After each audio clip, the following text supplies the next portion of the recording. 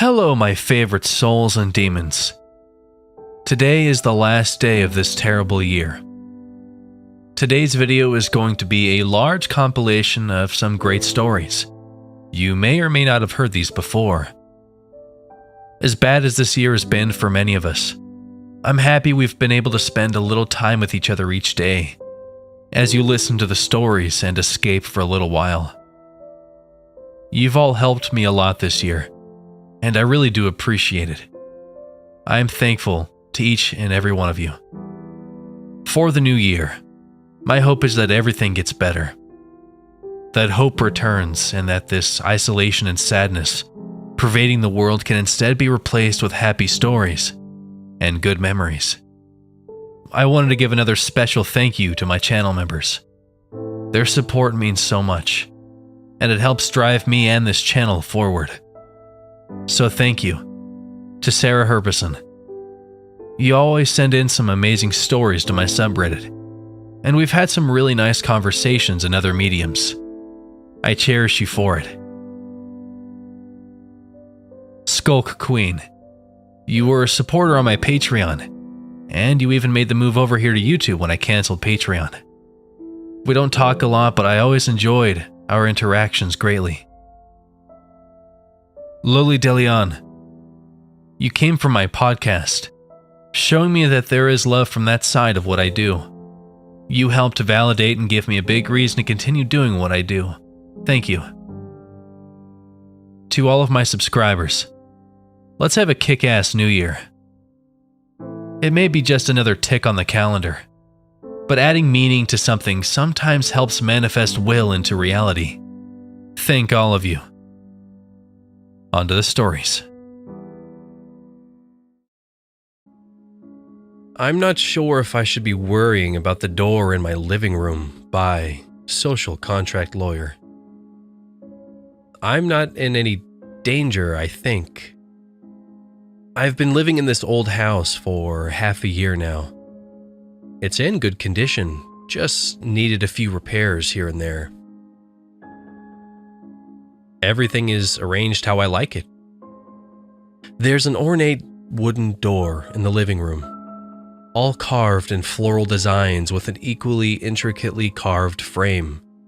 Polished, lovely, shiny brass knob. Currently, I have a heavy bookshelf set in front of it, but before that I left it clear of any furniture as I hope to figure out how to open it at some point without ruining the beautiful wood. You see, it was locked when I moved in. Well, I don't know if it was locked or jammed or what, but the knob simply wouldn't turn. There's no keyhole or anything, and the space it should lead to is about as big as a large closet or small storage room. I'm not in want to space. The house is fairly spacious itself, so it wasn't an urgent matter for me to get it open. So it remained closed. Every once in a while, I'd jiggle the knob as if to get a clue as to what was wrong with it. The knob barely gave at all, neither right nor left. And then one Friday night, about a couple of months into living at the place, I went to the living room from the kitchen with snacks and a bottle of whiskey to chill for the evening, set everything down, and jiggled the doorknob out of habit. My hand flew off it as if I had accidentally brushed it against a spider, the knob clicking back into place. I stood there staring at the door for what must have been an hour, my eyes slowly probing the polished wood. It occurred to me then that I never really thought about what I expected to find inside. I suppose I had thought it was empty or contained only junk and had just gotten jammed shut. When I mustered the nerve to turn the knob again, I pushed it open a little. The door wasn't quite as heavy as it looked. Inside, I could only make out darkness. I pushed it all the way open and felt around on the wall inside for a light switch. There was one right by the door. Though it was just as bright as any other light in the house, it took me quite a while to register what I was looking at. When I decided I was dreaming, I brought myself to admit that it looked like I had just walked into my entryway. I stuffed one of my slippers under the door to keep it open and stepped back to look down the hall to my actual entryway and actual front door, then turned back to the room. A coat was on the hook and a pair of shoes were on the floor that I didn't recognize but were similar to my own. I stepped inside and carefully traversed the short hallway. I reached into the doorway of the kitchen, which is just where I expected it to be located, and turned on the light. I looked around slowly. Things weren't quite where I left them, but my ladles and spatulas and pots were hung more or less where they usually were. One or two I didn't recognize were among them. A few I expected to see were missing. I opened the cabinets. It wasn't my current stock, but it was stuff I would buy. There were even a few bags of the same salt and vinegar potato chips I had just been about to eat in my living room before I walked into this weird dream. Same story in the refrigerator. I checked the booze cabinet, my favorites, more than I usually keep. There were some prescription bottles on the counter. I pinched my arm and slapped myself in the face.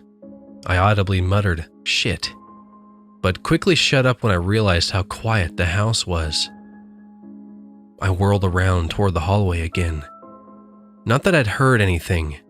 I was just afraid I'd encounter whoever was trying to recreate my house for seemingly no reason. I crept back into the hallway and looked back at the door, still propped open.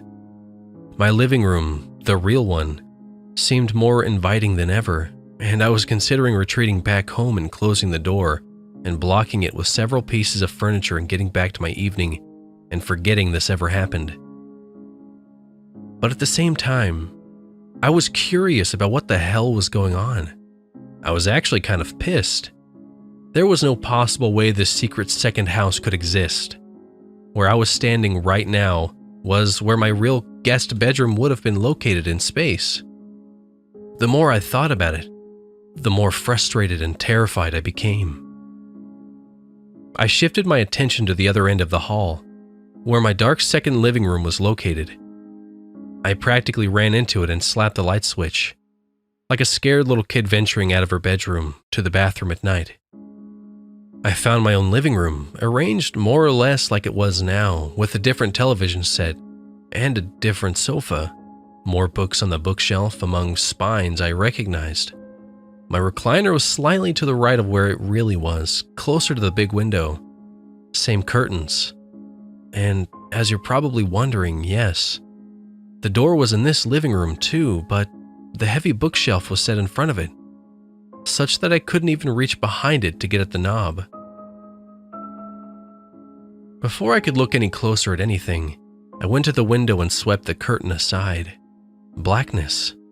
Granted, it was nighttime, but I do have neighbors less than a mile away who wouldn't yet have their lights out at this time, and the lights in town should have been visible in the distance. It was like I was staring at a wall painted black. I was also sure I had seen a full moon on my way home from the liquor store.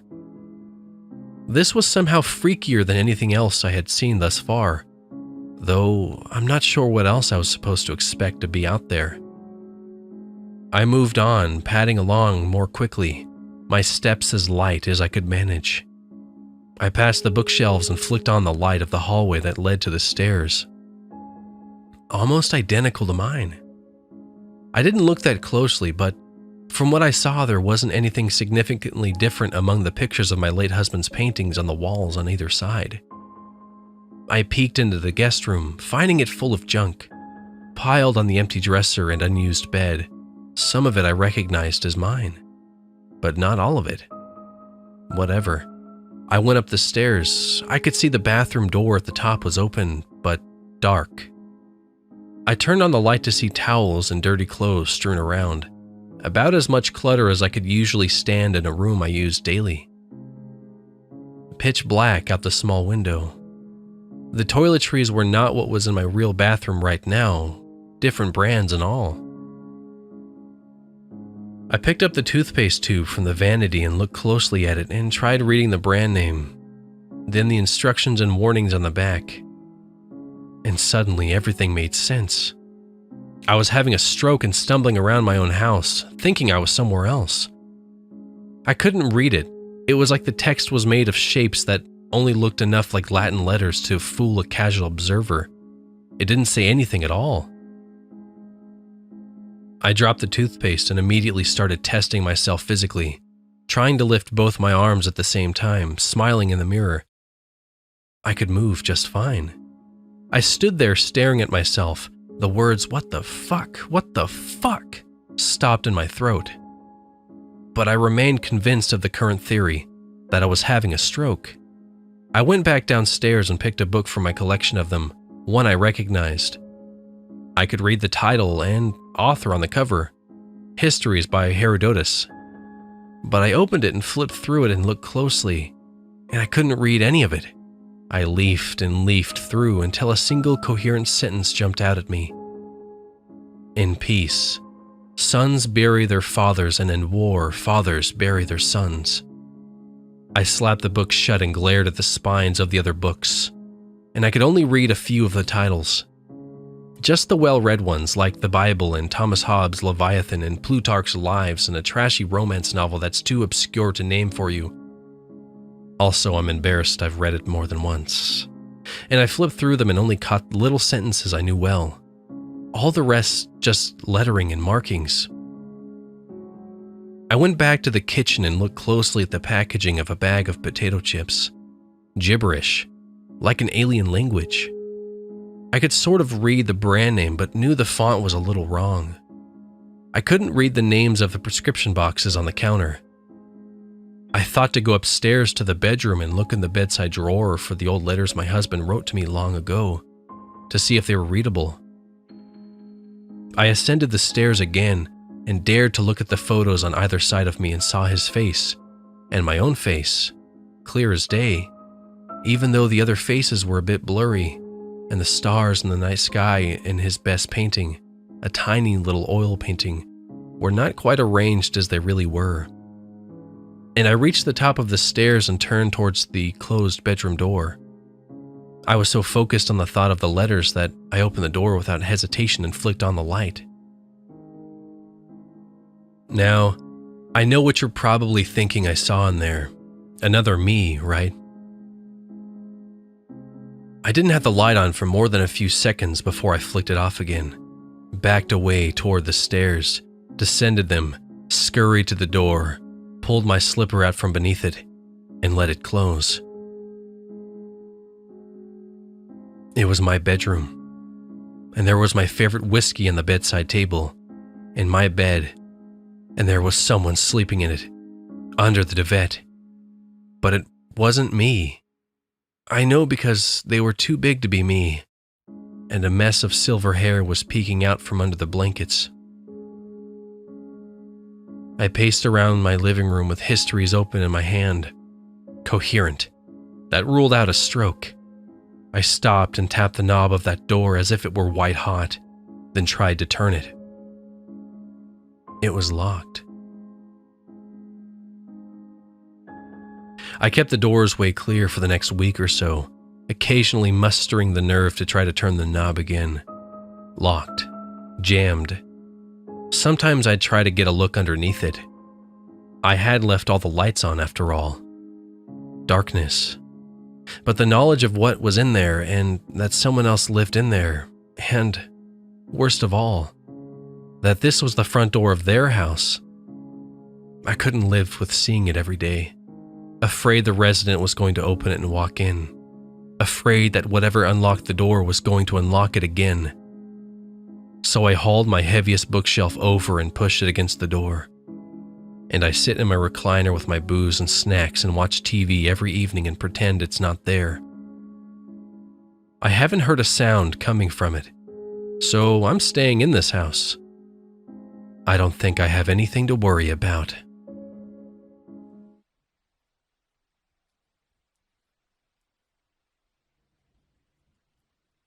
The night sky wouldn't stop screaming. I'm going to start by saying, I'm not big into conspiracies. While I know there is a lot of secrecy and sketchy goings-on out there, I've always held the belief that most things should be taken at face value, and not everything is as shady as some people tend to believe. However, what happened to me 3 months ago has never been discussed since, on any news reports, police files, or even gossip around town. It's as if everyone decided what happened didn't, but it did. I've decided to write this and upload it here on the deep web so it doesn't get suppressed immediately by whomever doesn't want this out and hopes it will surface to everyone else and will be impossible to erase. My name is Travis. I'm 19 and I live in a small town about 20 miles north of Sioux Falls, South Dakota. We have a smaller population of around 3,000, which is big enough that not everyone knows everyone, but if you tip back a few too many bottles of moonshine and ride your prized cow into town to declare your love relationship with Twinkies, the entire city will be gossiping by morning. Sorry, Uncle Ken. That's now on the internet too. Most people in town take the 20-mile trek south for work in the big city, but not me. I've worked on my family's wheat farm since I was little, and it's the only job I've ever known. I know my father's plan is for me to take over operations of the farm when he retires and support him through his final days. This may be selfish, but at the age of 16, I knew this wasn't for me.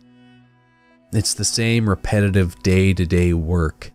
The only freedom I receive from this monotony is when I have to transport harvested grain to any of the nearby cities. I will admit, I'm never in a hurry to come back and tend to get lost in the big cities, causing me to come back home late. When I saw what else there was besides my dreary life back home, I wanted to do everything I could to move to the big city and live life how I wanted. Little did I know, my motivation to do this would skyrocket in one night. I had finished my work early for the day because my friend Mason and I were planning to head to the plains outside of town and test out his new rifle. Sounds very hillbilly, I know, but in a town like this, we have very little as far as entertainment. Mason had been my best friend and neighbor my entire life. Well, neighbors here being about half a mile apart. We were even born a week apart and always held a strong kinship like brothers. We did everything together. To cap off my day, I always logged the amount of grain harvested that day and placed in the silos at the other end of the farm. Most people don't realize there's actually a lot of paperwork involved in farming wheat. Whilst deep in said paperwork, I began hearing very low tones rumble in the distance. This was not concerning at first, since another popular form of entertainment with the younger folk is riding dirt bikes. I shrugged it off and hastily continued my work to leave before it got too dark. But dusk was ending fast. As I threw down my initial to finalize the last of the forms, I was able to lift my head out of work. The rumbling sound continued and was louder than before. At this point, I knew this was not the sound of dirt bikes. It was a strange, almost screechy noise coming from outside. I threw on a sweatshirt and walked outside while trying to identify the noise I was hearing. As I walked outside, I felt a sort of charge is the best way I can explain it. My arm hair stood on end as a very light wave of what felt like static electricity wafted through me. It wasn't painful at all, but noticeable. The screeching continued, and it was only when I walked outside I realized it wasn't coming from north, south, east, or west. It was coming from the black, empty void the sky had become once the sun set. At this point, the screeching almost had the inflection of howling, as it would pick up and die down within a matter of seconds. The closest I can compare the sound to is when someone drags a chair across a hardwood floor. except amplified hundreds of times over. Was this an echo from the factory at the edge of town? Did one of the neighboring farms purchase a new machine that was malfunctioning? I knew none of this could be right because the sounds were coming from directly above me. We had no mountains to echo sound and were surrounded by nothing but horizon, yet it reverberated everywhere around me. At this point, I wasn't the only one to notice, much to my relief.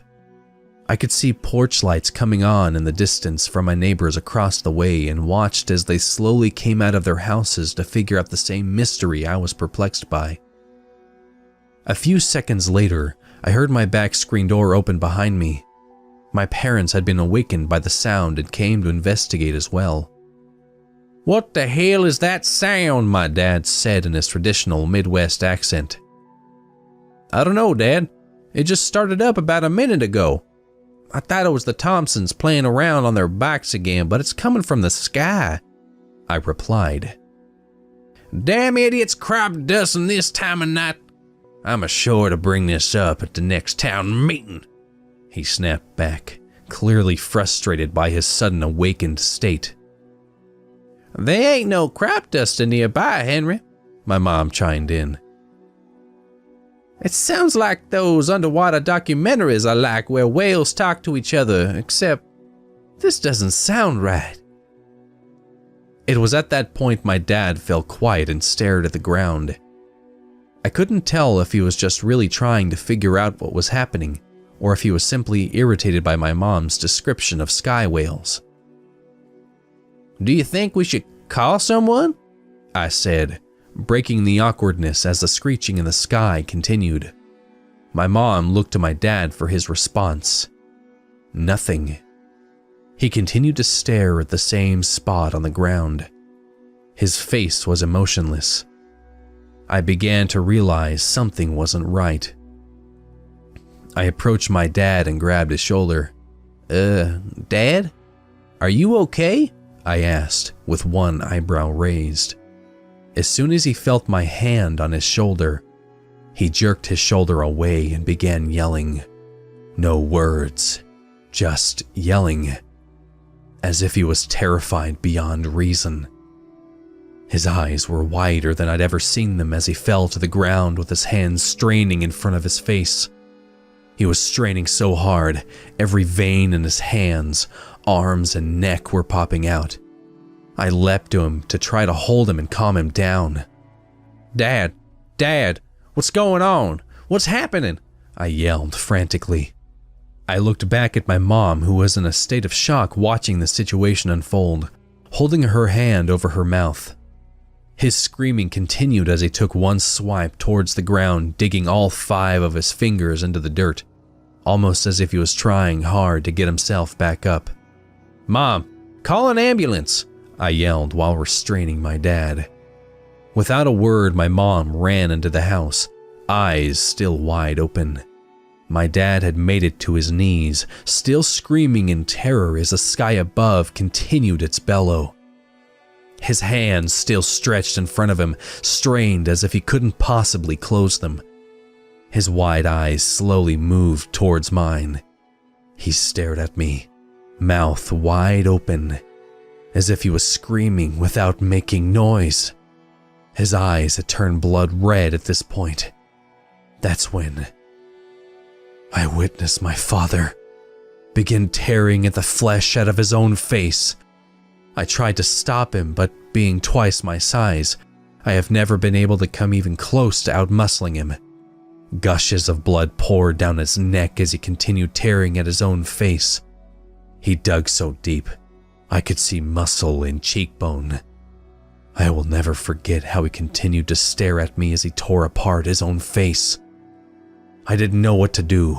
I ran into my mom, who was on the phone. "It's a busy signal," she yelled in frustration. "Mom, Dad is going insane or something. He's scratching at his own face, and I don't know what to do," I frantically shouted. We both ran back outside to see my father laying face first in the dirt. His screaming had stopped. He was still breathing heavily, but seemed to be unconscious. My mom and I looked at each other in disbelief.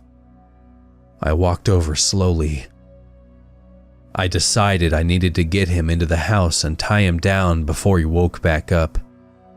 Hopefully by then we could get an ambulance here to help, but the damage was done. I grabbed his arm to turn him over. That's when he leapt at me, knocking me on my back. He climbed on top of me and began screaming uncontrollably again, with blood and flesh dripping on my face. I began screaming as well. Out of desperation, my mom grabbed a brick from the unfinished patio my dad was building. She hit him in the back of the head as hard as she could.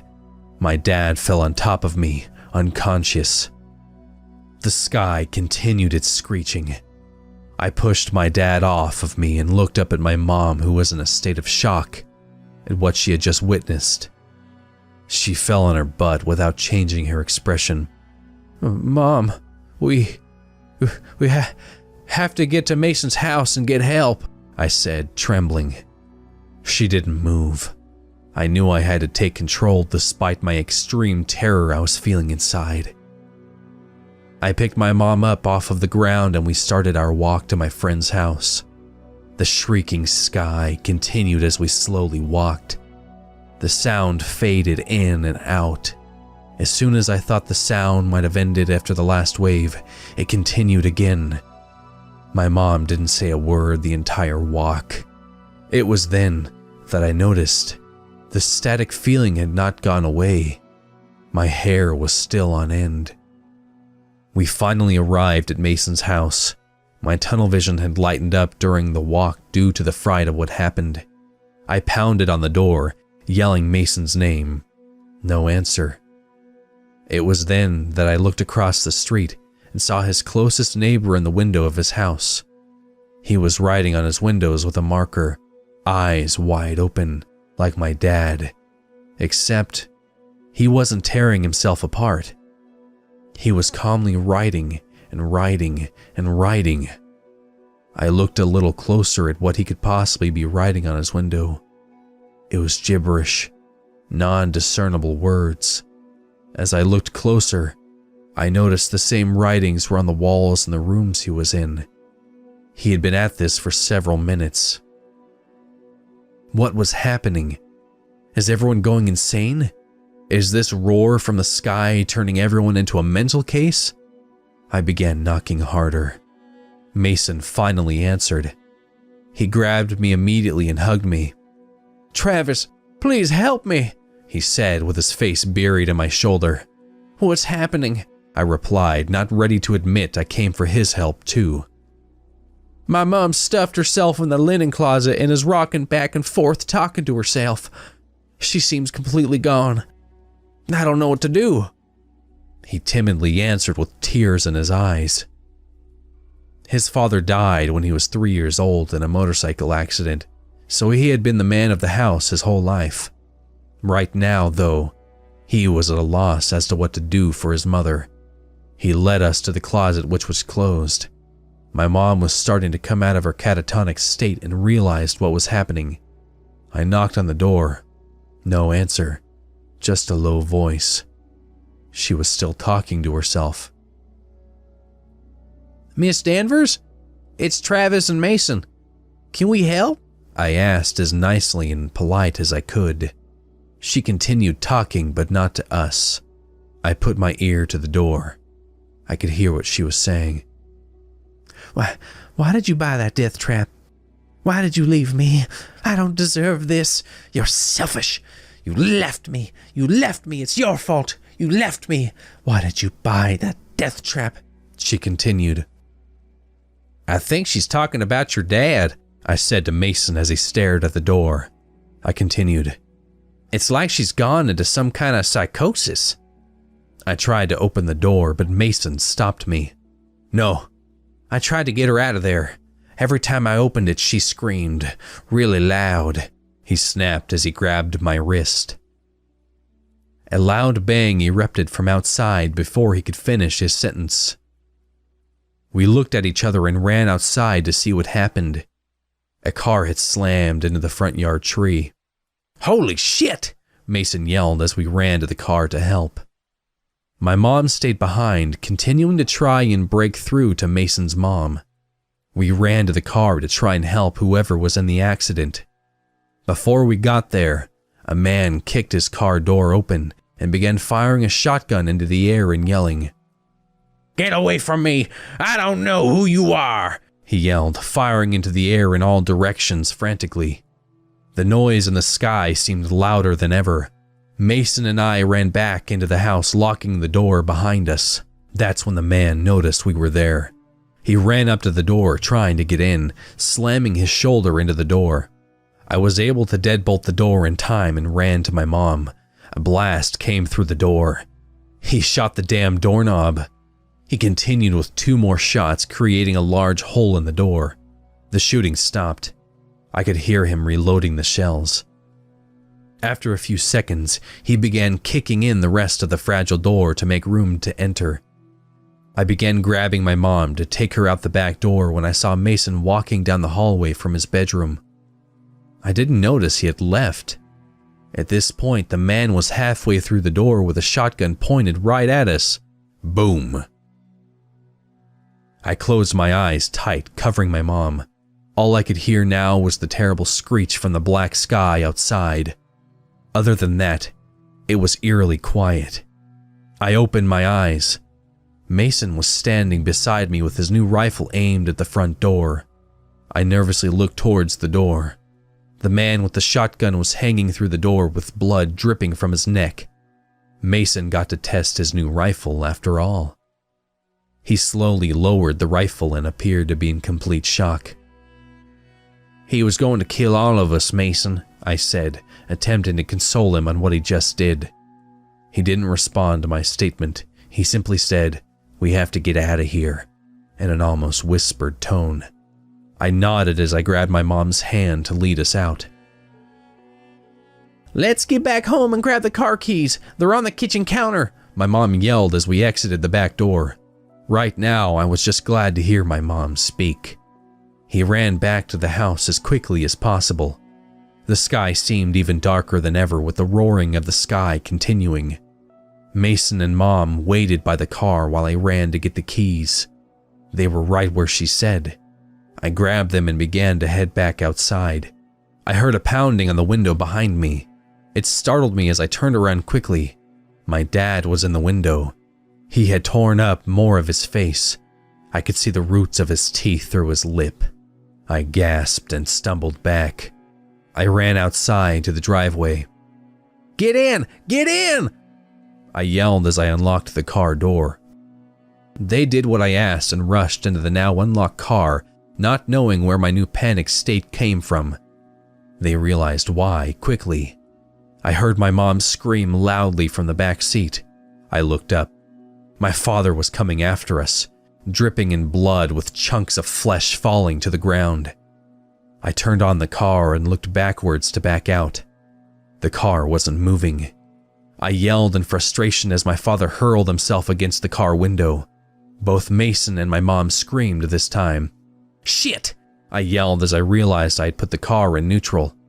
I slammed the gear stick into reverse and began backing up with tires squealing. The sound from the sky actually masked the squealing of the tires as it continued its echoing roar. My dad tried to hang on to the car but fell to the ground as we backed out of the driveway. He continued tearing at himself as we drove off in the direction of the big city. It was very soon after we started driving that we realized the gravity of what was happening.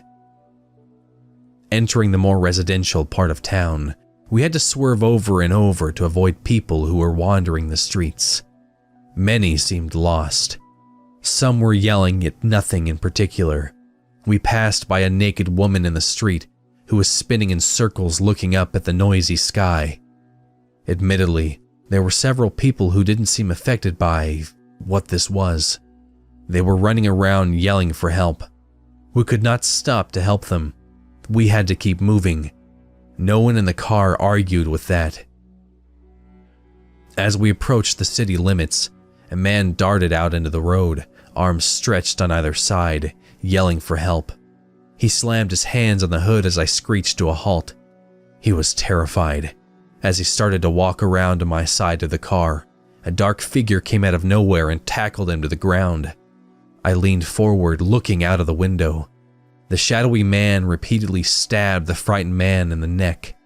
I still remember the gurgling sounds to this day. "What the fuck?" I screamed involuntarily as I screeched off. I heard a clunk from under the car. I looked back in the rearview mirror, and with the haze of red from my taillights, I could see I smashed one of the psychotic man's legs. He continued stabbing away as if nothing happened. "Fuck, fuck, fuck, fuck!" I continued, not realizing I was even speaking. My eyesight had been completely tunnel-visioned out of fright at this point, making it difficult to focus on the road. As we began cruising, things started to calm down. No one was talking though. The sound, that sound from the sky, was beginning to fade away. I felt a sense of relief as the tingly, static feeling began to fade away almost simultaneously. Mason let out a sigh of relief. Nobody spoke until we got into town. The city was peaceful. People were walking along the sidewalk without a care, dining in restaurants, walking their dogs, hanging outside the bar. Nothing had happened here. "Should we go to the police?" Mason said, breaking the silence. "They have to be aware of what's going on," I replied, quickly but unsure. "No, stop at the closest motel," Mom yelled from the back seat. "We have the gun. If whatever happened back there reaches here, we need to be bunkered down and ready for it, not surrounded by people." I couldn't come up with the mental fortitude to argue her point. I stopped in the closest motel. It was dingy, but from where I come from, I wasn't bothered. Mom hurried to speak to the desk clerk and paid for a room. For safety, she made sure we were on the second floor. None of us slept. We turned the TV on to try and get any information we could about what was going on. To our shock, nothing. No breaking news reports, no emergency broadcast system, not even a mention of the screaming sky. How is this not being acknowledged? Morning broke as the longest night of my life ended. The city was still normal. After a few minutes of the three of us deliberating on whether or not to head back to town, we agreed to at least stay one more night and head back in the morning. That day, there were very little words said. We barely ate. I tried to call home around noon. No answer. Mason tried his mom's cell phone. No answer. Another sleepless night came and went. When morning hit, we jumped in the car and took off for home. Conversation in the car was a lot more heavy this time. We went back and forth trying to wrap our heads around what happened. What was that sound in the sky? Why was everyone going mad? Why is there no mention of this in the neighboring cities? As we arrived in the suburban area, we noticed a serene ambience. Birds were chirping, dogs barked in the distance, and no sound was coming from the sky. It was eerily quiet. As we drove, a younger woman walked out of her house in a jogging outfit and headphones. She began running in place as she locked her door, turned and began jogging. This was the same street I witnessed a violent murder, and she was just going for a jog? As we continued, people were going about their business much like in the big city, buying groceries, hanging out at the coffee shop, and smiling as if life was great. A chill ran up my spine as we pulled into our neighborhood. A fright came over me as I heard a roaring in the distance. This time, it was definitely the dirt bikes. We pulled into our driveway slowly. As we got out, we surveyed the area. No blood, no body. My dad was gone. We searched the entire house with no evidence anything had happened. We walked over to Mason's house.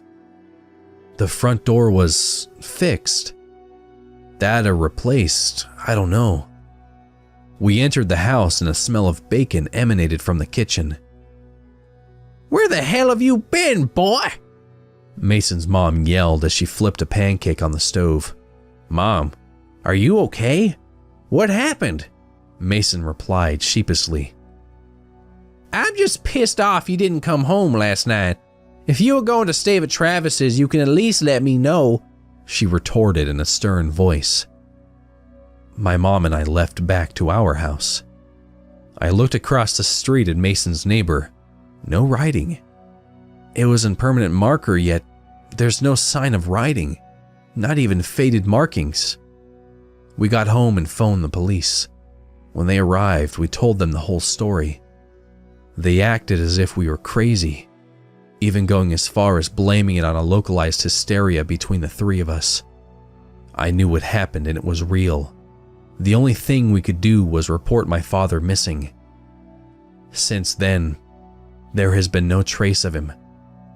I moved out 3 weeks later. Mason and I were able to get a job in the city working a warehouse. Not much better than wheat farming, but it's paying for our place. We are currently roommating and we rarely bring up what happened 3 months ago. My mom decided to stay and, with the savings she had, hired farmhands to help her out. She decided to start her retirement early. It will take me a long time to come to terms with what happened. The loss of my father will forever haunt me. The sights I saw are still in my dreams. Sometimes, I swear I hear the sound the sky made that night start in the distance. I get a flash of terror followed by relief when I realize it's not happening again. But what did happen? Nobody in the small town has said anything about what happened. Nobody in the city has ever mentioned anything either. But all three of us remember it vividly. How could my father just disappear like that? Was this some government test went wrong? Dare I say, could it be aliens?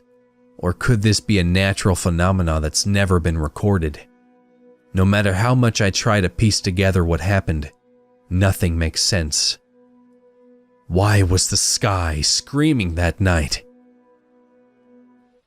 The Tree Full of Bones by Deify.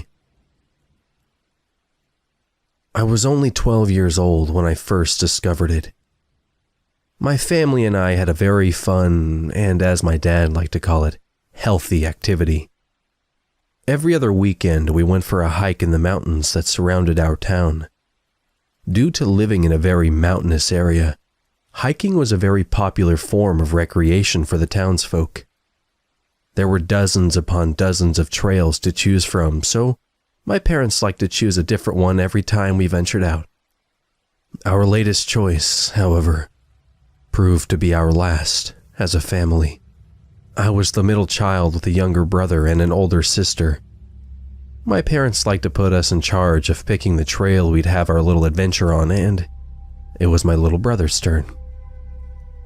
"All right, little man," my father shouted to my brother from the computer screen. "Here are your two choices. Rattlesnake Gulch Trail or Neff's Canyon Trail." My brother looked up at him from his Game Boy.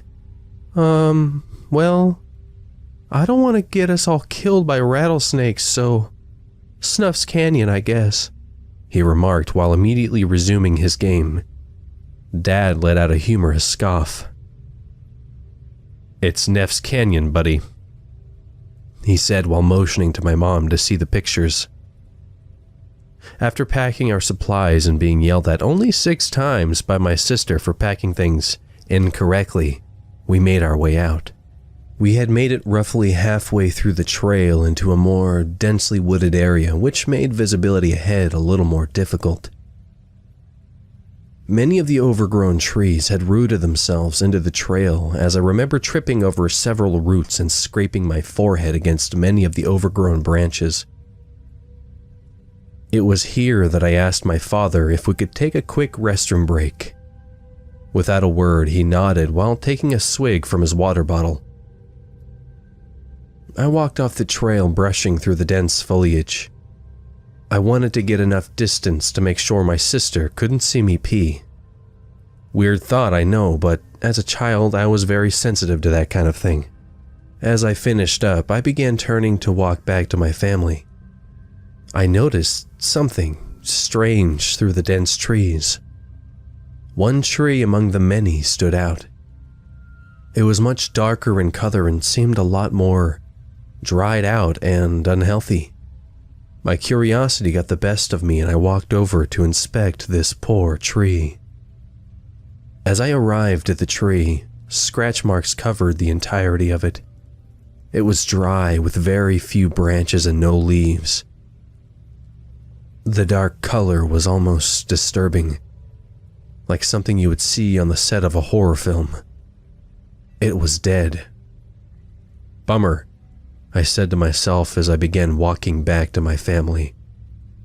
As I turned to leave, I caught a quick glimpse of something no one could prepare for. On the side of the tree, almost towards the top, I could see a hole in the bark. Assuming it may be some kind of animal nest, I curiously walked around to look in. A frown came across my face as I looked into the tree. It was hollowed out much more than I first realized and was full of bones. Dozens and dozens of bones. It was dark and I couldn't see how far down the pile went, but there were many. I wasn't afraid at first because the first thought that entered my mind was that these were animal bones. Maybe some sick kids killed animals for fun, or maybe this was the work of a bear. Damn! I exclaimed as the thought of being in a bear's territory startled me. I began to turn around and walk away when something caught my eye. Inside the pile of bones, I could see a more smooth surface among the pile. My eyes squinted as I looked closer. My better judgment was not in play as I walked closer. My curiosity got the best of me. I don't know why I did what I did, but I reached my hand in and touched it. It wasn't a flat surface. It was curved. My eyes lit up as I realized what this might be. I felt the fright I had never experienced before as I dug my hand in the pile of bones to pull out what I had originally feared this could be. My fears were correct. Slowly, from the pile of dried bones, a human skull began to appear in my hand. I stood in fright, staring at a dead human skull. "Dad! Dad! Help!" I yelled, continuing to stare at what I was holding. I heard my dad in the distance through the dense trees, but couldn't understand what he said. "Dad, come here. Now!" I tried yelling with all I had. I dropped the skull back into the pile of bones and slowly backed away. My dad broke through the thick foliage, revealing himself. "What's up, buddy?" he said with a smirk. I said nothing. I simply pointed to the tree, not letting my eyes off of it. I could see the look of confusion on my dad's face, even from the corner of my eye. He walked towards the tree with an almost sarcastic look on his face at this point. That look faded away fast as he peered into the hollowed-out tree. "Holy shit," my dad began. "You guys, let's go," my mom yelled from the other side of the brush. Slowly, my dad turned to look at me. I'll never forget that moment, as my dad and I just stared at each other in shock. A full police investigation was done. All 147 bones in the tree were human. A total of 12 separate people were reported to be housed in that tree, with mainly the larger bones and skulls being kept. This appeared to be the work of a serial killer. Through DNA testing, many unsolved disappearances were answered. Someone was preying on hikers on that trail. The tree was destroyed by the local authorities. I retold my story over and over again to several detectives. The murders remain unsolved. Until now. 10 years later, I am now an adult and living on my own. While traumatizing as a child, The day of my discovery had been growing further and further from my mind. I purchased a house with my wife closer to downtown. It might be a little bit psychological from that day, but a more urban living style was what offered me safety. "That one!" my wife yelled from our computer desk in an almost familiar scenario. I walked over to the computer to gaze at the screen. It was our first anniversary and we wanted to do something special. My wife had picked a cabin out for us to spend the weekend in and was grinning in excitement as I browsed the photo gallery. It was a beautiful cabin by the lake and the price was right. "Book it," I said with a smile. She did just that, and for the rest of the week, conversation filled the house with our excitement for the upcoming weekend. The pictures didn't know justice as we arrived at our cabin. A mist hovered over the bank of the lake as the dawn ended. We made sure to make it up there early to not waste a moment of our time there. An almost primal fear came over me as I wasn't prepared for what my wife said later that morning. "Let's go for a hike today," she said as she cooked our morning eggs. I looked at her with eyes wide open.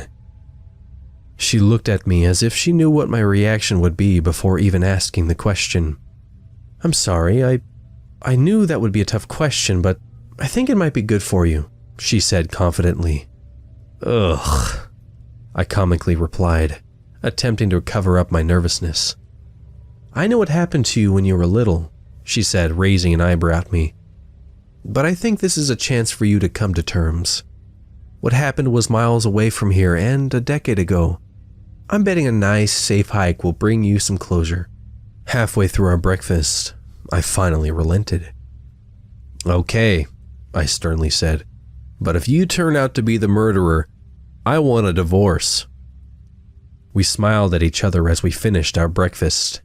A couple hours later, we were packed and ready to go for our hike. I'm happy to report the hike was largely uneventful. It was relaxing and we put in a lot of quality time in the few hours we were gone. No other human was in sight during the trail, which gave us a sense that this was our adventure together. It was great until something caught my eye. As we walked back down the trail to end our adventure, a familiar sight hit my eyes. I pulled a classic double take as I spotted it in the distance. A dark, dead-looking tree peered back at me through the forest. We didn't stop our descent to the foot of the mountain as I kept my eyes trained on it. As we approached the entrance to the trail, I shrugged my sighting off as my mind getting to me. After all, dead trees aren't exactly uncommon. I laid in my bed that night, staring at the ceiling. My wife was fast asleep in exhaustion from today's hike. My mind was reeling with the thought of what I had seen. This couldn't happen again, could it? Could this serial killer be striking again, preying on hikers? My curiosity got the best of me, yet again. I slowly slid out of bed to not wake my wife up. I quietly got dressed to head out and finally put this fear to rest. I let out a heavy exhale as I stared at the entrance to the trail. With flashlight in hand, I began walking. Every sound from the forest was accompanied by a startled whip of my flashlight. I placed my hand securely on the handle of the knife I made sure to attach to my belt. The darkness through the forest was eerily silent as I flung my flashlight left and right in confusion. The nighttime atmosphere was throwing me off, with everything looking different. I pulled out my phone to load up a map of the trail. This was not necessary after all. As I placed my flashlight under my arm to retrieve my phone, I saw it. The dark hunk of tree was right in the middle of the light, almost as if it was beckoning me towards it. I stared at it for several seconds. My frame straightened up as I let out another large exhale. It was time to put my fears to rest. I began walking towards the tree. I was stopped in my tracks as I heard tree branches cracking in the thick forest just to the right of the tree. I ducked in cover while attempting to block the light from my flashlight with my palm. I was able to hit the off switch as I cowered between two large bushes. More limbs cracked as audible footsteps began echoing from the forest. Someone or something was coming. The forest around me was lit up in a haze of gray from the moonlight. I looked back at the trail, contemplating making a run for it. If whatever this was that was breaking through the forest was a bear or mountain lion. I wouldn't make it very far if it heard me, though. I stood my ground. The cracks of the branches became louder as I saw the trees begin to separate. Clunk. Something fell to the ground from the trees. I couldn't tell what it was, but it landed directly at the base of the blackened trunk. A low groan was heard from the thick branches it just fell from, followed by a raspy growl. I ducked down further into the bushes, realizing I was having an animal encounter and had to keep out of sight as to not be attacked. I'm not sure if the term animal is correct for the actual encounter I had next. Something came to retrieve its prize. The dense leaves began to part again. A large, claw-like hand came from the trees, grabbing what was dropped on the ground. A form started to emerge. Its giant body must have been 15 feet tall. Its limbs were stretched unimaginably long. The body of this creature was covered in hair while its arms and legs were completely hairless. Talon-like claws stretched from its bony arms as it lifted up its prize. The form of a human began to appear as it was lifted by the ankle. I covered my mouth, almost instinctively, trying desperately not to make noise in the eerily quiet forest. I watched, terrified, as the creature grasped its hands around the entirety of its victim's body. With an almost effortless pull, it tore the leg off of the victim and began eating it, with the rest of the body falling to the ground. I don't know how much time passed as I watched this thing dine on its meal. I couldn't move. I shouldn't move. I made the decision to just lay in wait and hope the creature finishes its midnight snack and move on. It wasted none of its meal as I could see it tearing every piece of meat and flesh from the bones with its jagged, sharp teeth. As I look up at the creature's face, its toothy mouth covered most of its head with small, shiny eyes just above a flat, almost skeletal nose. After making short work of its meal, all that lay left were a pile of bones. Through the moonlight, I could see the bones of its victim. It had devoured the smaller bones, leaving the larger ones intact. My childhood fears were realized as I watched it conduct what I could only call a ritual. It began picking up the bones, one by one, examining each one as if it were oddly studying them. After a long examination of each bone, it put the bones into the tree. I could not see where the gap in the tree was from my angle, but I knew the bones were being collected into a hollowed-out tree, just like what I saw 10 years ago. A light breeze filled the air as I continued to stare in horror at this creature. Once the bones were secured in their hiding spot, I began to move back into the trees. I let out a quiet sigh of relief. It stopped. With its skeletal nose in the air, it began sniffing. My fear returned as it slowly turned its head to me. It knew. It knew I was there. I've never seen anything take off so quickly as this thing did towards me. I panicked as I shined my light directly at the creature. The light seemingly disoriented it as it covered its eyes and flung past me. I began running down the trail as quickly as I could, desperately trying to grab my knife. Damn it, I yelled as I tripped over a rock and began tumbling down the trail. I landed on my back as I came to a stop from my tumble. My adrenaline was too high to feel the pain as I pulled out my knife, pointing it in the direction I had fallen from. Silence. The night sky was eerily quiet. After panning my surroundings for a few seconds, I got myself up and ran.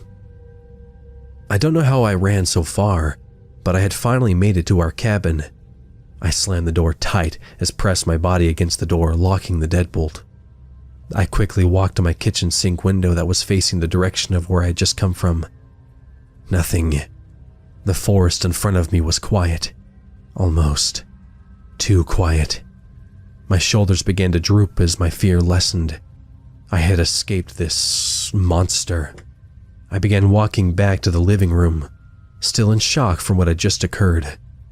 I stood in the middle of the room, staring at the fireplace that lit the room up in an orange hue.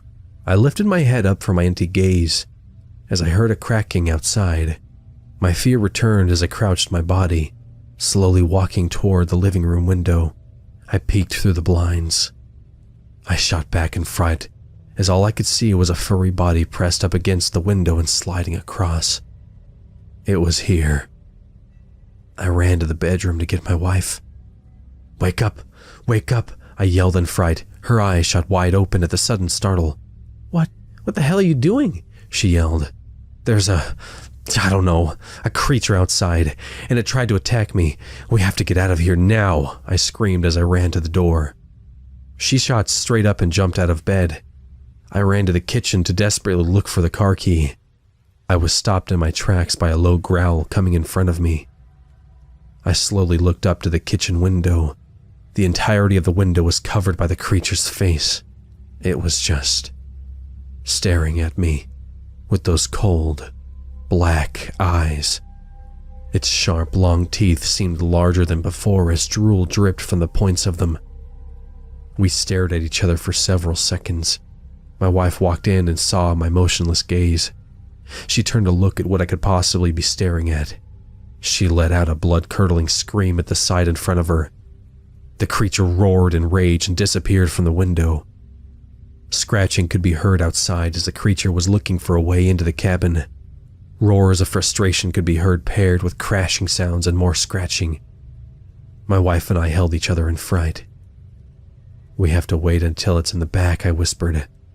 "Once we hear it back there, we need to quietly go out the front door and get to the car." She nodded with eyes wide open. We listened for several more minutes as the creature shuffled around the cabin. Finally, it made it to the back door. My wife and I looked at each other and began quietly walking towards the front door. As I unlocked the deadbolt, a loud creaking was heard from behind us. The monster had bent the back door down almost in half. This time, I let out a scream and began frantically opening the door. I pushed my wife through as soon as it was open. She ran to the car as I slammed the door shut. I saw through the small window in the door the creature made it through. It was tearing the cabin apart in rage, tossing furniture and digging its large claws into the walls. I ran to the car and jumped in the front seat. "Go, go, go!" my wife yelled from the passenger seat. I turned the ignition, starting the car. A loud crash was heard. The creature had barreled into the front door, taking out the entire door frame. It landed with a thud at the bottom of the entryway stairs and flailed its long and bony limbs to regain balance. Without a word, I threw the car into drive and took off. I could see in my rearview mirror the creature giving chase. I hit the gas pedal hard as the engine wailed. I kept my eye in the mirror as the creature began to fade into the darkness behind us. It was gone. The trip back home was silent. Nothing was said until we got home. We tried desperately to put together what had just happened. She looked at me in shock as I told her about the tree and what the creature had done with its victim's remains. I've thought about going to the authorities with what happened, but me finding 2 trees full of human bones? I don't think they would buy that. More so, my story of the large creature that filled those trees? Even more unbelievable. We lost the money from the deposit on the cabin due to the damages, and we're being sued for the rest of the amount. Like I give a shit. I'm just happy to be alive. That we are alive after what occurred. I've not heard even a single other report of a creature like this, or even similar to what I encountered. I wonder, were we the lucky ones and the only ones to ever escape this thing? I will never go hiking again. I warn you, if you do, and you come across a black, dark, dead-looking tree, leave immediately. I wish I had never found that tree full of bones.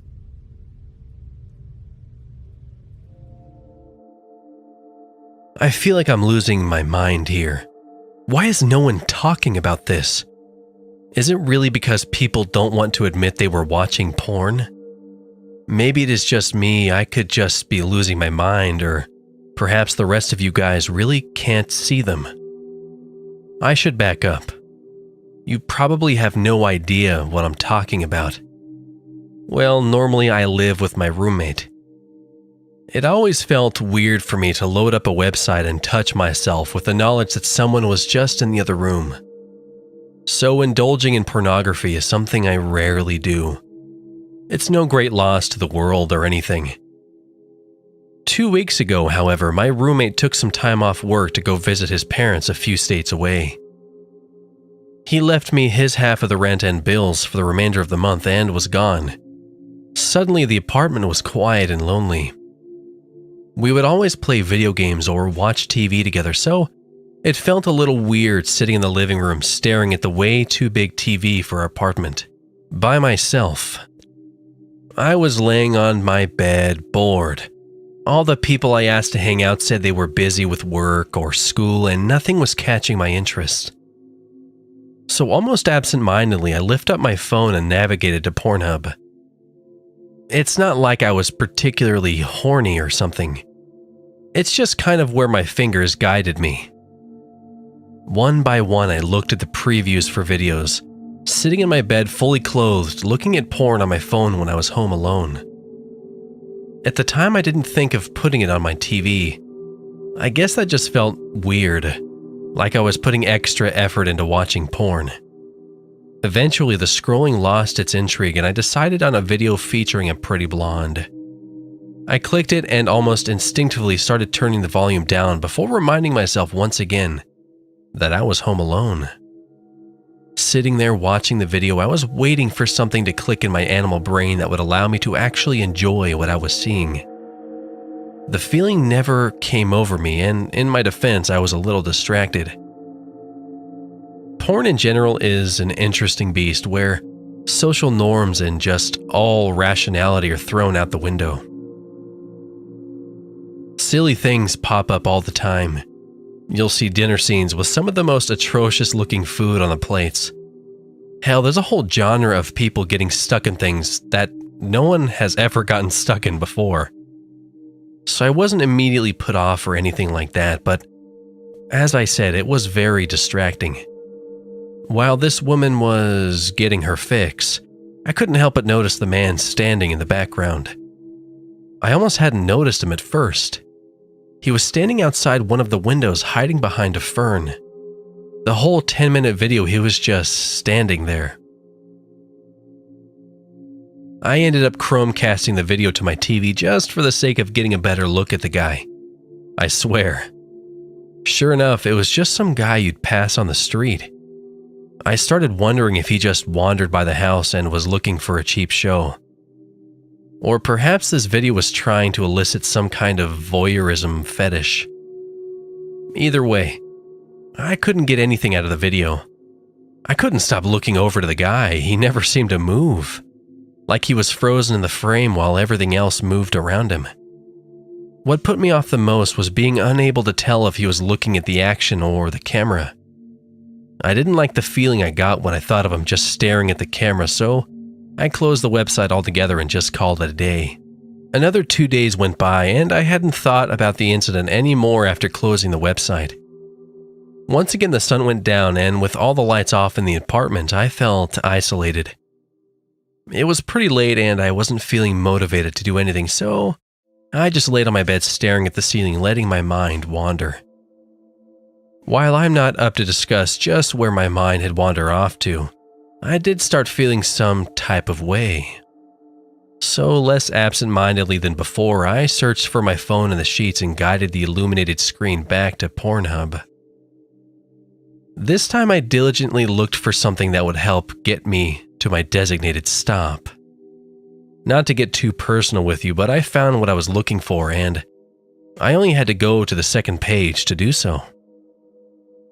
I held the phone in one hand and using my thumb to make the video go into landscape as my other hand unbuttoned my pants for surgical preparations. A rush of endorphins came over me as the video started up. The animal part of my brain had kicked in and I could feel my other hand start to wander when that very same animal brain made me stop. You know, that animal part of you that is particularly adept at being aware of when a predator is hunting you. When your brain is picking up on something you're too distracted to completely notice.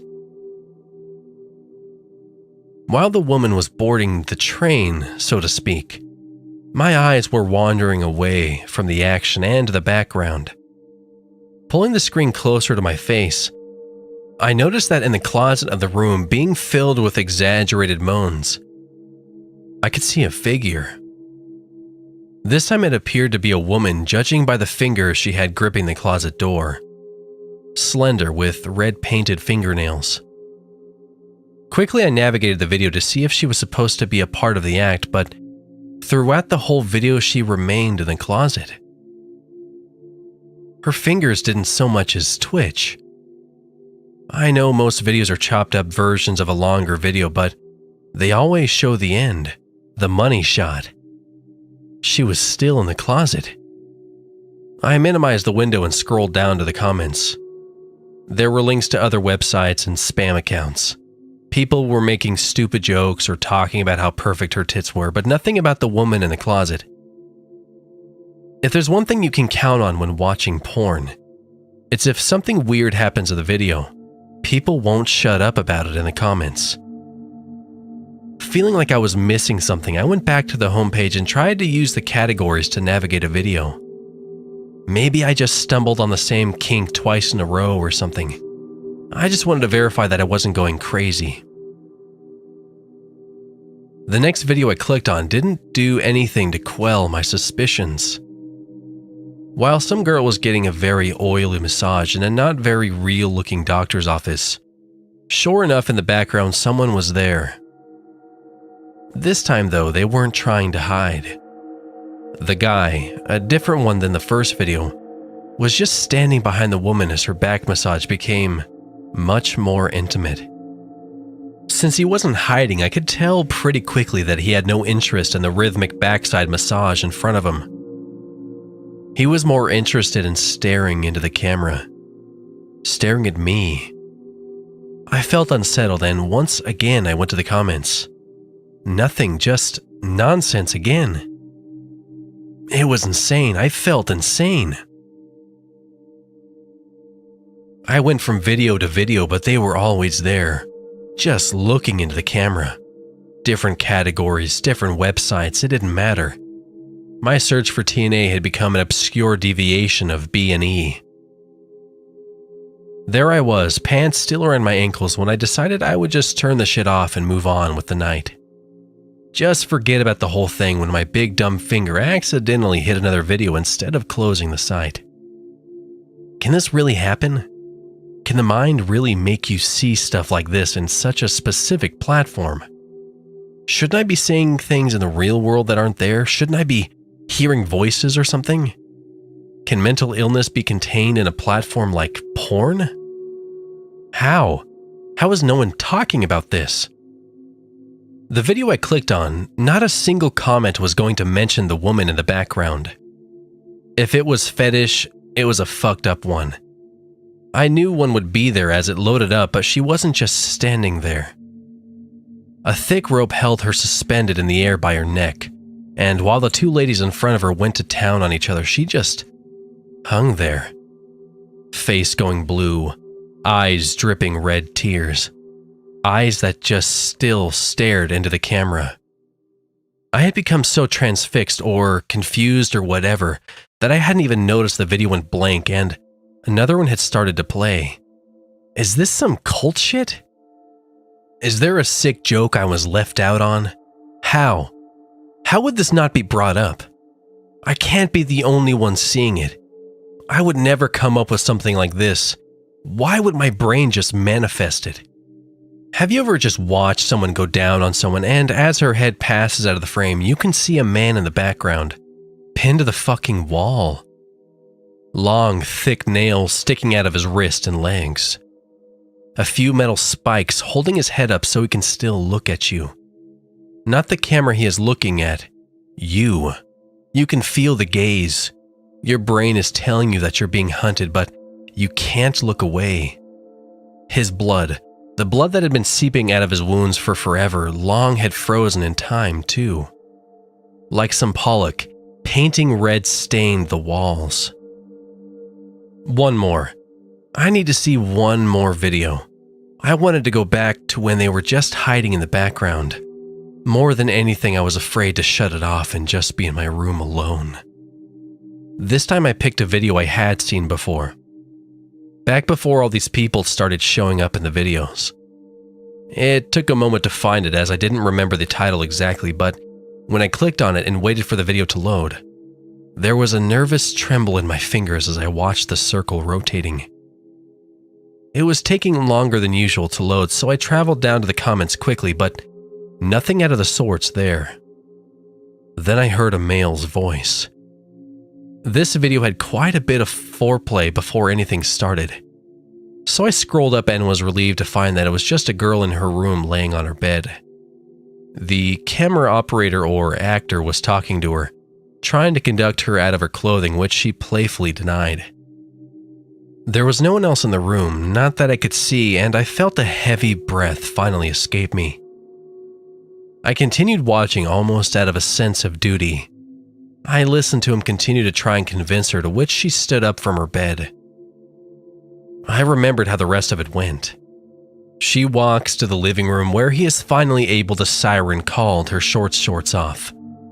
They do the deed on the couch and then it's over with the glazing as always. Still calming down, I watched as she started walking through the door, and into the hallway I saw her stop and turn to the camera. I couldn't recall that happening before. I thought it was just a smooth transition with a close-up on the shorts. She stood for a minute before the camera guy told her to keep going.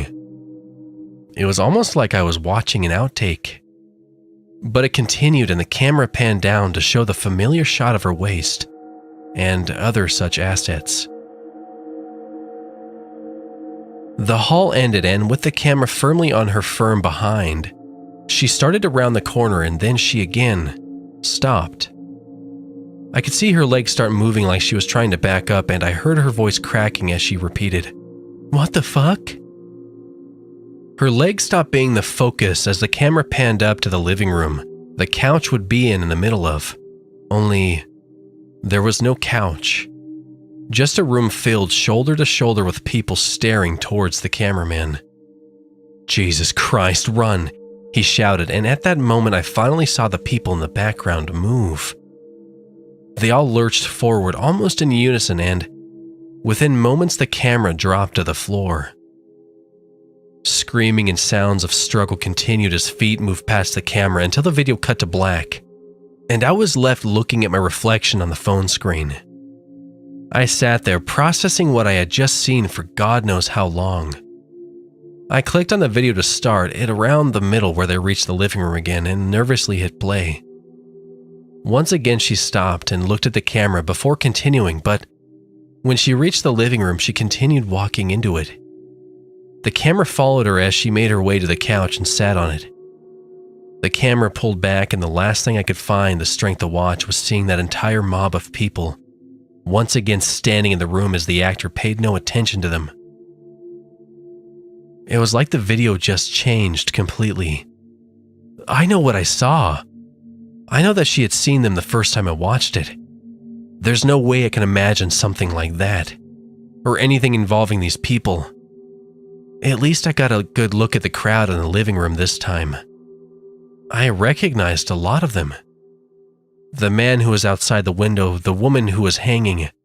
All the people I'd seen were there, still as nails, all staring at me through the camera.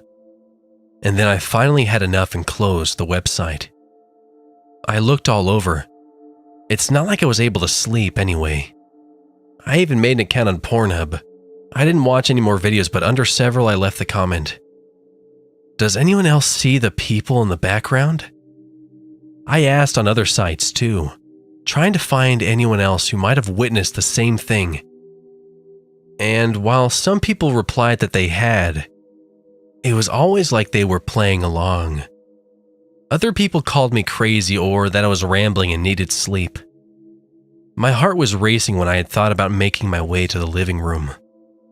Slowly, I stepped through my hall, and with a tight breath, I rounded the corner to be met with a dark and empty room. Another sigh of relief escaped me. It could be nothing. Maybe I've grown paranoid, but out of the balcony window, far off in the distance, I could see a figure in the field just standing there, hidden by the dark facing my apartment. Has anyone else seen these people in porn or any video? I need to confirm I'm not insane. I need someone to tell me.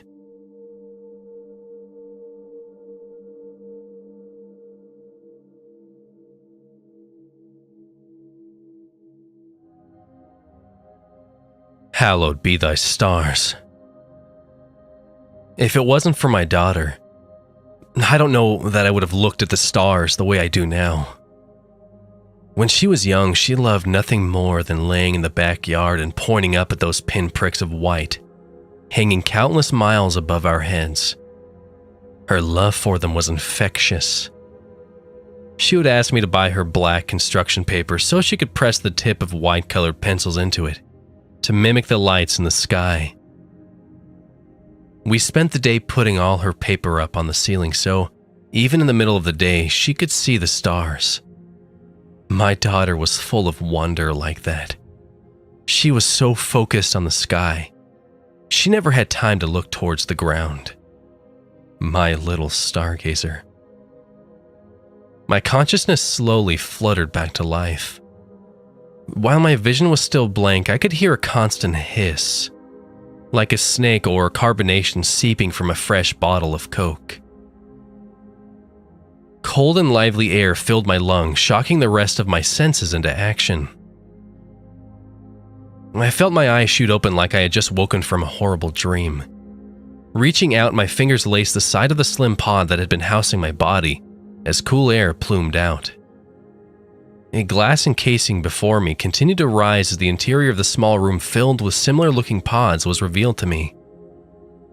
I didn't know how I expected it to feel when I exited hypersleep. I thought that it would be painful or jarring. In the end, though, it felt just like waking up in the hospital after surgery. Nothing more than a groggy hangover. Leaning forward to get a better view of the room, I quickly noticed Connor standing to my left. His fingers were the ones that puppeteered my exit of stasis. I'm sure I didn't look like my Sunday's best, but his eyes were heavy. He looked ragged and tired. Connors, how long have you... My question was cut off when he quickly raised his finger to silence me. His hands were shaking and I couldn't help but hone in on specks of red that tainted his flesh. We weren't supposed to leave. His voice was haggard. There wasn't a hint of the bright and smooth anticipation his words carried when we first departed on our mission. Before I could press him any further, he continued, almost as if he read my mind, or rather, he had no care for my interaction with him. Well, simplistic lies were never meant to reach outside of the horizon. There's nothing for us out here, Captain. There's nothing out here. He backed away from the pod, and that's when I noticed the lack of symmetry in his body. His left arm presented an alarming vacancy for a limb that caused bile to retch in my chest. The bone was still there, but it was utterly unrecognizable as such. It was as if someone took a cheese grater and worked at the flesh until the blades went dull. Connors, what is going on? Look at you! I shouted, pulling myself completely from my extended bed rest. We stood apart from one another, and it became difficult to look into his eyes. There was something else behind them that I strained to see. It wasn't physical, but I could sense something in his gaze that rattled my sense of safety.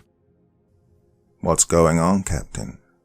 He said back to me, almost mocking my concern by echoing the words in monotone. God does not exist out this far, Captain.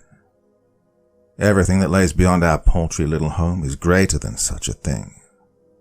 We can never understand it. And so, there is nothing. His words were capped off by a malicious smile. We are far from human. He spoke, turning around and stumbling further away from me. I could hardly keep my eye off the mangled arm of his, swaying freely as he took one step after another. Small beads of red pinging off the metallic floor, leaving a trail of breadcrumbs through the door and into the hallway where he retreated. Once I lost sight of him, I could still make out the sound of his boots clunking against the floor, and then a laugh. Connors began laughing in the hallway, his voice bouncing around the corner and filling the small room like water. His voice bouncing up and down until eventually the expulsion of air continued, and before I knew it, his laugh had twisted into a howl. A scream that continued climbing in volume and started to chop. It was like Connors' voice was struggling to buffer on a subpar internet. I could almost hear him screaming underneath his scream, layered on top of each other.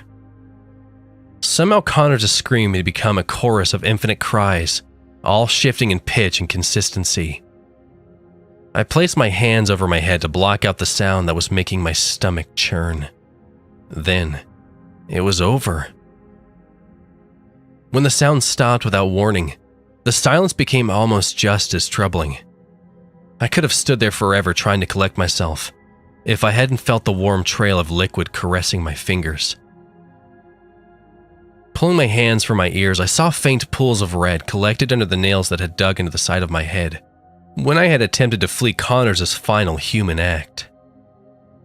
I let myself sit in silence for a moment, waiting for anything to disrupt it, trying to think of what had happened to Connor before committing myself to finding out for sure. It wasn't just my immediate surroundings. The whole station must have grown silent since I returned to my slumber. No distant chatter or beeping from equipment requiring attention. It all felt so still, like I was hanging in time. On Earth, there are so many sources of noise that you have little control over, but on the station everything was controlled. If we wanted silence, we would have silence. A light thud of my footsteps filled the room as I cautiously stepped forward, bracing myself for whatever may lay beyond my vision. As I moved, I occasionally caught sight of the windows I passed by. Connors was right. Every window offered the same view. Distant white specks representing stars so far away from us that, without hypersleep, I'd never meet. It's isolating. We are far from human. Placing my hand on the doorway, I looked over at my fingers. The red from under my fingernails seemed to continue flowing, and I wondered if I'd lifted the nail when I was clenching. I was just trying to distract myself, though. The view behind my fingers was not one I wished to observe. In the distance, I saw a huddled mass laying on the floor. With my approach, the details of the mass revealed themselves to me. Connors' body hardly resembled a body anymore. His limbs were twisted and bone poked out from various pivots in its destroyed frame. It looked like he had been dropped from a helicopter and smacked cement after terminal velocity had been met. He was a cruel and distant display of what a human should look like, and worst of all was his head. Most of the features on his face had remained intact, his mouth still pried open, mimicking a scream long after his demise. His eyes, though glassy, were staring far off. They made me feel like he was looking through the hull and into space, as if, even before his passing, he was looking into the darkness for some reprisal, in search of anything human. I can't help but wonder what he saw out there. Above his eyes, however, his scalp had been scraped away. It looked very similar to how his damaged arm did. Hunks of pink and trails of red replaced what should have been a smooth veil of plush flesh. I could see small pockets of smooth white underneath the mess, just small pinpricks of white. I am unsure why I felt so calm. Perhaps calm isn't the right word, but the natural reaction would be to be steeped in fear, and yet I was not. Still, more than anything, I felt the uncomfortable silence slipping through my pores and swimming throughout my body. Just as I was longing for any noise outside of the ones I was producing, I heard a bang. It's hard to tell where a sound is coming from when you're just surrounded by small rooms and hallways, but I did my best to make my way towards it. I thought about trees. I thought about what the noise I heard could be. If I never sought out the source, would it ever be anything? If a tree falls in the forest and no one is there, does it make a sound? As I walked through the halls, I thought the obvious answer would be yes. But if there's no one there to perceive something, can it make a sound? Is that tree in the forest even there if no one is there to witness it? The mere observation of something is what gives it shape and purpose. I can never know what a thing looks like when I'm not looking at it. If a tree somehow falls in space, however, it will fail to make a sound, even to those observing. Sound does not penetrate the stars. The light smack of what I'm hearing on the ship only exists because I am there to hear it. Its existence is dependent on mine. I wonder if that's why Connor woke me up before his final moments, so he could exist. Finally, I reached the final barrier, and of course it was another door, another corner I had to turn. And owing to some weak feeling of curiosity, I turned that corner. Then, through the invisible barrier, I saw the source of the noise, and while questioned or answered, my comprehension was thrown into trial. As the captain, I'm ashamed to admit I can't remember the exact amount of people who embarked on the journey into the stars with me. But looking into what was the mess hall, long metallic tables lined by cushioned metal chairs, plates of half-eaten food still resting. Whether the food was still warm or had grown cold was not my concern. My concern was that if I was about to do a head count of the bodies I saw in the room, even with my vague knowledge of how many there was supposed to be, I'd come to find there were far too many. One head in particular caught my eye. Rather, it demanded my attention. Like it had drilled nails through my boots and into the floor, I found myself unable to budge. In the middle of the mess hall, standing on top of a small mound of motionless bodies, was something not of my understanding. I could only seem to see the parts of it that were relevant. It didn't matter what its legs or body looked like. It did matter, however, what its hand looked like as it clutched one of my crew on my ship. His body was motionless like the others, but regardless, the creature hooked its slender and shaking digits around the crew member's collar. The creature held him up to its head, which was also relevant. Almost seemed fake, the way particles drifted off of the crew member's face, and I came to understand what had happened to Connor's body. Bits of flesh left the crew member, revealing the pink interior underneath. Particles kept coming off his face until small bits of white bone were revealed like stars in the darkness. From those white spots, I watched a liquid-like substance appear. Threading through the bone in pink, the translucent liquid was pulled into the creature's mouth. I watched the creature open its maw and drink up the ever-colorful liquid. It was almost like a television screen was being played, and the liquid-like memories and emotions were entangled. They were all being taken away slowly, leaving nothing but empty gray matter. All those memories, all those events, and things that the crew member was there to see. I wonder which ones he was the sole witness to, which ones were gone forever, ceasing to exist, plucked right from reality, all into the jaws of that thing that barely plagued the crevices of my vision. It looked like an aged film, like it was barely taking form. I could just hardly see the rigid rows of teeth that shuddered as it received its meal. I could barely make out the dark eyes with a bright yellow circle in the middle of them. The eyes looked like black holes with light bending around them. The rest of its body was a haze, like when you strain your eyes for too long and try to look away. I want to say its body was blue, but at the same time, when I think of its color, there is no word I can use to define it. If there is a God on earth, he does not traverse past the horizon, and whatever is beyond is not the work of him. This thing was beyond the horizon, beyond God, and most certainly beyond me. The more I watched the man's face being pulled into pink mush, the more I recognized him somehow. The more I recognized all the bodies in that room. All wearing the same clothing, all adorning the same pattern of damage over and over again, so much that it seemed surgical. The creature stood on top of a mountain of different me's. All those lifeless and motionless figures were mirrors of myself. I don't know how that's possible. How could I? But I know those bodies were my own.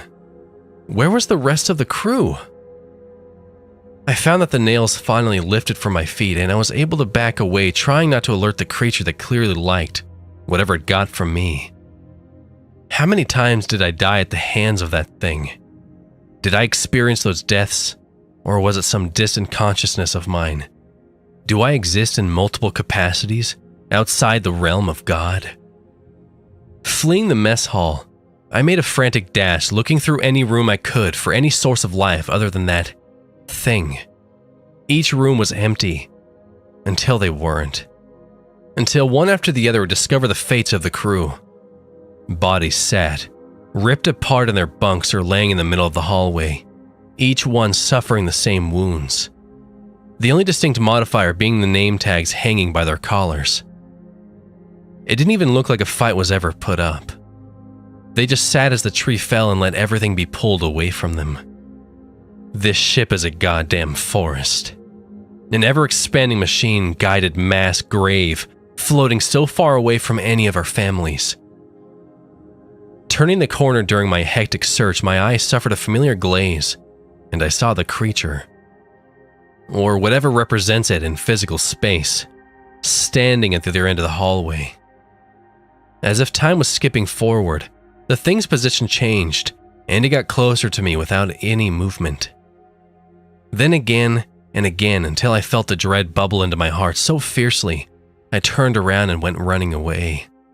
Feet pumping from the impossible threat, I noticed to my sides the once lifeless bodies stood up.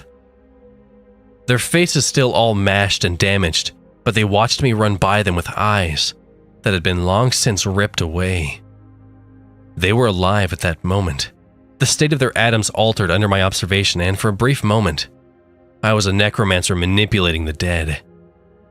I could hear the wet thudding of the creature behind me, or maybe I was attributing the previously heard noise to its form in an attempt to concrete its being. Turning one more corner, and like time skipped forward, the creature was there despite all the distance I had created. I saw long, clutching fingers grip the collar of my shirt, and looking into that great, blue uncertainty before me, I felt powerless. I thought of my kid, the wonder she would feel in her final days. I let her stay up as late as she could, staring at the stars.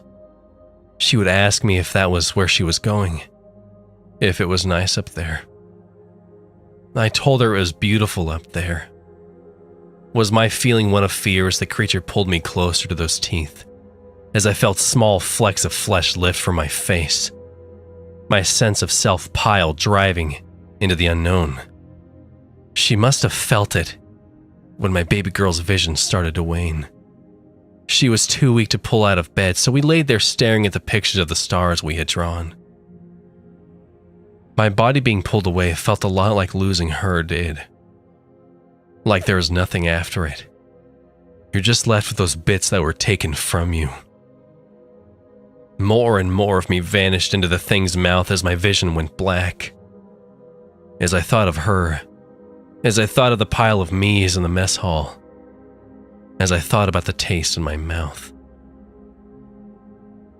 It was a sweet taste, something like cotton candy or movie theater popcorn, and suddenly I felt that I could open my eyes. My eyelids pulling apart like window shutters, I looked at the figure in front of me, the lump of flesh that used to be its face.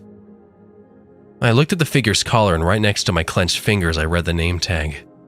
The words Captain gleaming brightly at me. I released the figure with my stomach feeling filled, and my memories clattering through my head. Memories of the other crew members, memories of seeing myself enter the mess hall over and over again until the punch of killing myself became meaningless. It was all meaningless out here. When you aren't being observed, when you're on a ship so far away from humans, the governors of reality and stable mass, nothing has to make sense anymore. You're a tree falling in the forest. Your light so far away that no one even knows you're on. So are you on? I walked to the window. Looking at the darkness dotted with small white lights, I wondered where the earth was. And then I wondered, why did Connor wake me? He was only supposed to wake me when we returned to... Is that what happened? Did we fall so far out of course? Did the instruments fail us and lead us further from Earth? But why not wake me sooner so I could navigate? So I could do anything? How did all of this happen? A madness only spreads without hope. Yet all these windows had to offer were stationary lights. Like the ones my daughter faded to. Time, reason, physics, they all fell apart in the confines of this ship, and I fell along with them. There was no monster left, no crew left. Only I, with a mouthful of my past embodiments, remained. Exhausted and full, I reached out to the window and placed my hand against, reaching for the depths of space to take me. The window was gritty, not at all the smooth gloss I expected to feel. When we reached our destination, I was put back into hypersleep, and Connors was to wake me upon reaching the earth. And he had done so. But when did I truly wake up? When did I truly go to sleep? There was no way Connors would have waited until nearly everyone was gone to wake me up. The original me. Am I him? What did he do? Did he succumb first when the instruments told us we'd reached Earth, yet it was nowhere to be seen? My fingers ran along with the fine grit of the window as I heard memories of madness silk through the ship. Everyone felt so lost and uncertain. The fabric of the walls we built started to fall, and unreality seeped in. Poisoned the ship. Poisoned me 100 times over. All those people and no one thought to check the windows. All that frantic work I did to try and calm everyone down must have pushed the memories out of my head. Maybe it was hypersleep, but it didn't matter anymore. Pressing harder, my fingernails sunk, shallowing into the dark view presented by the windows, and I thought of our embarking moments. I thought about how broken up I still was over my daughter's death. I brought them with me to remember her by, so we could take her stars with us. So I'd always remember her love for them. I cut the picture up. Pulling my fingernail down slowly and hearing a tear ripple through the ship, ripping at the corners of my mouth until it had twisted up into a smile. When we left for this journey, I had cut up her pictures and put them on the window so I could always look out and see her stars. And behind those stars now, after everything had fallen, it was a great and blue marble of human civilization resting just moments of re-entry away. What was left? All I could do was laugh. Laugh at how silly it all was. All that loss of life and hurt. All we had to do was take the fucking pictures down. Earth had been there all along, just waiting for us to come home. I was a tree, fallen on the floor, laughing my ass off. I wonder if God could hear me. I've kept something to myself nearly my entire life. As a child, I had a very unique friend. My only friend at that time, to be honest. I was 8 years old and was having a tough time getting to sleep one night.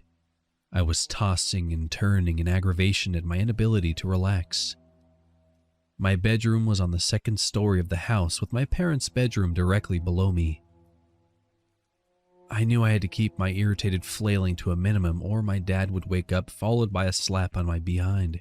My father wasn't a mean person, just stern. Directly outside my window was a large tree. Every so often, one branch would grow long enough to reach my window and would scrape against it. This may seem a little strange, but I always found the sound oddly relaxing, so it never bothered me much. However, every so often I would open my window to trim it a bit before it does any real damage to the window. While I was usually never bothered by the sound, tonight was the exception, as the scraping was becoming more and more irritating. My eyes shot open as I came to the realization that I had just trimmed that branch a couple days ago. There was no way it could have grown to the length it needed to reach my window. I slowly looked over to the window, following the trail of moonlight that streamed through it. What I saw was not the tree. Someone was watching me from just outside my window. I sat straight up in shock at the sudden sight. What appeared in front of me was a human form, but not human. Its dark gray skin was shriveled and dry. Its skinny limbs were reminiscent of a victim of starvation. One of its bony hands was pressed against the window pane, sliding down slowly. This was the scratching noise I was hearing.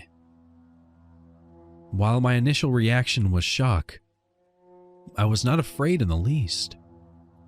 As an adult now, I cannot explain why I wasn't scared out of my mind to see a creature like this staring at me from outside, but I simply stared back. Its eyes were pure black as it continued its gaze. A smile began to form on its decayed-looking face. "Hello, child," it said in a low, raspy voice. Hi," I replied with an inflection of a question. Who are you? Why are you staring at me through my window?" I continued nervously. "I do not have a name, only a purpose," it answered while grinning wider. Its answer confused me, but I ignored my confusion and continued my questions to whatever this thing was. "Why are you here?" I asked. "To fulfill that purpose. I don't mean to frighten you, child. I mean you no harm. I was just curious," it replied in a way as to not fully answer my question. "How can I hear you through the glass? What are you?" I asked as I lifted myself off my bed. "I don't know what I am. Just what I am meant to do," it said while tilting his head to the side. "You're the first of your kind to see me. This intrigues me," it continued. I walked towards my window, noticing the ragged clothing hanging from parts of its thin body. "Are you floating?" I quickly asked as I looked down to the ground from my window. It smiled and let out a small laugh. It was seemingly amused by my interest and my childish wonder. "I like you," it said while continuing to grin at me. More and more questions popped in my head. As I opened my mouth to ask another, it put its shriveled hand up to stop me. "I must go now, young one. I have much to do, but may I have your permission to visit you again?" it asked while slowly hovering away. "Yes, please," I said excitedly. It didn't speak again and simply vanished around the corner of my house. I was transfixed while watching it float away. I didn't sleep a wink that night as my adrenaline and thoughts of what had just occurred made sure of that.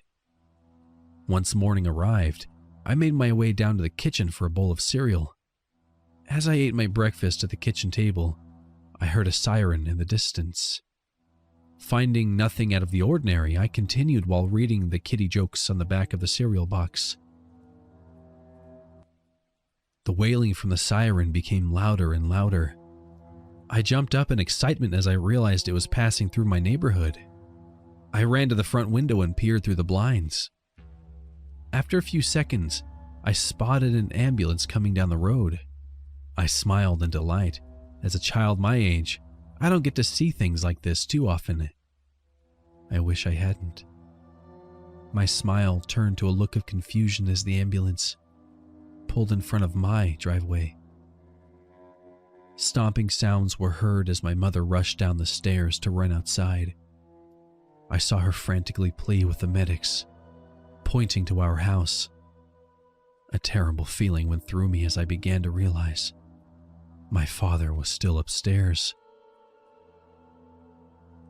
I began to walk towards the stairs when the EMTs busted through the door, making their way in. I watched in horror as they carried my father out on a stretcher. He passed away in his sleep of a heart attack. He wasn't discovered until the morning by my mother. That day, my mother and I spent the whole day together, crying. My father was gone. I slept in my mother's room that night, not wanting to be alone. The events of that day put my new friend out of my mind. The next day, my mother asked me to take the rest of the week off from school, which, as an 8-year-old, I had zero issues with. I decided to sleep in my own room from here on out. It wasn't long after I had fallen asleep. I heard a familiar scratching on my window. I came out of my grogginess slowly and looked towards the window. My friend was back with his palm flat against the window. "Oh, hello," I said while rubbing my eyes. "I came to visit you last night, but you were in your mother's room. Do you often do that?" It said, sounding as interested in me as I was in it. "No, I'm a big boy," I said with aggression. It tilted its head in confusion as I slowly looked towards the ground and began crying.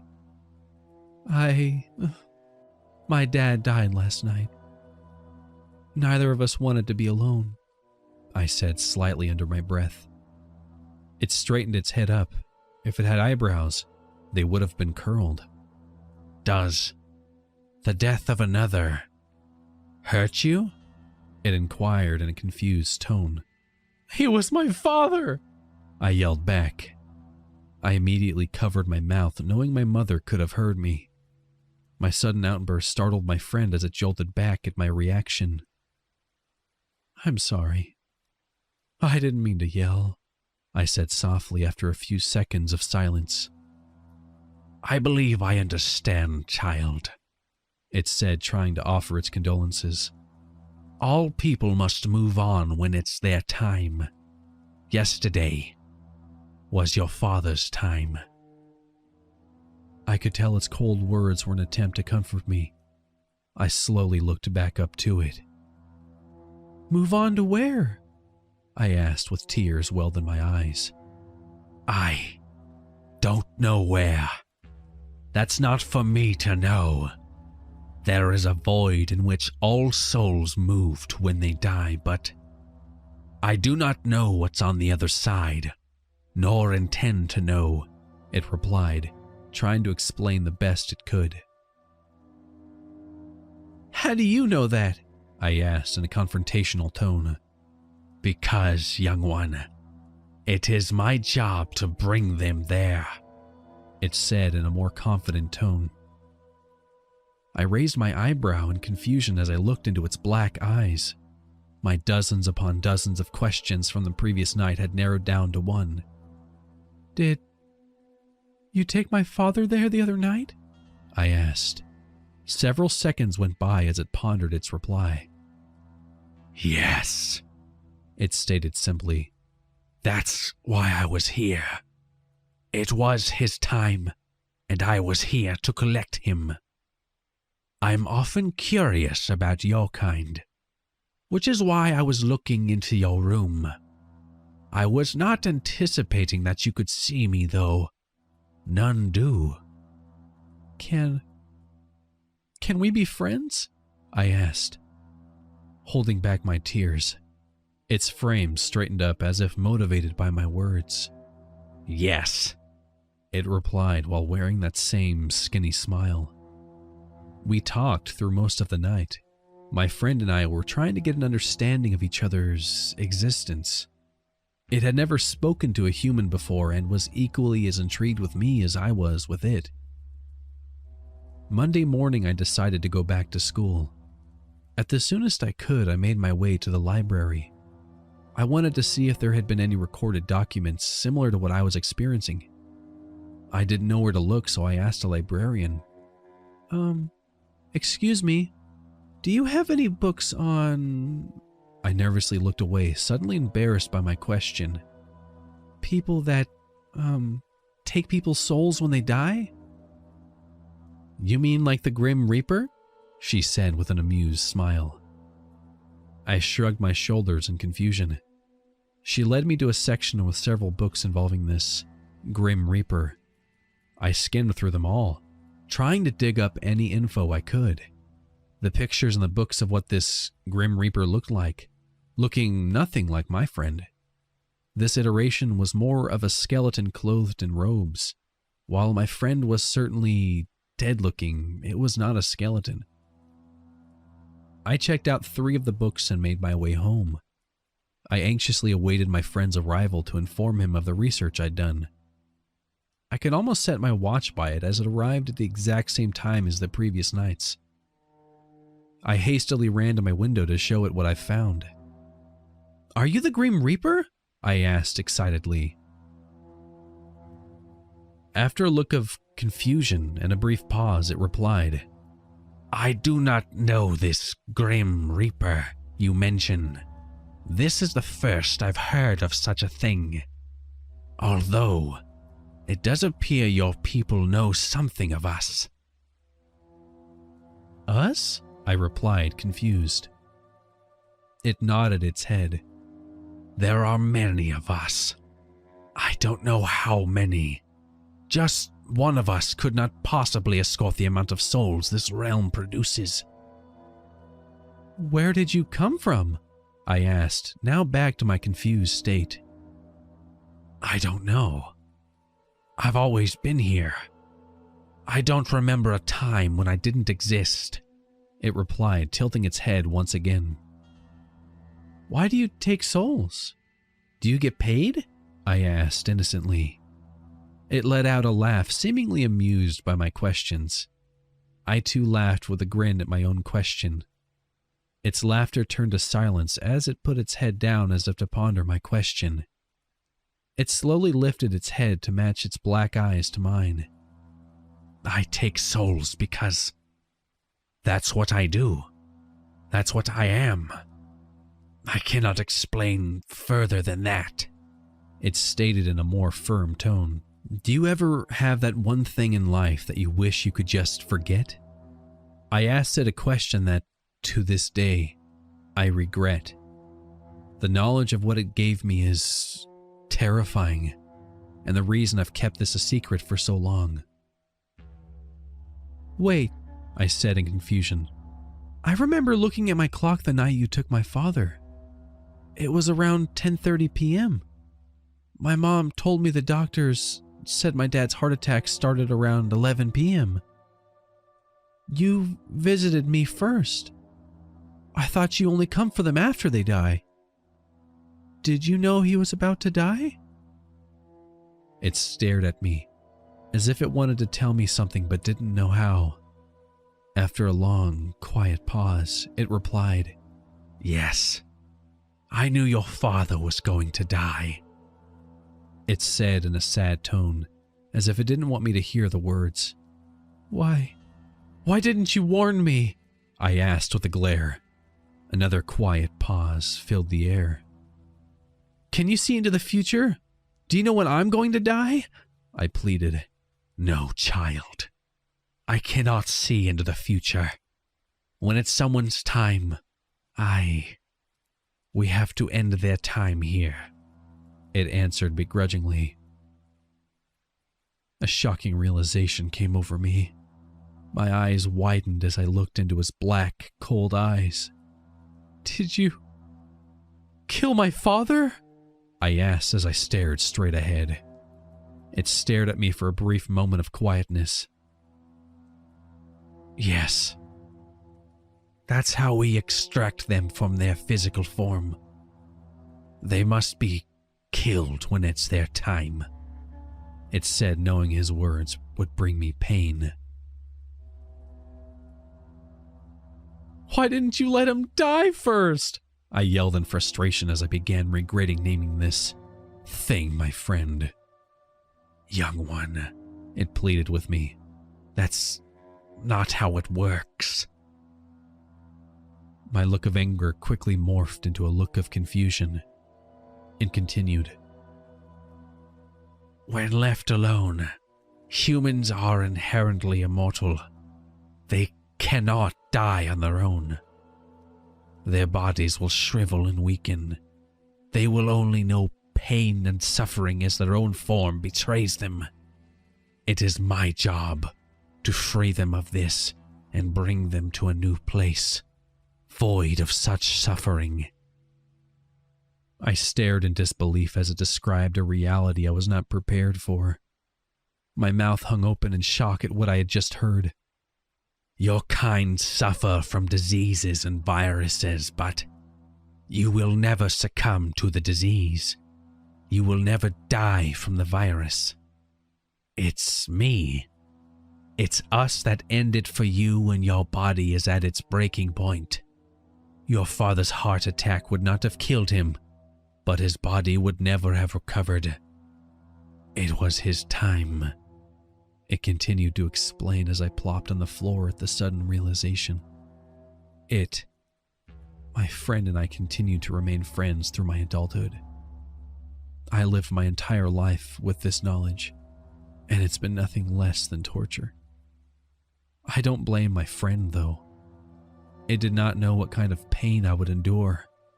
The term "ignorance is bliss" couldn't have more meaning for me. I am writing this from my hospital bed. I can feel the cancer inside my body has reached the point of no return. It is soon also my time. I wonder, will my friend be here to meet me one last time? I went on a hunting trip, but the forest is talking to me. "You in?" Dan was asking me. "Hey, Bill, you in there?" Dan started waving his hand in my face, trying to get my attention. I swatted it away and scowled at him. "Would you get your dirty hand out of my face?" I scowled. Dan was waving his Dorito dust-covered fingers in my face. We were watching the baseball game at his house, but I wasn't paying much attention to it. Dan was a sports whore. He couldn't get enough of sports. There was always a game on at his house, and he was always talking about teams and players, but I never had any idea what he was talking about. I wasn't much into sports. I was actually thinking about what I was doing here in the first place. We were so different now, so I think I was just hanging on to our friendship for the sake of nostalgia. I went to school with Dan, and we had been friends when we were kids, but now I wasn't sure what we had in common anymore. I'd been coming to Dan's house for games since we started college, but that was years in the past. I guess back then I thought it would be a good way to meet people since his sports parties were always packed with people. But now it was just the two of us and his wife, Madison. And right now she was watching me from the kitchen with pleading eyes where Dan couldn't see her. Yeah, sure, I'll come," I said, and a smile full of relief washed over Madison's face. Their relationship was on the rocks, I think. Dan always said everything was fine, everything was great, and that's what I liked about him.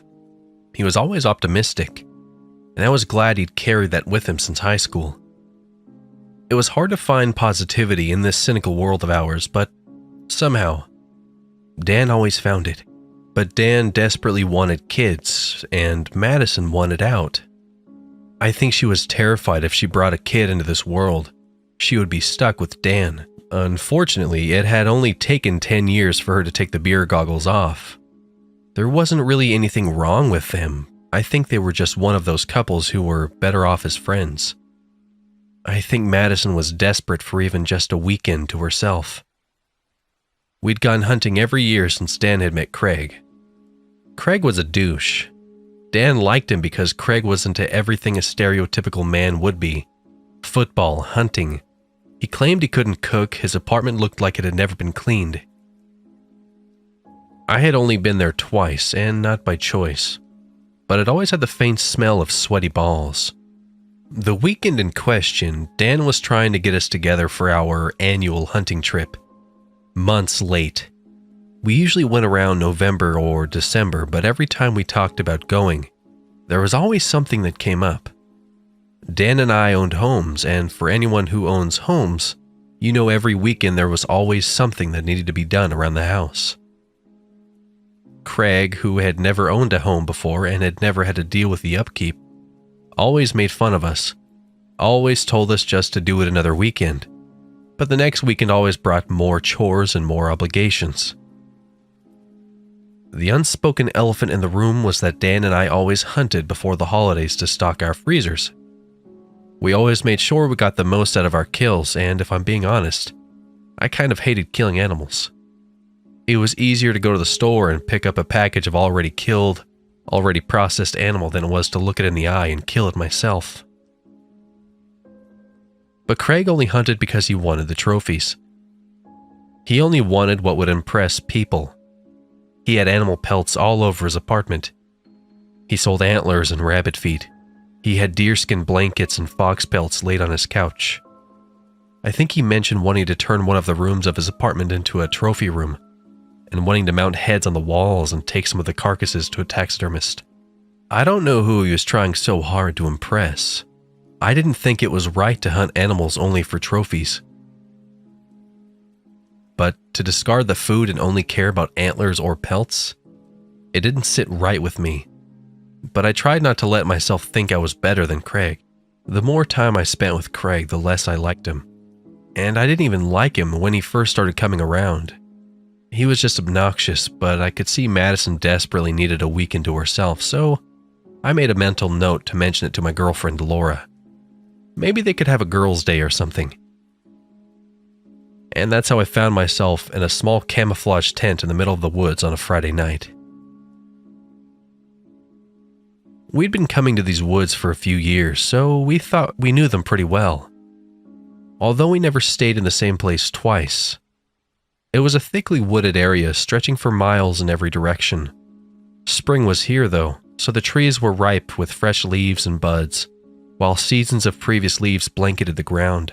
"Don't you think you should be getting to sleep? We should aim to be up before the sun," Dan said as Craig snapped open a beer. "I'll be fine," Craig snorted. "Did you bring any food?" I asked. My voice was full of contempt. Craig pulled 2 six-packs out of a bag. "We're out in the middle of the woods on a hunting trip. There's food all around us. Lay off," Craig muttered.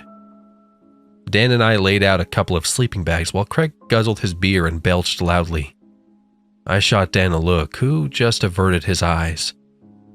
Dan knew I didn't like Craig, and I didn't know why he even brought Craig along anymore. I kicked off my boots and climbed in. It took far longer to fall asleep than I wanted.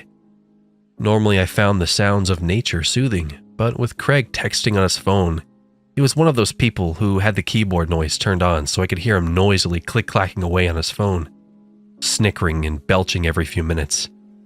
Sleeping proved difficult. I rolled over and gave Dan a look. He just shrugged and rolled on his back to stare at the top of the tent. I did the same, and eventually watching the moonlight cast shadows of dancing branches over our tent helped lull me to sleep. "Hey," a voice pulled through my sleep. Something was pushing me. "Bill!" I forced my eyes open and found Dan crouched over me. He was dressed in camouflage gear. His sleeping bag was already rolled up.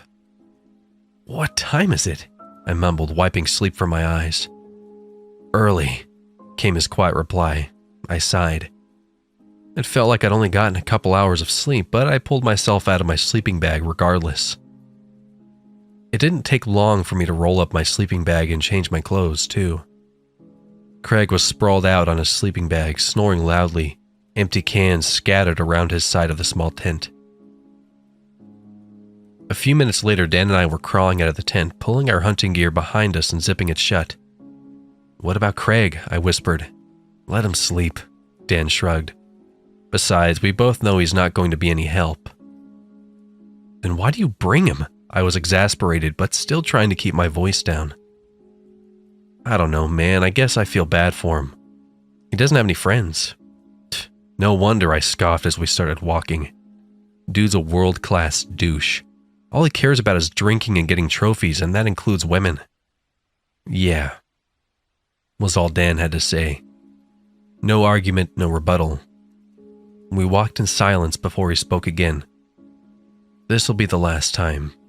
Next time it'll be just us." That was good enough for me.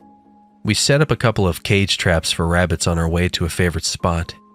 A few years back, we'd set up a couple of tree stands. We'd had a lot of success hunting deer from up there. We climbed up to our respective posts to play the waiting game. I found myself having a difficult time staying awake, my head bobbing as my eyelids kept closing. I found myself thinking, I'll just close my eyes for a minute or two, then I'll be okay. But the snag of a twig jolted me awake. I looked over at Dan. His eyes were wide and he slowly brought a finger to his lips. There was another snap. It sounded far off, but it was creeping closer. I readied my bow, scanning the forest underneath me for any movement. There was another snap, but this one sounded louder, heavier, like an entire branch had been broken off of a tree. I frowned and looked over at Dan. He was peering down the scope of his rifle. Then there was a loud crack and the rustle of leaves, like a tree falling. Every nerve in my body went still. I thought my heart stopped beating. The noises were getting closer, like they were coming right for us. I signaled to Dan and started to climb down from my perch. I watched him walk over to me. "Do you hear that?" I whispered. "It sounds like it's getting closer. It sounds too big to be a deer," Dan answered. He looked rattled. Just then there was another heavy crack. This time we actually saw the tree fall. We could faintly hear the sound of heavy breathing. "Can bears knock down trees?" My voice shook. "I don't know, man. Maybe we should get out of here." I couldn't agree more.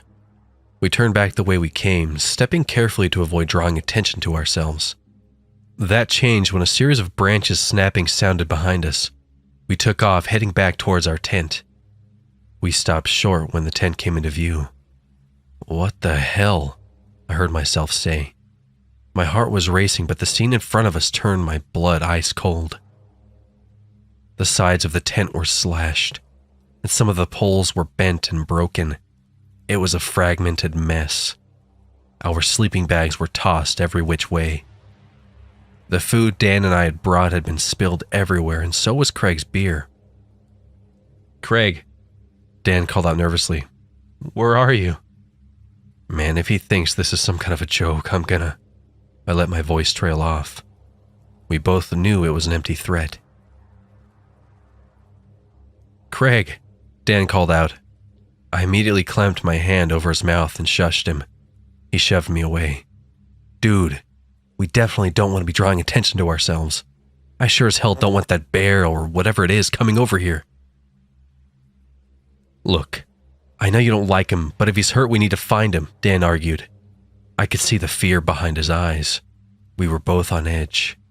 "I agree," I replied, and Dan seemed to relax a little. "But we need to be smart about this. We don't know what's out here with us. Why don't we go check the car? Maybe Craig went there to call someone. You know reception can get spotty here." Dan didn't have anything else to say, but he nodded. We started the trek back to the car in silence. I think we were both trying to listen for any indication where Craig might be or whatever else might be in the woods. But when we arrived at the car, Craig wasn't there. After seeing the tent, I half expected to find the windows smashed and the car ransacked, but everything seemed to be in its place. The doors were still locked. Nothing seemed stolen. The only weird thing was the long, jagged scratches dug into the side of the truck, and they looked fresh. The tires looked like they had been slashed, too. "What the fuck?" Dan whispered. I had no words. Every possible scenario was running through my head. Craig's not here. I guess we better start looking. We weren't gone that long. Maybe he went back to the tent? I don't know where else he could be. Whatever happens, we are not splitting up, Dan said, turning back the way we came. Look what happens every time they split up in Scooby-Doo and horror movies. Someone gets killed or terrorized by the monster. And I've had enough for today. I nodded in agreement. The walk back to the tent was eerily quiet. I didn't hear any rustling in the underbrush, no musical birdsong filling the space between the trees. But at least there weren't any twigs or branches snapping anymore. No other trees fell. Still. The silence during the walk back didn't sit right with me. It filled me with anxiety, like something could pop out from behind a tree at any point. This was supposed to be a normal hunting trip, but so far it was anything but normal. I found myself wrapped up in my thoughts. Where the hell were you? Dan's voice broke the trance I was under as he ran ahead. I looked up to see we were back at our makeshift campsite. Craig was standing in front of us, and it looked like he had at least collected our belongings. Trash was still strewn all over the place. What? He asked, turning to face us. Where were you? I asked, trying to keep my voice steady. I was seething. I was convinced Craig had trashed our camp in the car, and he probably thought it was funny. He always thought everything was funny. Everything was a game to him, and after all these years, I was sick of it. Sick of him acting like a tool. Sick of his dumb laugh. Sick of him being a huge, overgrown child. And Dan always just went along with it. What are you talking about? I woke up and you guys were gone. I had to take a leak, Craig said. There was something sincere in his voice, but something still wasn't adding up. Why were you gone so long? I asked. What? I was only gone a few minutes. What happened to the tent? I came back and everything was all over the place. Wait, you think I did this? Craig's voice grew cold. There was an unspoken challenge behind his words. This wasn't you? Dan's concerned voice cut through the tension. Why would I do something like this? Craig laughed dryly, spreading his arms out. There was no humor in his voice. Neither of us had a good answer. I think I have some duct tape in my bag. We can try and tape the tent back up. Dan, you should call someone about your truck, I said, changing the subject and moving for my backpack. What happened to the truck? Craig asked. Someone got to it, Dan said. Or something, I muttered. What? Why aren't you guys telling me? I'm always the last one to know everything, Craig whined. He was starting to sound like a little bitch. The tires are slashed and someone scratched it with something, Dan sighed. He stepped away to find a signal to call someone. You think there's someone messing with us? Craig asked, trying to sound tough as he came to help me with the tent. I don't know, you were sleeping, so we went to see if we could bag a couple of deer or something. And we heard something out there. Might have just been a bear, but when we got back here, the camp was trashed. You were nowhere to be found, and now the truck? Something's up, I said. We worked in silence. The sound of the tape being pulled and ripped was the only thing we could hear. Tension was heavy in the air. I think we were all a little freaked out. Madison? We heard Dan call out. I looked around but couldn't see him. A cold feeling came over me. Dan was talking too loud for it to be someone on the phone. Craig and I dropped what we were doing and ran for Dan. Dan, I called out. She was here. Madison, I heard her. Dan's voice was trembling. How? Craig asked, just as I asked. Why would Madison be here? I don't know, Dan cried. He looked really freaked out. I was on the phone with someone. They're gonna come tow the car. They said they can give us a ride back, too. And then I hung up and... Dude, just take a breath and then tell us what happened, I said, trying to calm him as well as myself. Seeing Dan so freaked was starting to make me uneasy. I heard Madison, Dan gasped. I heard her. She called my name. It came from over there. Dan pointed to somewhere off in the forest. But why would Madison be here? How could she be here? Craig asked. I don't know, but I heard her. I know I did. Okay, I said. I'd never seen Dan this rattled before. Let's go see if we can find her, but we don't go too far in, all right? We stick together, no one goes off on their own, I said. Craig and Dan both nodded. We waded deeper into the forest, but there was no sign anyone else was here except us. The place was still too quiet. I started to feel like we were trapped under a huge invisible magnifying glass and something was watching us. Anything could be out here with us and we would never know. Every fiber of my being felt on edge, like I was just waiting for something else to happen. But nothing did. Look, man, I really don't think she's here, I sighed. Dan turned back to look at me. I could see the fear behind his eyes. You said the tow company was coming soon, right? Craig spoke up. Maybe we should go back and wait for him. For once, I found myself agreeing with him. Dan reluctantly followed us back. When we were about halfway back to the truck, Dan's phone rang. Hello? Dan scrambled to answer it. His voice was full of hesitation and hope. Is it Madison? I asked. Yeah, Dan said, letting out a breath he'd been holding in. His answer wasn't directed at me. What? What do you mean? There was a pause. What are you talking about? Just hold on, we'll be right there. Dan shouted into his phone. What is it? Craig asked. They said the truck isn't there, Dan said. What? I asked. Look, we gotta hurry. He said they're backed up and accused us of playing a joke and wasting his time. I don't know if he's gonna wait for us. I could hear the panic in Dan's voice again. We all took off, but when we got to where we'd left the truck, he was right. There was no sign of a tow truck, and our truck was just gone like it had never existed in the first place. What the fuck? Breathed Craig. There were no tire tracks, no signs that any cars had been here at all. This has got to be a joke, some kind of a huge, elaborate joke. First Madison and now this? Dan was spiraling. Okay, look, I have an idea about Madison. I pulled my phone out and sent a quick text to my girlfriend. I sent a text to Laura to see what she was doing. She said she and Madison were going to do something this weekend. If Laura's with Madison, then there's no way she can be out here, too. My phone chimed, indicating I had a text. I unlocked it and we all huddled around the small screen. Laura had sent me a picture, but the icon just spun, indicating it was having a hard time downloading it. Jesus, man, your battery, Craig remarked. It's been having a hard time finding a signal. Must be draining the battery, I whispered back. Dan said nothing, but his hands were clenched so tightly I could see his knuckles had turned white. Finally, the picture loaded and we all let out a sigh of relief.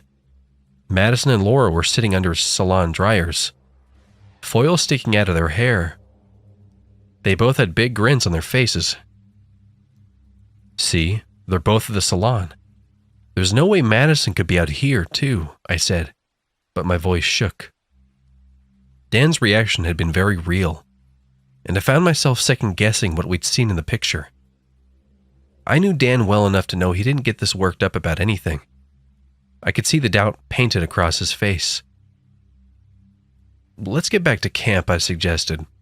We can regroup there and figure out what we're going to do. We have to get home somehow. We walked back in silence. It was only midday. We should have plenty of time to pack up and start walking until someone took pity on us. A small wave of relief washed over me as we found the camp just as we left it. Nothing seemed out of place. Either of you have a phone charger? Mine is dead. Spent too much time on Tinder last night. Craig smirked.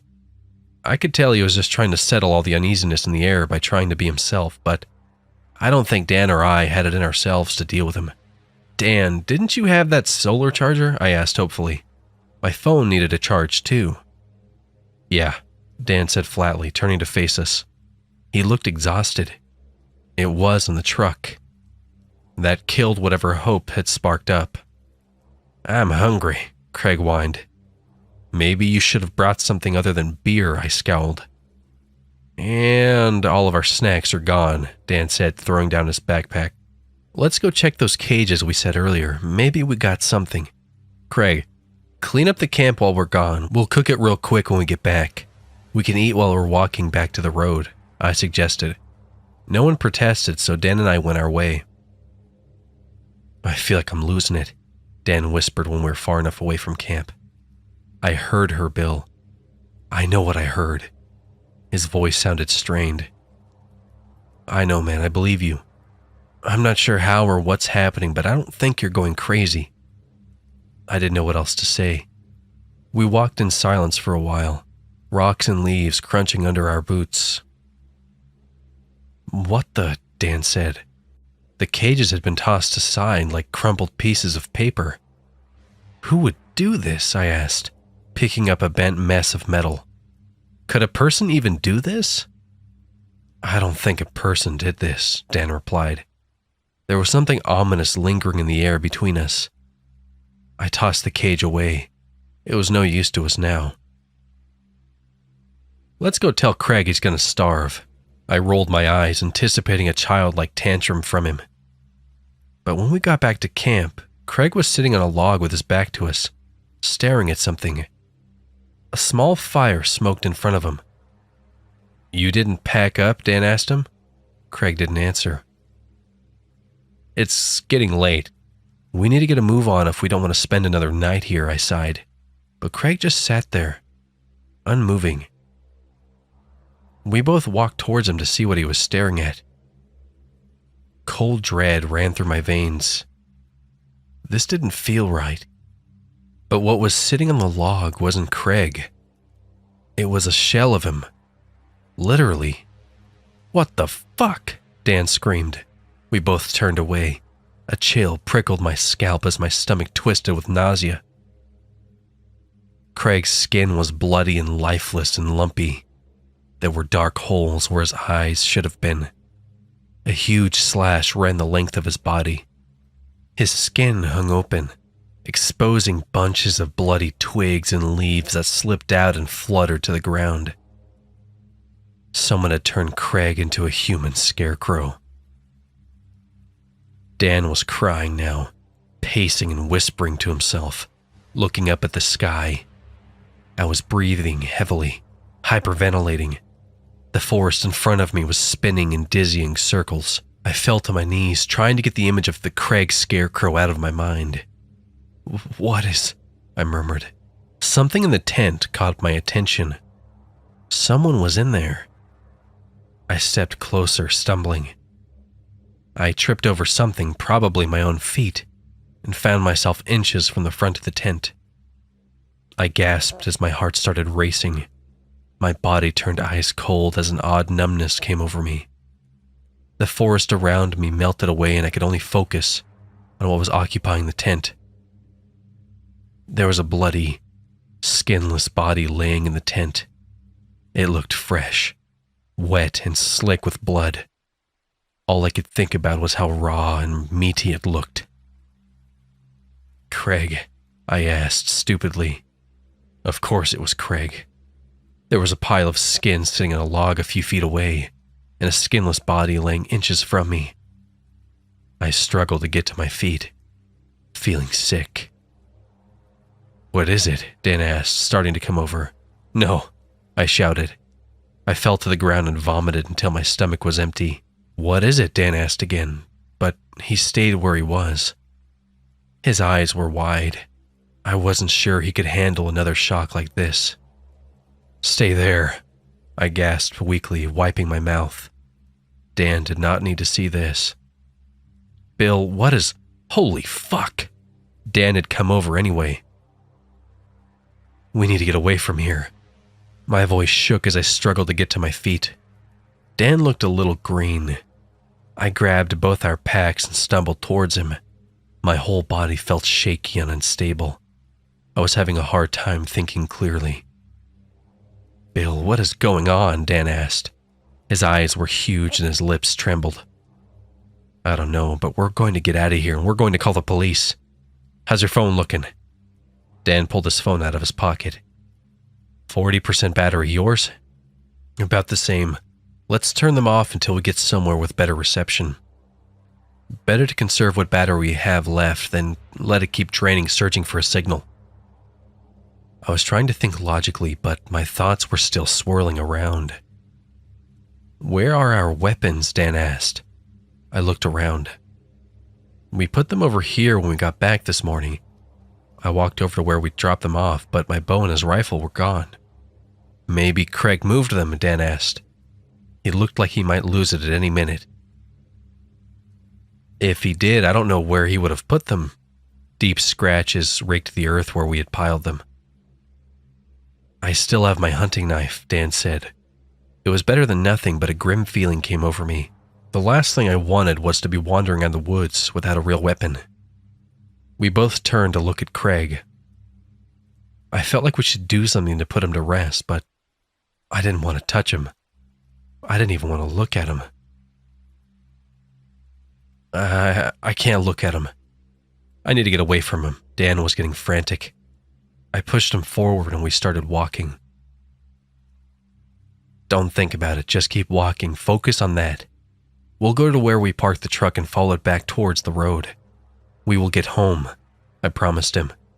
He looked at me with doubt. "What is going on? Why is this happening?" he asked. I could only shake my head. We walked in silence for a while. The forest was peaceful and calm around us, hiding whatever threatened us. I found myself wondering if anyone would even miss Craig. Surely there had to be someone. "You know," Dan started, "I have a feeling we're not going to get out of here." I didn't answer, but in the pit of my stomach I knew he was right. "Bill?" A voice called through the forest. I stopped immediately, a sick, cold feeling coming over me. "That was..." Dan whirled around to face me. "Laura," I breathed. A sinking feeling came over me. Dan opened his mouth when another voice called out, "Dan?" That was Madison's voice. He turned to look at me, but he didn't look as scared as he had the first time. "You know it's a trick. You know it's not them," I said. "It worked once, but it won't work again." Dan squeezed his eyes shut and gave a slight nod, but I could still see the doubt and fear behind his eyes. We pressed on, ignoring the whispers of Laura and Madison's voices in the trees. "Bill, help! I need help!" Laura's voice called out. It sounded so much like Laura, and so helpless and hurt. It took all my willpower to ignore it. "Dan, come here. I have something to tell you," Madison's voice said. I looked over at him. He looked pale and scared, squeezing his eyes shut and covering his ears with his hands. Eventually their voices died down and we were left with cold silence. We trudged on, both of us heavily occupied with our own thoughts. When we came to a small camp, Dan and I both frowned at each other. The camp had a small, torn-up tent that someone had tried to fix with duct tape and food in cans. Someone was sitting slightly slumped over on a log, their back to us. Flies were buzzing in and out of the tent and around the body on the log. The stench of rot and death filled the air. "What the fuck?" I whispered. Dan looked like he was about to shit his pants. How is this possible?" he asked, his voice climbing higher with panic. We went that way." He pointed the direction Craig was facing. "So how do we come from that direction?" "It's like we walked in a full circle." "But we walked in a straight line," I muttered, just as confused. I tried finding a logical reason, but nothing made sense. Nothing about the whole day was making sense. "Something is out here with us," Dan whispered, his voice shaking. But we already knew that. I turned to look at him. There was no way a person could do something like this. "You're right. I don't know what's happening, but this is some really messed up shit. We gotta find a way out of here. The sun's going to go down in a couple of hours. We need to either find somewhere to stay for the night or we need to keep moving," I said. Dan didn't argue. We picked a different direction and started walking. I tried to look for any kind of landmark that would indicate we were walking in circles again, but everything looked the same. I tried to ignore the hunger rippling through my empty stomach, the thirst making my throat feel like it was full of sand, the throbbing headache stabbing my brain. I looked over at Dan.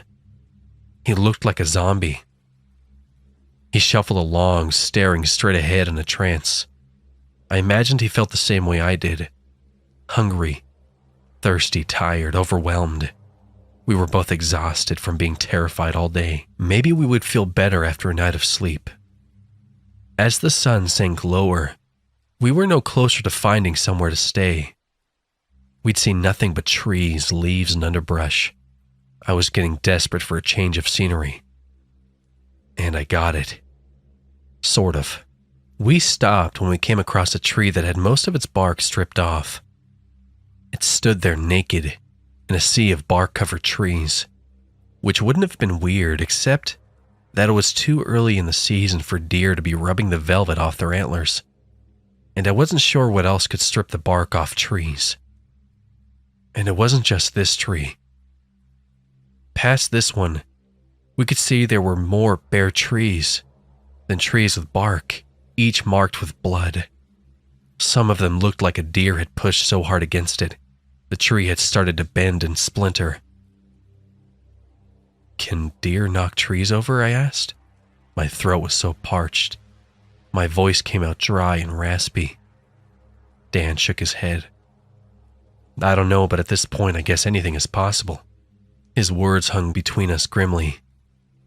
As we continued walking, I got the creeping feeling something was watching us. I scanned the tree line, trying to find what else was out here with us. The sun descended even slower, casting an amber light around us. The chirping of birds eventually died down, leaving us with the only crunching and shuffling of us walking. Suddenly, a scraping noise filled the air and adrenaline shot through me.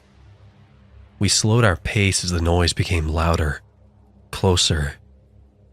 Dread filled me as we entered a makeshift clearing. All the trees in the area had been knocked over, leaving a circle of fragmented stumps. In the middle stood a huge, hulking creature. It looked like someone had played mad scientist with it. It was huge, hulking, covered in bushy, dark fur. It towered over us, and as I looked it over, I thought I might piss myself. It had the body of a giant bear, but its four legs narrowed down to long, thick, hawk-like talons. Massive antlers sat atop its head, bloody with skin-like flesh hanging from them, but its face was the most terrifying part of it. It looked like the creature had skinned the face of a baby and was wearing it like a mask. Dead eyes glared back at us from behind the face. It was just standing there, like it had been waiting for us to arrive. "What the hell is that?" I whispered. My heart was beating in my throat, but Dan didn't answer me. I didn't dare take my eyes off the monster out of fear that the second I looked away, it would either disappear or lunge at us, and I wasn't sure which one would be worse. Out of the corner of my eye, I saw Dan trembling. I knew he was going to run. Every instinct in my body told me to run too, to get as far away from this thing as I could, that it could and would kill me. "Dan," I whispered, trying to get his attention. "Don't do it, don't." But before I could finish what I was saying, he took off, crashing through the forest. In seconds, he was out of sight, and the creature let out a primal growl and chased after him. I stood there, frozen with fear, breathing heavily. I waited to see if it would come back, but soon the air was filled with Dan's screams and a wet, squelching noise. I didn't wait for it to come back. I took off in the opposite direction. I ran as fast as my legs would carry me, trying to watch for rocks and branches I could trip over. What I wasn't watching for, though, were low-hanging branches. I smacked right into one and blacked out before I even hit the ground. When I came to, I was lying on my back in a bed of leaves, staring up at a black sky. Stars twinkled back at me through the canopy of trees. My head was throbbing so bad I thought my brain was going to bust through my skull. I sat up, groaned, and touched my forehead. My hand came back sticky with blood.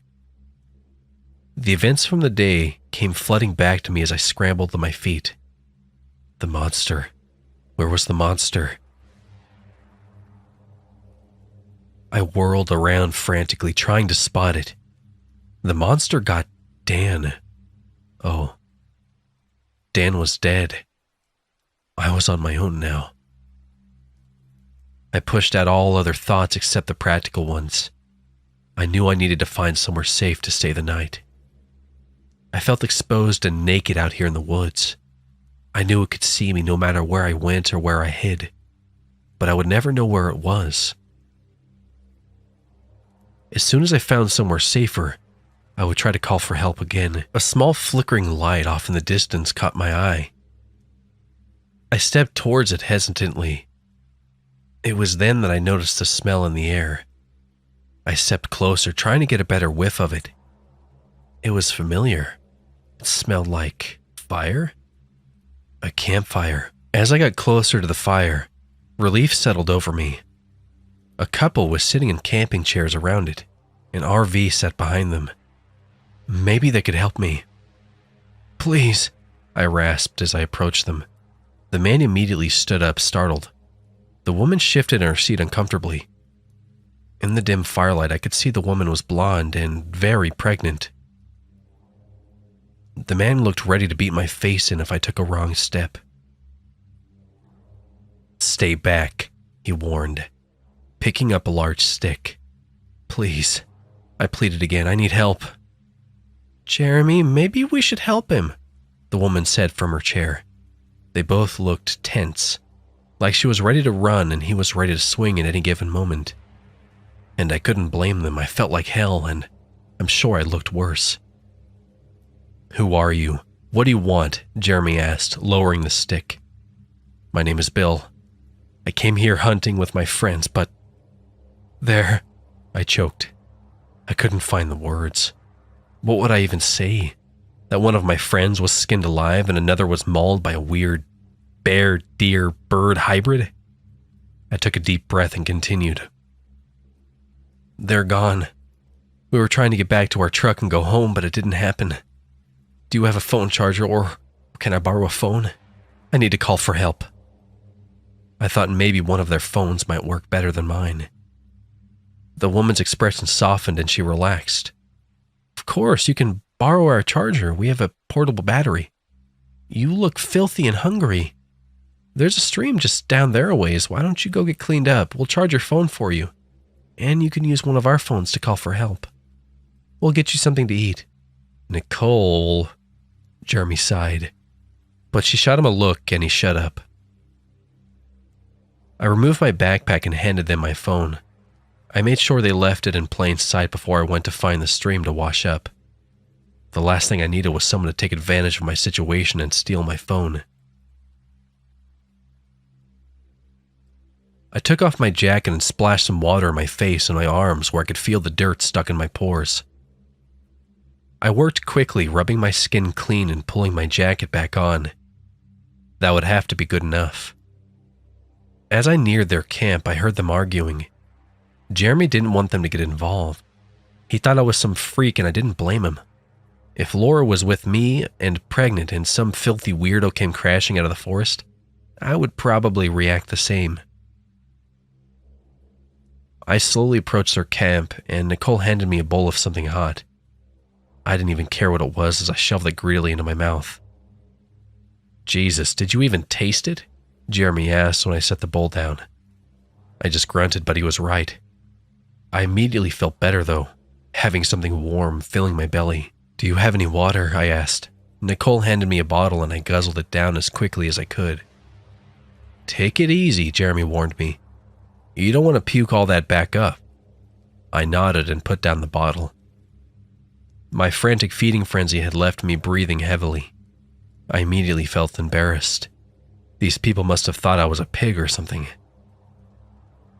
So, what happened to your friends? Nicole asked. There was a tone of skepticism in her voice. I don't really know. Dan was attacked by something, I started. What, like a bear? Jeremy interrupted. I shrugged. Well, here, Nicole said, handing me her phone.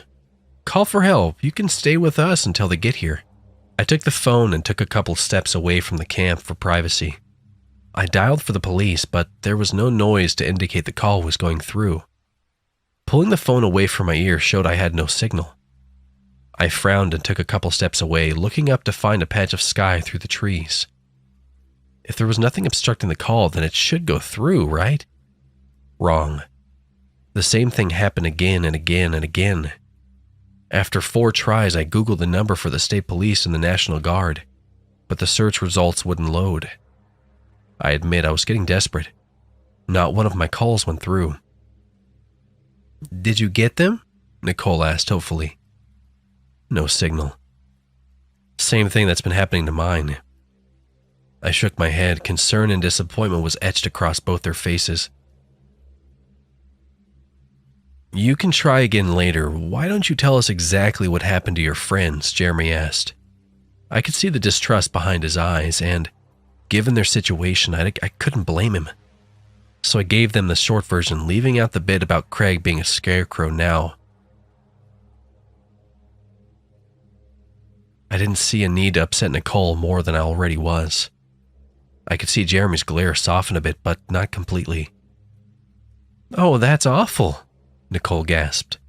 She seemed on edge after hearing my tale. Even Jeremy looked a little pale. Yeah, so I suggest we all get out of here unless you want to risk getting killed, I said, standing. No one argued with me. What are you two doing out here anyway? We were trying to have a romantic weekend before the baby comes, Nicole said, caressing her stomach.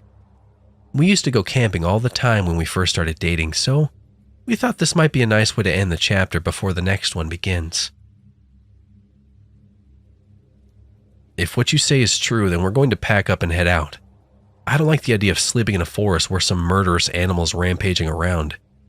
You can come with us. We can drop you at the police station on our way, Jeremy suggested. I nodded, though I was starting to get pretty tired. The whole day had been one non-stop nightmare, and I was exhausted. The thought of it all being over soon was comforting. I helped them pack up their camp, helped Nicole up into the passenger seat, and then climbed in the back myself. The engine rumbled to life as Jeremy started it, but seconds later the dashboard started beeping. Huh. What is it? Nicole looked worried. Says tire pressure is low, Jeremy said. We both climbed out to see what the problem was, but a sick feeling had started to creep over me. I was not surprised to see the tire under the driver's seat was slashed, but Jeremy was.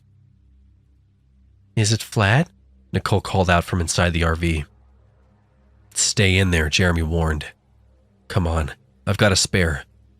I followed him towards the back of the vehicle, but we stopped dead when we saw the rear tire. A heavy lump formed in my stomach. I was sure if I walked around to the other side of the RV, the other 2 tires would be slashed too. We're not leaving with this RV, I whispered. Jeremy looked at me with wide eyes. What the fuck is this?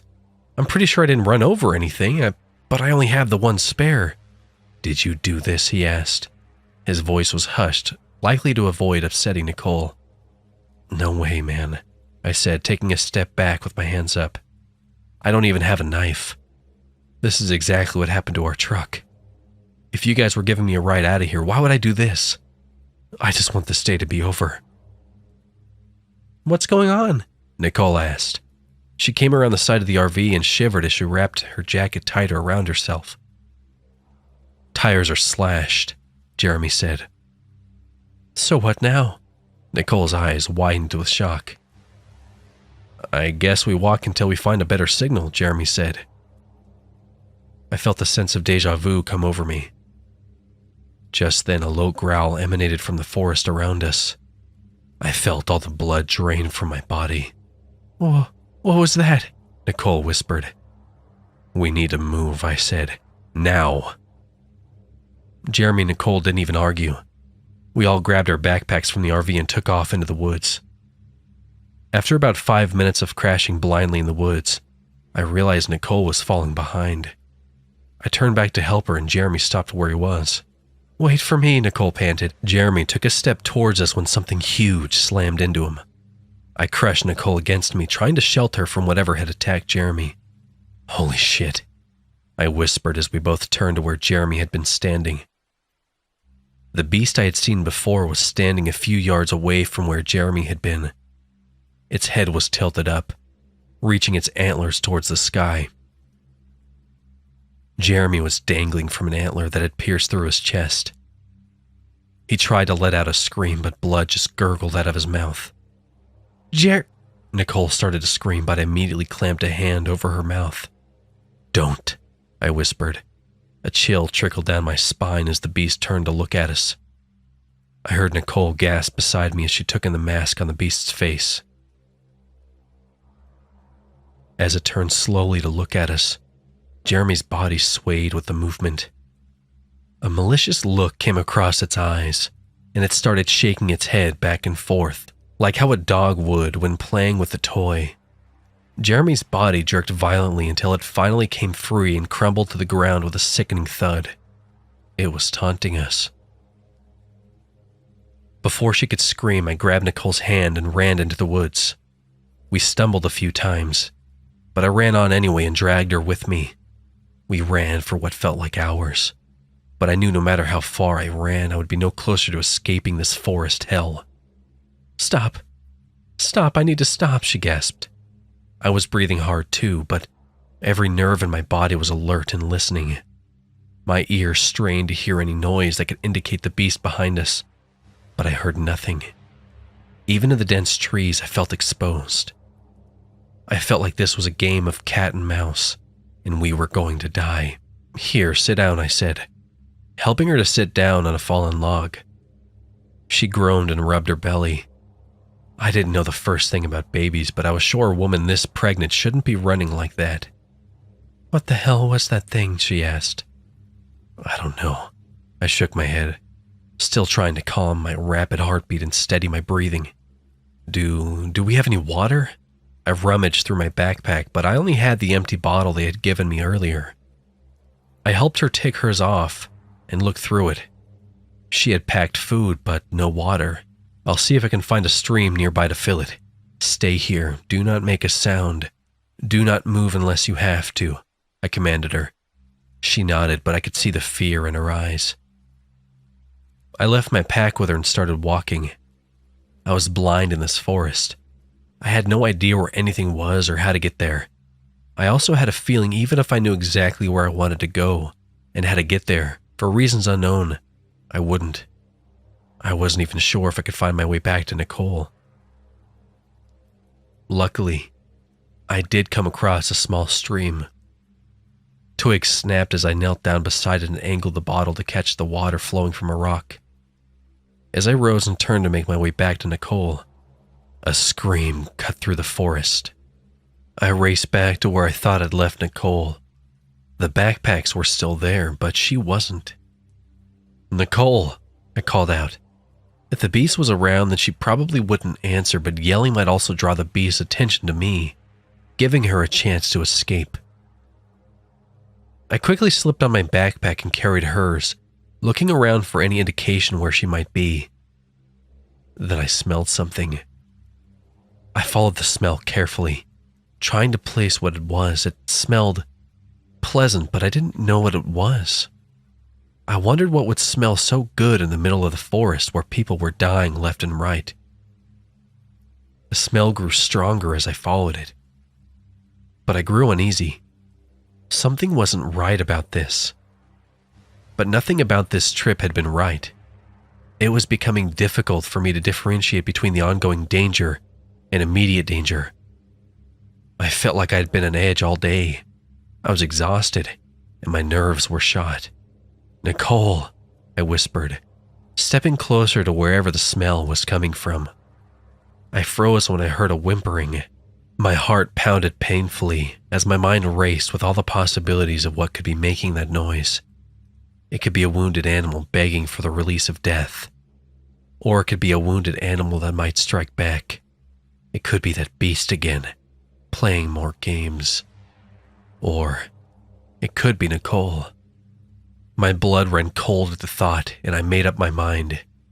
I followed the noise, stepping carefully to avoid branches or anything that might give away my position in case it was a trap. My ears almost hurt trying to listen for any other noises. I tried to quiet my breathing as best I could. It felt like I had been tiptoeing around the woods for hours. The smell had become overwhelming and dizzying. It turned to something sickeningly sweet, and it was making my stomach roll. I tried to take shallow breaths to avoid breathing it in, but it was everywhere. Just when I thought it couldn't get any worse, I found the source of the sounds.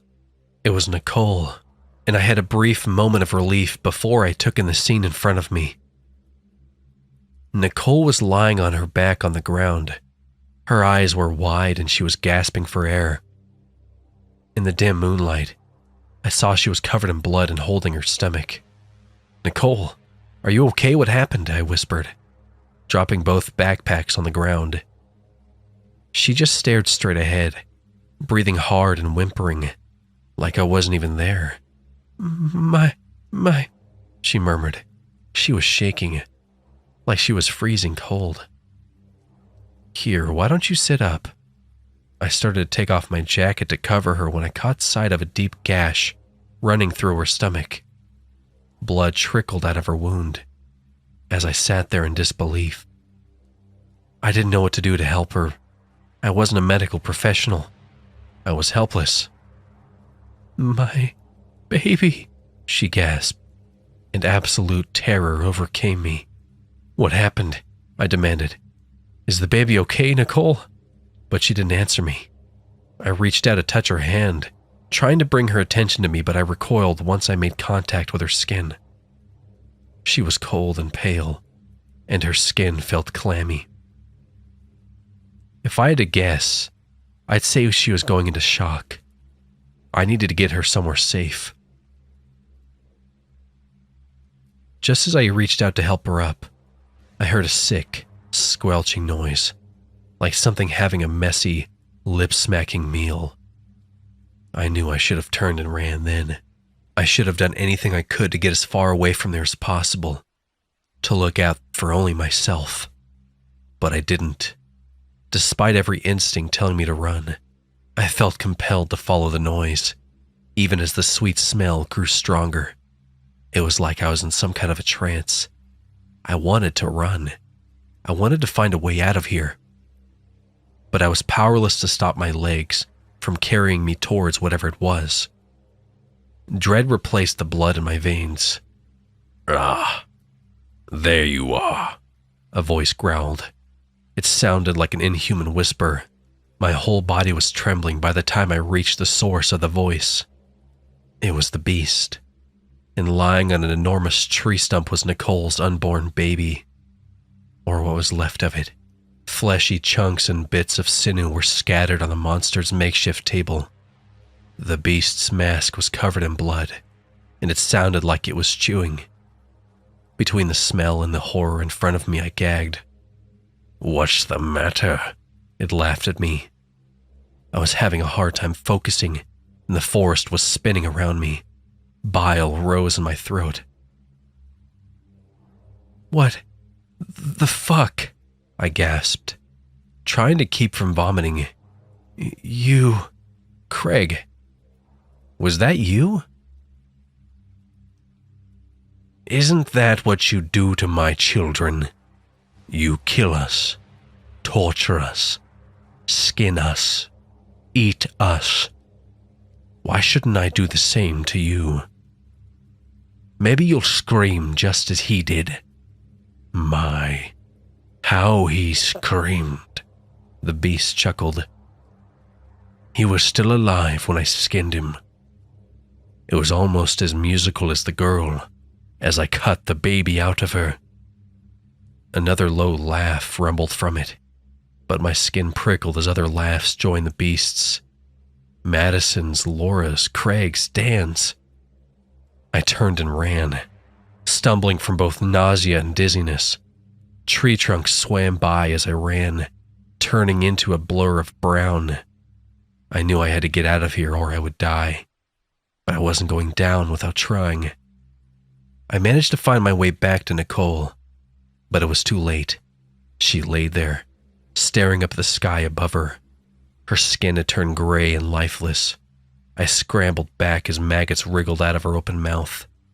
My thoughts were blank with fear. I managed to pull myself to my feet, but the laughing behind me grew louder. Despite the distance I was putting between us, it grew so loud. I threw my hands over my ears to block it out. It wasn't long before even that was useless. The laughter drilled into my brain, causing me to cry out. I felt like I'd been running for hours. My muscles screamed with pain. I shut my eyes for an instant, and the next thing I knew, I had tripped over a rock and the forest was falling around me. Just as I made contact with the ground, white-hot pain flashed through my foot. I screamed in agony and the laughter around me seemed to mock me. It isn't so fun now, is it? The beast's voice whispered. It sounded like it was right next to me and I jumped, tearing more pain into my foot. But there was nothing but forest in the night next to me. I looked down and saw it fallen into an old, rusty bear trap someone must have left. Tears welled up in my eyes as I grunted and pulled myself into a sitting position. The pain was so unbearable I thought it would never end. I gripped both sides of the bear trap and pulled with all my strength. It finally snapped open and the forest went silent as I did. After having my head full of laughter for so long, the air around me felt empty and weird. The pain in my ankle subsided a little, but not completely. I struggled to my feet, feeling weak and sick. I took off my jacket and my shirt, wrapped my shirt tightly around my ankle to stop the bleeding, and put my jacket back on. I shivered. The forest around me had turned cold. I picked up the biggest stick I could find. It would help me walk. And if anything came near me, I could use it to defend myself. I limped along, trying not to put pressure on my bad foot. Despair was setting in. It was starting to feel like I would never get home. I stopped to lean against a fallen tree. I was out of energy and out of breath. Between the pain and my exhaustion, it was getting difficult to focus on anything, and I was getting tired. I pulled out my phone and turned it on. I figured if I was going to die, I could at least try calling for help again. I held my breath as the tone indicated the call was going through. "Hello?" The voice crackled on the other end. "Hello? I need help," I whispered frantically. Static sounded from the other end of the line. "Stay calm. Where are you?" the operator asked. I took a deep breath and told them where I was. "Please, you have to help me. Everyone is dead." "Sir? Hello?" More static crackled through the line and eventually the call dropped. I sighed, but every nerve in my body snapped to attention as I heard a rustling coming nearer. "Who's there?" I called out, raising my stick, but no one answered. The rustling got louder as whatever it was came closer. I pulled all the strength I had, ready to swing. I pulled back my arms and let go. "Bill?" The voice sounded familiar, but it was too late. "Dan?" I asked incredulously. Dan was crouched on the ground, having avoided my attack at the last second. "You're alive?" he asked. I could say the same thing. What happened? "I don't know. I tried to run, but it got me." The next thing I knew, I was alone and everything hurt. I guess it let me get away. Dan looked like absolute hell. He was covered in blood and deep wounds. "We gotta get out of here, but I'm in bad shape," I said. "Did you at least manage to wound it or something?" "It was too fast. I'm surprised I'm alive at all. Here," Dan said, pulling my arm over his shoulder to help support me. "You still got that hunting knife?" I asked. Dan patted the knife on his belt and we started walking before I spoke again. I called for help. I don't know if they understood what I said, but they should be coming. Dan's eyes went wide with relief. But I wouldn't feel safe until we were out of here. At this point, nothing mattered except escaping. The forest stretched on before us. Occasionally, we would hear the sounds of something growling around us. We walked until I thought my legs might give out. My foot was on fire. "When it attacked you, did it smell?" I asked. I hoped the conversation might shift my focus from the pain I was in. "Sweet?" "Yeah, probably to lure us in," Dan grunted. I wondered how much pain he was in. As morning broke, we finally reached the edge of the tree line.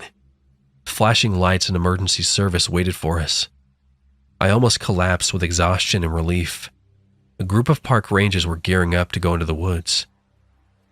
I tried to warn them, but they brushed it off and told me I was in shock and I would be okay. They loaded me up onto a stretcher, and just before they shut the ambulance doors, I took one last look at the forest. I swear I could see the beast standing just beyond the tree line, watching us. I shivered and looked away.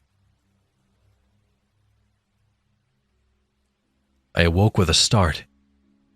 Something next to me beat furiously as my heart slammed in my chest.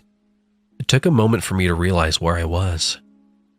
The hospital had recommended I stay a couple days so they could observe me and make sure my foot didn't get infected, but an uneasy feeling wriggled around in my stomach. Something heavy was walking up the hall towards my room. I turned, shaking, to look at the source of the noise.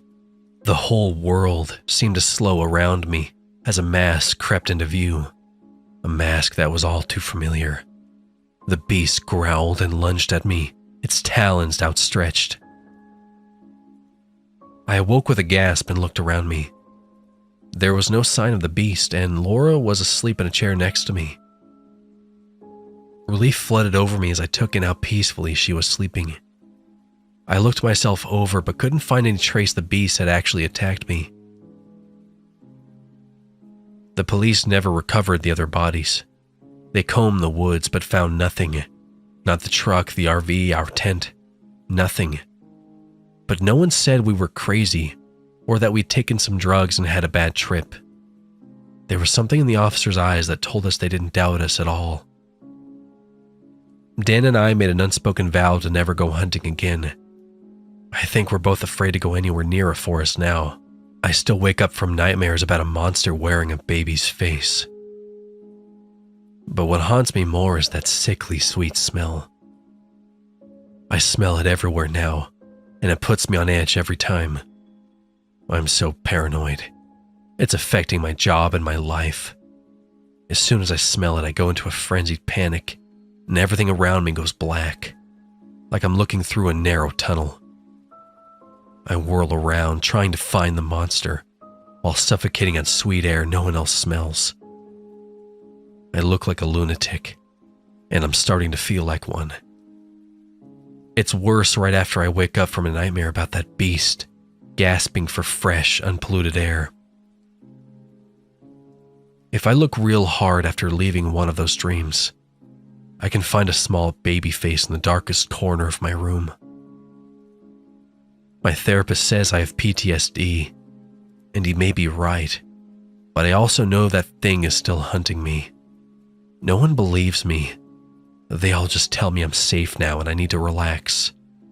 But if I'm safe now, then why do I smell it the strongest around Laura? She called me earlier today, said she knew I was having a rough time and wanted to do something special for me. Normally when she says that, she makes my favorite meal puts on that little black dress I like so much, and we split a bottle of wine over a movie. But when I got home today, the house was dark. The bedroom door was mostly shut, lights spilling out around it. Something red is on the carpet. It's hard to see in the dark, but I think it's rose petals. If I'm safe, why do I feel like something awful is going to happen when I open that door?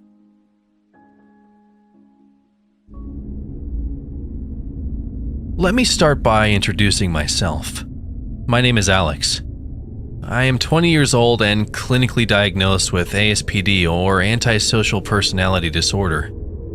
My diagnosis was given to me back in high school in my junior year. It was pretty hard making friends, or at least keeping them. You see, when I try to make friends, I usually only go into a relationship because of one thing: to get something in return.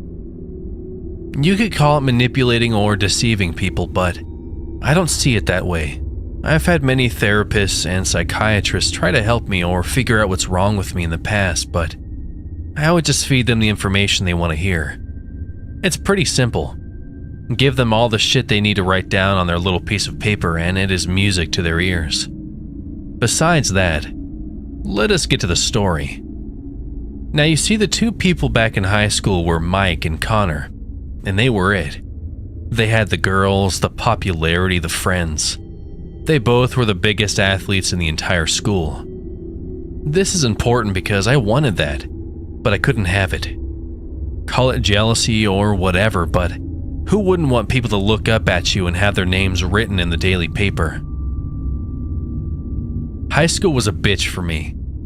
I never had many friends, or any real ones at least. I was known as the weird kid, but whatever, right? Everyone says high school is tough for everyone. I believe it. Life gets back at people who deserve it, though. Now, Mike was the quarterback of the football team, and he knew everyone, and everyone knew him. I one day sent him a message on Snapchat and said, "Hey Mike, I know you don't know me, but I think you're a cool guy." He then replied with, "Who are you? What you want, dickhead?" I told him, "Nothing much, man. Just thought we could be friends or something. We're in the same Spanish class." He said, "Oh, cool, you're that kid that sits in the back, right?" I said, "Yeah, what you doing?" He then said, "Nothing much, man. Listen, I got a party next weekend with a free crib if you trying to come." I then told him I'd let him know.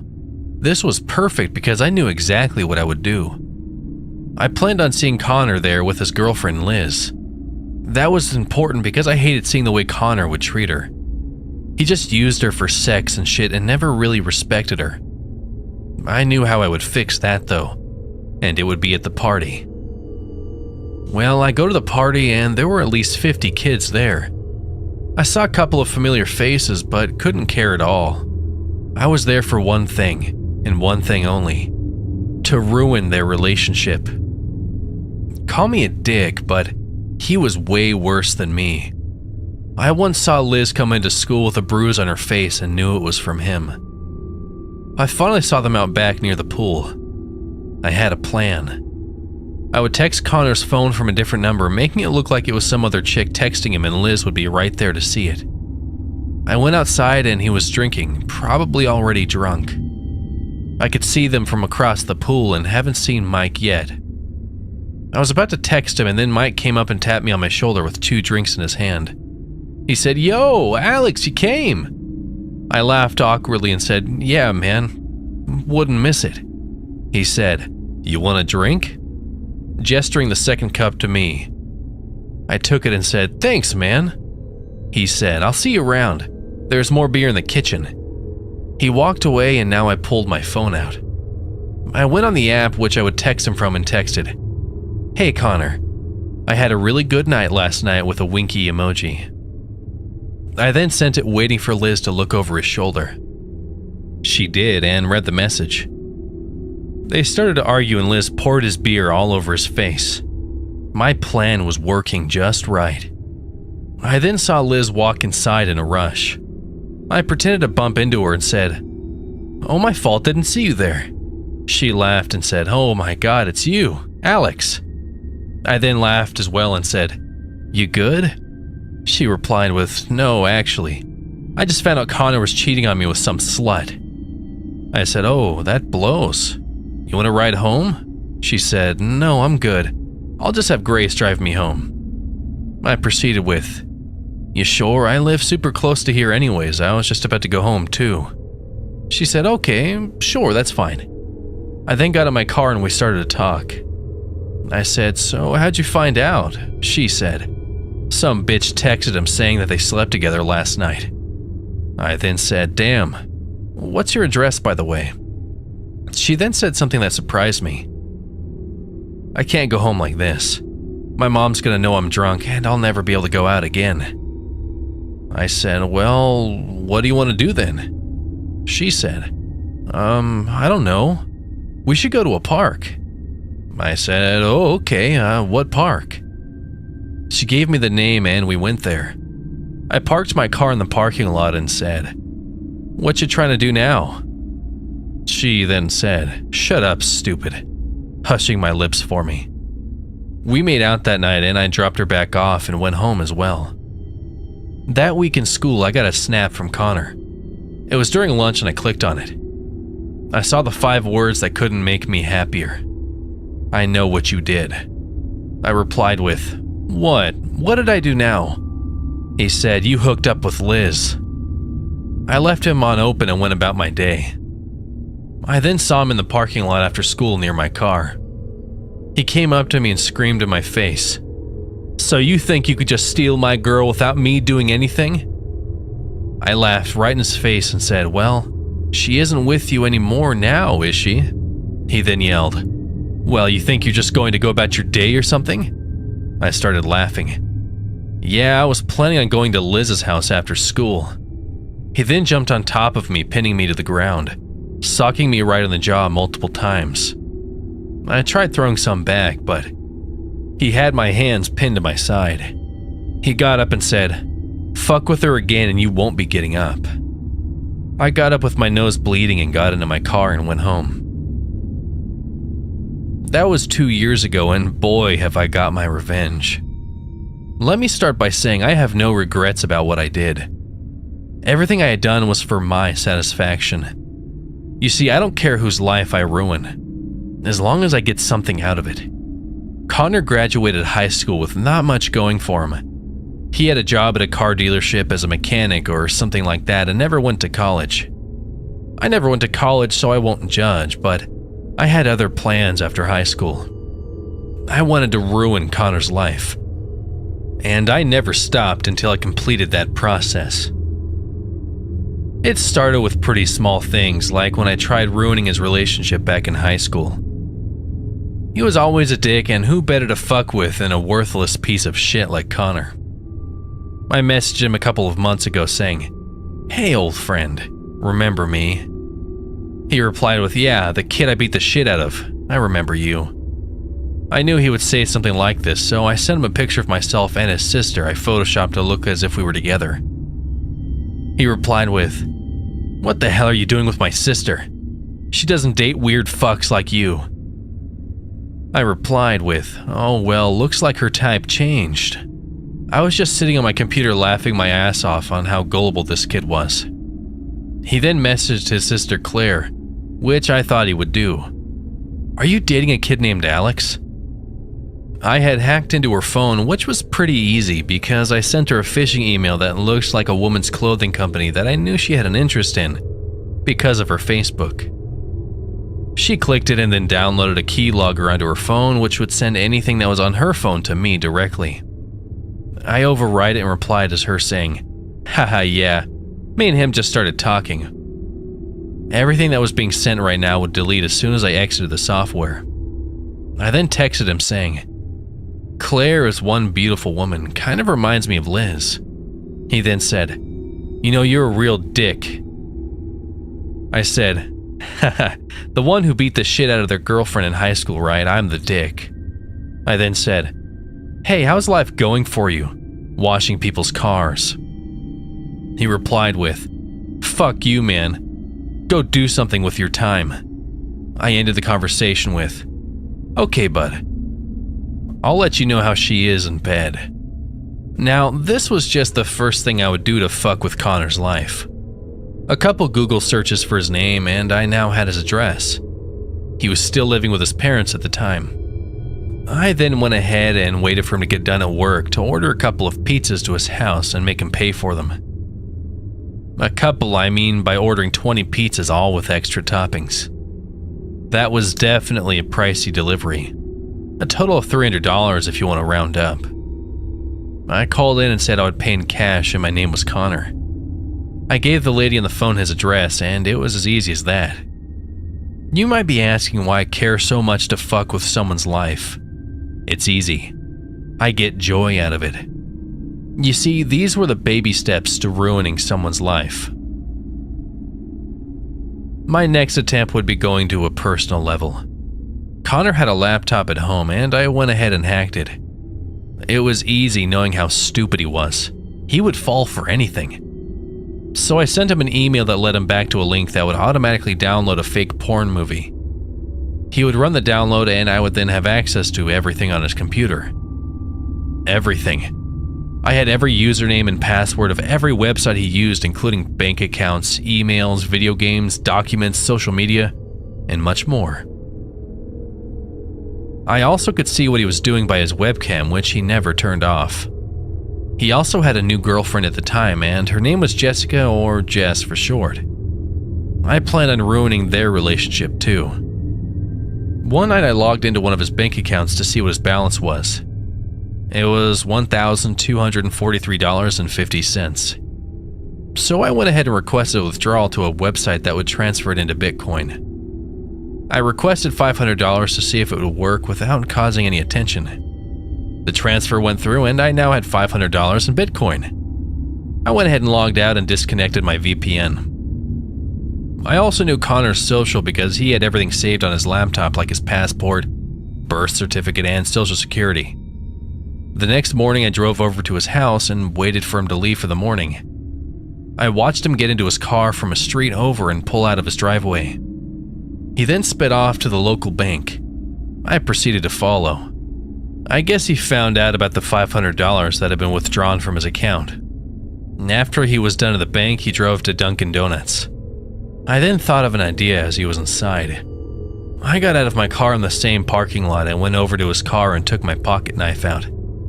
I flipped it open and sliced his back tire open. I quickly got back into my car, which was parked on the other side of the parking lot, and waited for him to come out. He was pissed. I could tell because he just stood there and looked around trying to find the person who had done it. I sat in my car looking at him, just snickering to myself. I was getting so much joy from watching him in anger. He took his phone out and called someone. He got back in his car and just sat there. I then saw another car pull into the parking lot about 15 minutes later. It was Jess. She pulled in and parked next to Connor's car. He got out and sat on the front seat of Jessica's car. I could care less now to watch, so I went out the back entrance and went home. I went onto my computer when I got home to open the software to view Connor's laptop. I had a feeling that the bank would have told him to look for spyware on his computer when he got home, so I made sure to get on before he could. I went ahead and deleted every traceable script that was linking the laptop to the rat. I had scripted another code to perform as a startup manager, which looked like Windows software. It wouldn't be picked up by antivirus, so I just copied the rat onto my new script and loaded onto his laptop remotely. I then went ahead and logged back onto his bank account, and it was frozen. I wasn't surprised. I thought they would have done something like this. I had a backup plan though. I went ahead and logged into his iCloud with his username and password, which was conveniently saved from Google. I searched for "Where's my iPhone?" and found where Connor was. I saw that he was at some apartment complex not far from me, so I left my house and went there. It was dark out at this point, and he was inside Jessica's apartment. I parked my car and got out to search for his car. I took my jacket with me and wrapped it around my hand. I found his shitty old Honda just sitting there with a popped tire still. I took my knife, which had a glass breaker, and put it right against his window. It then cracked and I hit that window as hard as I could with my hand wrapped in my jacket. It broke and glass was everywhere. His car alarm was going off at this point, so I had to do what I did next very fast. I looked inside his glove compartment and found his registration and insurance papers. I stuffed them into my pockets and looked through the center console. I found his wallet and a couple of condoms. I took his wallet and got the hell out of there. I sped out of the apartment complex and went back home fast, hoping no cops would see me. I got back inside my house and looked inside Connor's wallet. It had about $40 in cash and a little baggie of weed. There were credit cards in there as well. I had a perfect idea. I went onto a proxy and searched for the same Bitcoin website I had recently been on. I went ahead and brought approximately $4,500 worth in Bitcoin from every single credit card Connor had. I knew that this would destroy his credit score. I knew he wouldn't be able to get an apartment with bad credit, but he was still living with Mom anyways. I now had extra resources to destroy Connor's life. I knew that Connor wouldn't be able to fix that broken window and most definitely wouldn't be able to drive to work now because all of his papers to legally drive were now in my possession, including his driver's license. He had no money. I needed to move on with my next step to remove Jess from the equation. I need to find a flaw in their relationship or something to exploit. I went ahead and completed my research on Jessica. Before I go on, I need to mention that Connor had now pulled the police into this. The bank and the police were now going to try and find out who had been messing with him. They won't be able to find a link between the two. I know this for sure. Although knowing the police are involved, it just made this game more fun. I like the attention that I am causing. Let me get back to what I found on Jessica. What do you know? She was fucking with another dude. How do I know this, you might ask? Well, I went ahead and looked around her Facebook and Instagram followers, looking at mostly male followers. I ran a program that looked through her direct messages and found an account of another guy in the area. It looked like they went to the same high school. I looked through the messages and they were all flirts back and forth, and she finally told them to message her on Snapchat. I unfortunately do not have access at this moment to look into her Snapchat messages, but this is enough for now. I went ahead and took some screenshots of the messages and spoofed a text message to her saying, "Looks like you got a little problem here, don't you?" Attaching the screenshots. She replied saying, "Who are you? What do you want?" I simply replied back with, "Oh, nothing much. Just pick who you want to keep. Connor is a dick anyway." She replied, "You have no business in this. How did you even get my messages?" I then said, "Don't worry about it, Jess. Just tell Connor you guys aren't working out anymore and you won't hear from me again." A simple blackmail is all it took. Guess he really wasn't worth it. Never knew how to treat a woman right anyways. Now that Jess was out of the equation, I could go ahead and proceed with ruining his life. I went ahead and called into his work. A lady picked up. "Hello? Name of car dealership. This is Lisa speaking. How may I help you?" I went ahead and said, "Yes. I recently had my car worked on here and I would like to make a complaint against one of your workers." She replied with, "Okay, sir, and do you know the name of the employee?"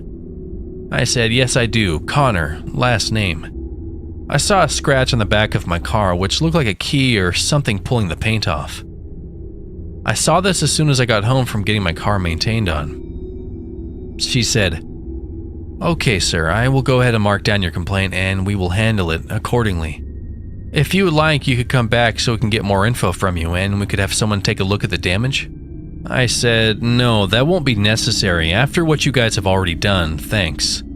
I then hung up the phone. I know that this will most definitely get him fired.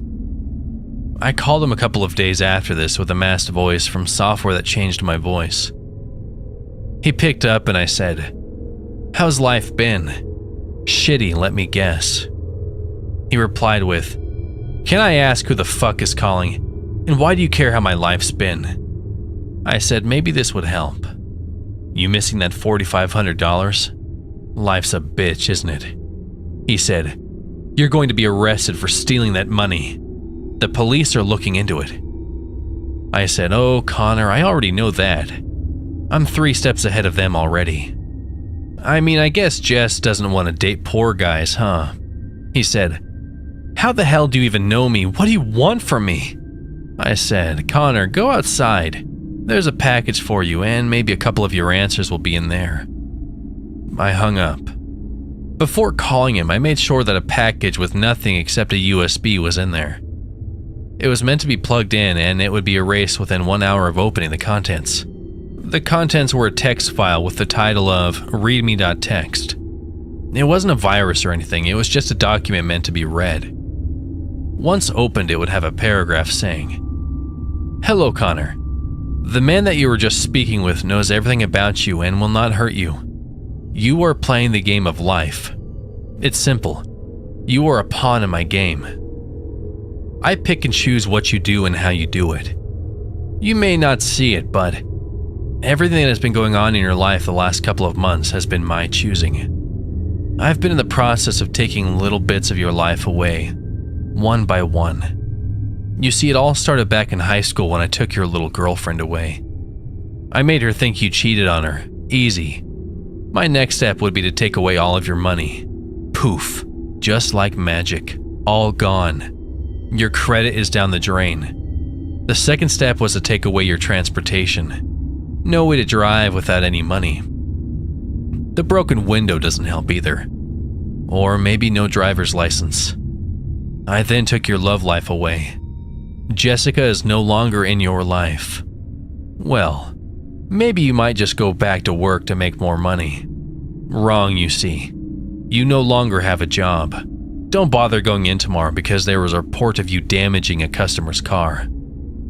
You may be reading this pretty upset because you have no way of fighting back. Well, that's where I come in. I will give you a chance. In order to stop playing my game, I will send you an address and all you have to do is show up. Sounds easy? I hope so for your own sake. P.S. If you bring the police, the game ends differently, not in your favor. I was almost finished with Connor. I needed to do one more thing before I send him the address. I was never going to let him have an easy way out, no. I planned to make him go to a park that was at least an hour out of the direction. This would be a diversion away from his house so that I could carry out my plan. I had recently bought with Connor's money from the $4,500 that I converted into Bitcoin approximately 4 kilos of crack cocaine. It would ship domestically so it wouldn't be searched by customs. I then planned on having it shipped to a nearby drop zone, which was an abandoned factory outside of town. I then would take this and put it into a backpack without putting my fingerprints on it. I then also had a USB that would boot up into the dark web, which had all of Connor's personal info like it was his. I also made the password his most commonly used password for the USB. This would link directly back to Connor's local IP address, which I had set onto the USB. I also remotely bought the drugs with Connor's laptop. My plan here would be to send in an anonymous tip from a payphone to the local police station that there was a large package of crack cocaine shipped to Connor's address.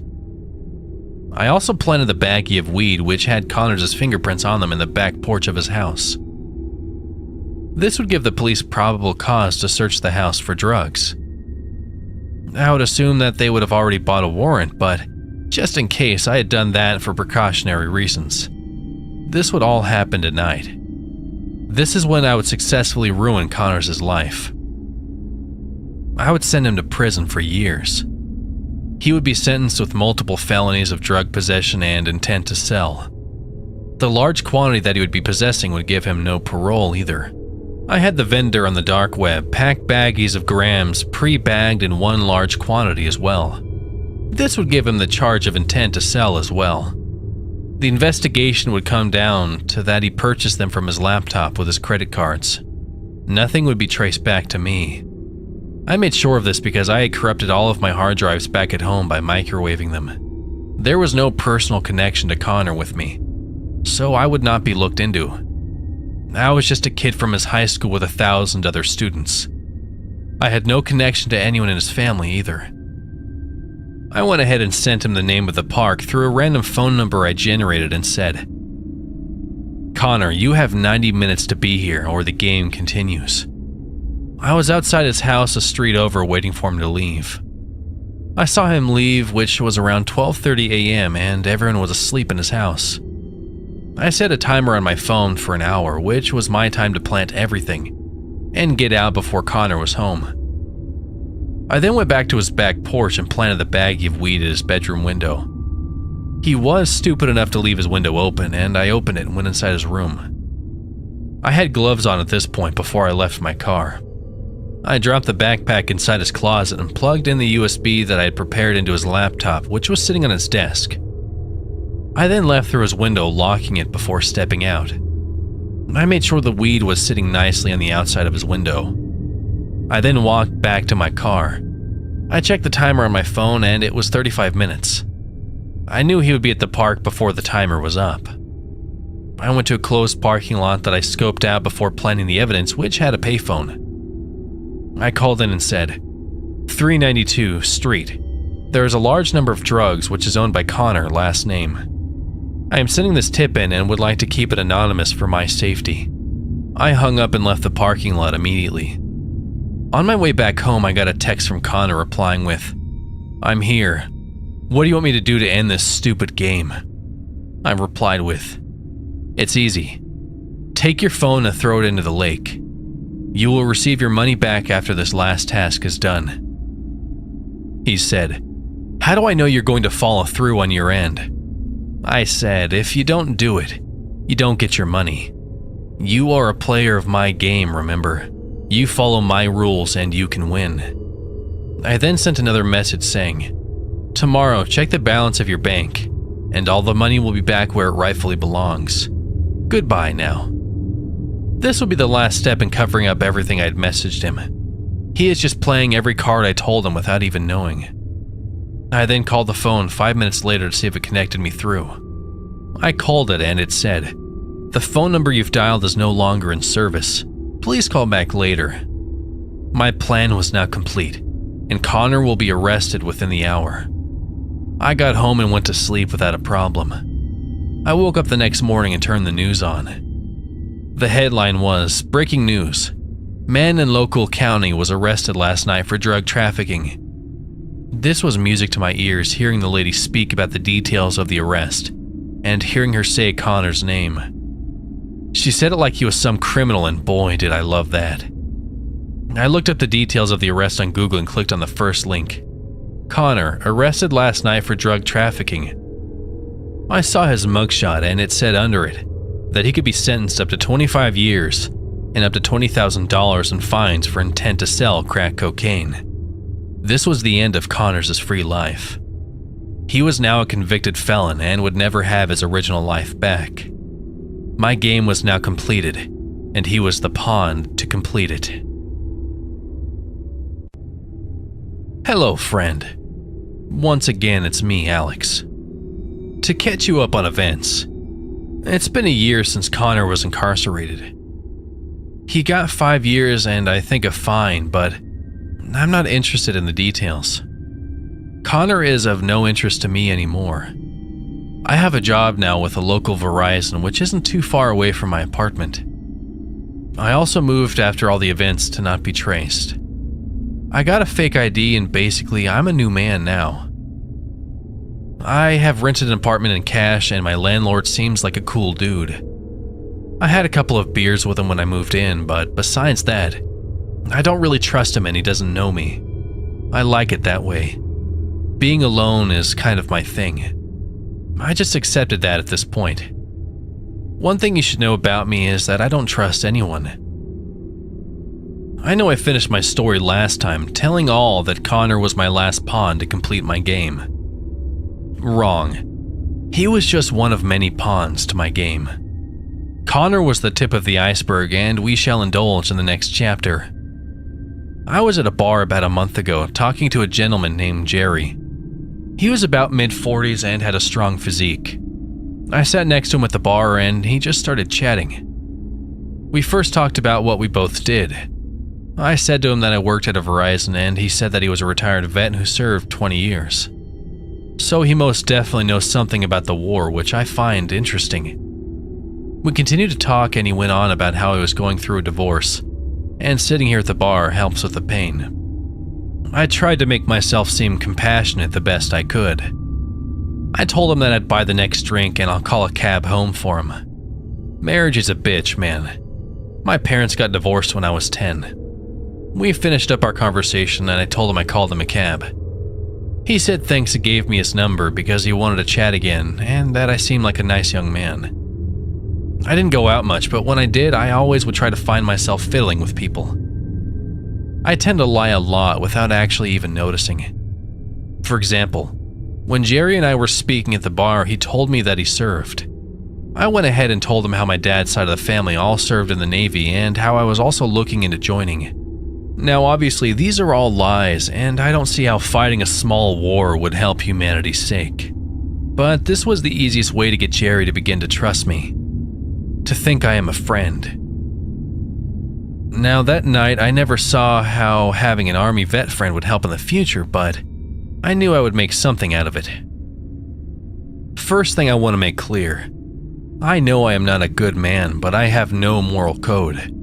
Anything you see is right or wrong, I cannot see the line. To me, there is no line. I see the world as a whole. There are no good and bad people. There are just people who don't fit in society's moral code. I don't want to wrap religion in, but something like the 10 Commandments. I will not justify anything I do because I don't need other opinions to function. I could care less about what people think of me.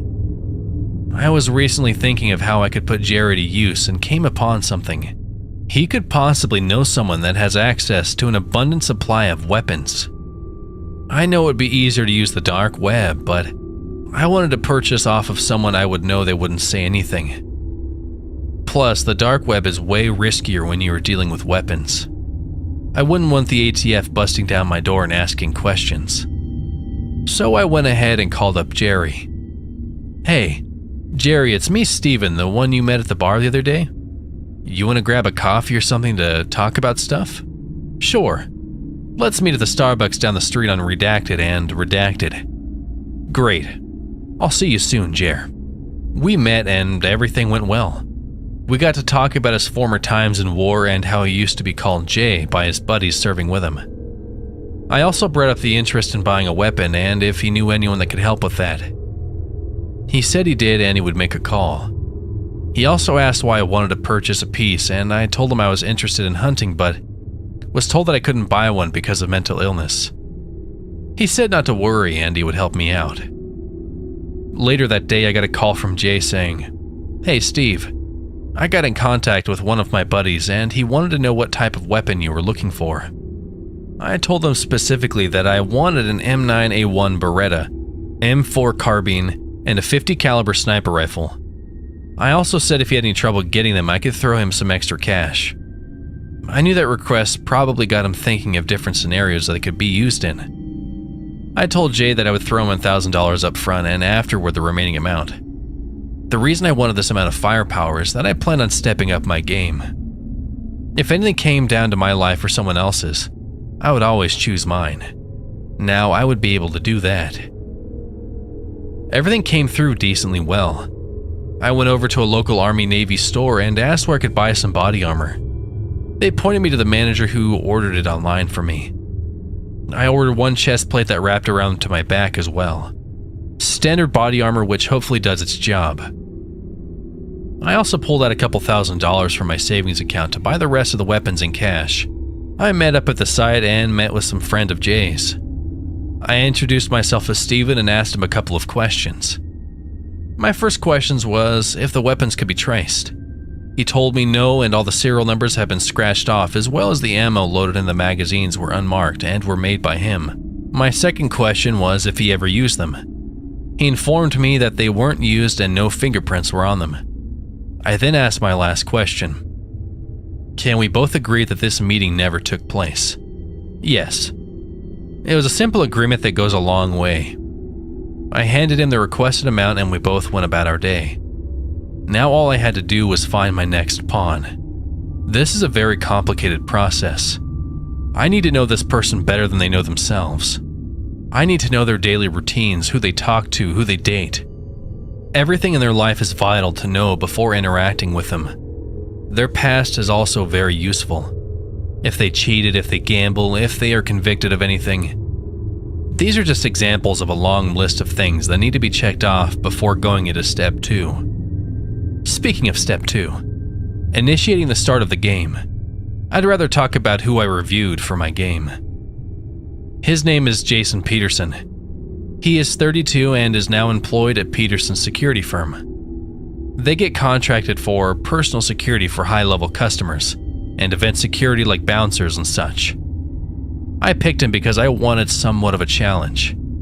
First of all, he's much stronger and physically fit than I am. Second of all, he has a lot of men like him working for him. Third, he's got money. A lot of money. Now, I've come to be pretty good at reading people and predicting their next steps from all the reading I do on psychology and sociology. I mean, those are the two essences of how the mind works and how we go about our daily lives. I mean, if you study the two key parts of how a human goes about making a decision and how their brain works in different situations, it's very easy to manipulate and use it for your own good. Some call it dark psychology because it's the essence of how you can use persuasion to make someone do something for you. People use it in their daily lives all the time. For instance, a wife is mad at her husband's drinking problem, so she gives him an ultimatum. You stop drinking or I leave you. In this case, it's for the good, but you get the point. Jason likes to party. He goes to a nightclub every Wednesday night at 10 p.m. and goes in without a security team. He also visits an apartment a little ways away from his office every weekend. I don't know much about this, but this is a start. He does have a personal driver who appears to be armed, one side piece. He goes about everywhere with him. The only place he doesn't drive him is his house. Jason's house is a mansion outside of town, which is indeed gated. There's a cleaning lady that stops by every Thursday at around noon and gets done by 2 p.m. I have no way of tracking Jason's car because of it being in use all the time. The driver always stays at the car waiting for Jason to return. If you're asking why I chose Jason, the answer is I want to see if he can protect himself against a threat that is unknown. I have no doubt he'll try because hell, it's his job. Call it ironic if you want. The protector using his skills for his own life. I've been mapping out his daily routines and things like that to give myself a rough outline of his life. He doesn't have any family in the state, no girlfriend, no kids, and not much that he would care about. He also owns a vacation home in sunny Florida. I developed a plan that would help me get into his house to get a layout of it. I knew of only one person that goes in and out of the house weekly, the cleaning lady. So I did myself the favor of following the truck and see where it goes after she was done cleaning his house. It led to a factory of some sort and she got out and went inside. There were a couple of other trucks of the same kind there, so I guess this is where they store them. A week later, I went ahead and used my skill of social engineering to my benefit when I saw her come outside. "Excuse me, miss. Yes, I need your help with something. This truck, I need to take it to the shop for inspection. Do you have the keys to the vehicle? I work for a redacted company and this vehicle needs to be inspected urgently." I knew she probably only spoke a little bit of English, but pointing at the truck and sounding of importance, she had no clue I was speaking a ton of bullshit. She handed over the keys and I handed her a $20 bill and said, "Thank you for your cooperation. I'll have it back tomorrow." I drove off with the truck and parked it across the street from my apartment. I then got myself an Uber back over to the factory to get my car back. I did so and drove back to my apartment. I now just needed to make some sort of believable cleaning outfit. I went to an arts and crafts store and picked up some local decals to stick on my work shirt that would spell out the company's name. I also picked up some gloves and cleaning supplies. I got home and ironed on the letters, got a shower and went to bed. I woke up the next morning and brushed my teeth. I drank my coffee and walked out the door. I entered the truck and made my way over to Jason's house right on time. I pulled up to the gate and pressed the button to call in. It rang and someone answered. "Come on in." The gate opened and awaited a long driveway to the mansion's front doors. I only wanted to know the layout of his house if I needed to break in or if it came to be of importance later. I got out and grabbed my cleaning supplies and walked inside. I was greeted with Jason asking where the other lady was, and I simply told him she was sick today. He said okay and showed me upstairs. I started to talk to him asking, "So what makes you this much money to get a place like this?" I wanted to seem as friendly as possible to make it easier to open up to me. He goes, "I own a security company." I said, "Oh, that's neat. You ever have to shoot anyone?" He looked at me and said, "Yeah, I've had to do it. It's my job. I get hired out for security for someone, and if their life is being threatened, I do my job to protect it." I replied with, "How many rooms are in this place?" 10. 10 rooms for a single man. That is, if you are? He went, "Haha, no, nothing permanent at least." So that would make sense. The apartment he has visited, it's a female living there. I asked what he meant by that, and he said, "I gotta go to a meeting, but I'll leave your tip downstairs." I told him thanks, and he went back downstairs. I quickly pulled my phone out and started to take pictures of every damn room in here. I got finished taking pictures and found myself a door that was locked. I didn't think much of it, but it was the basement door. I also brought with me my favorite little tool, a keylogger. It basically looks like a little USB that anyone would look past. I found his office and opened the door. I looked under his desk and there was a desktop and a safe. I was still wearing my gloves at this point, and I plugged in the keylogger into the computer. I also plugged in something they would call a rubber ducky into his personal laptop. It basically runs a script, once plugged in, running it through a main command prompt with administrative privileges. I had my ducky download all his saved passwords like from Google and such, and encrypt them back onto the USB. I opened the laptop and plugged it in. I typed in a simple password I created to run the commands, and it did its thing. I then closed his office and left through the front door. I got into the truck and drove it back to the factory. I kept the keys in the truck and got out and left. Now it's time for step 3. Let the pawn run its course through the game before the interaction of the game master.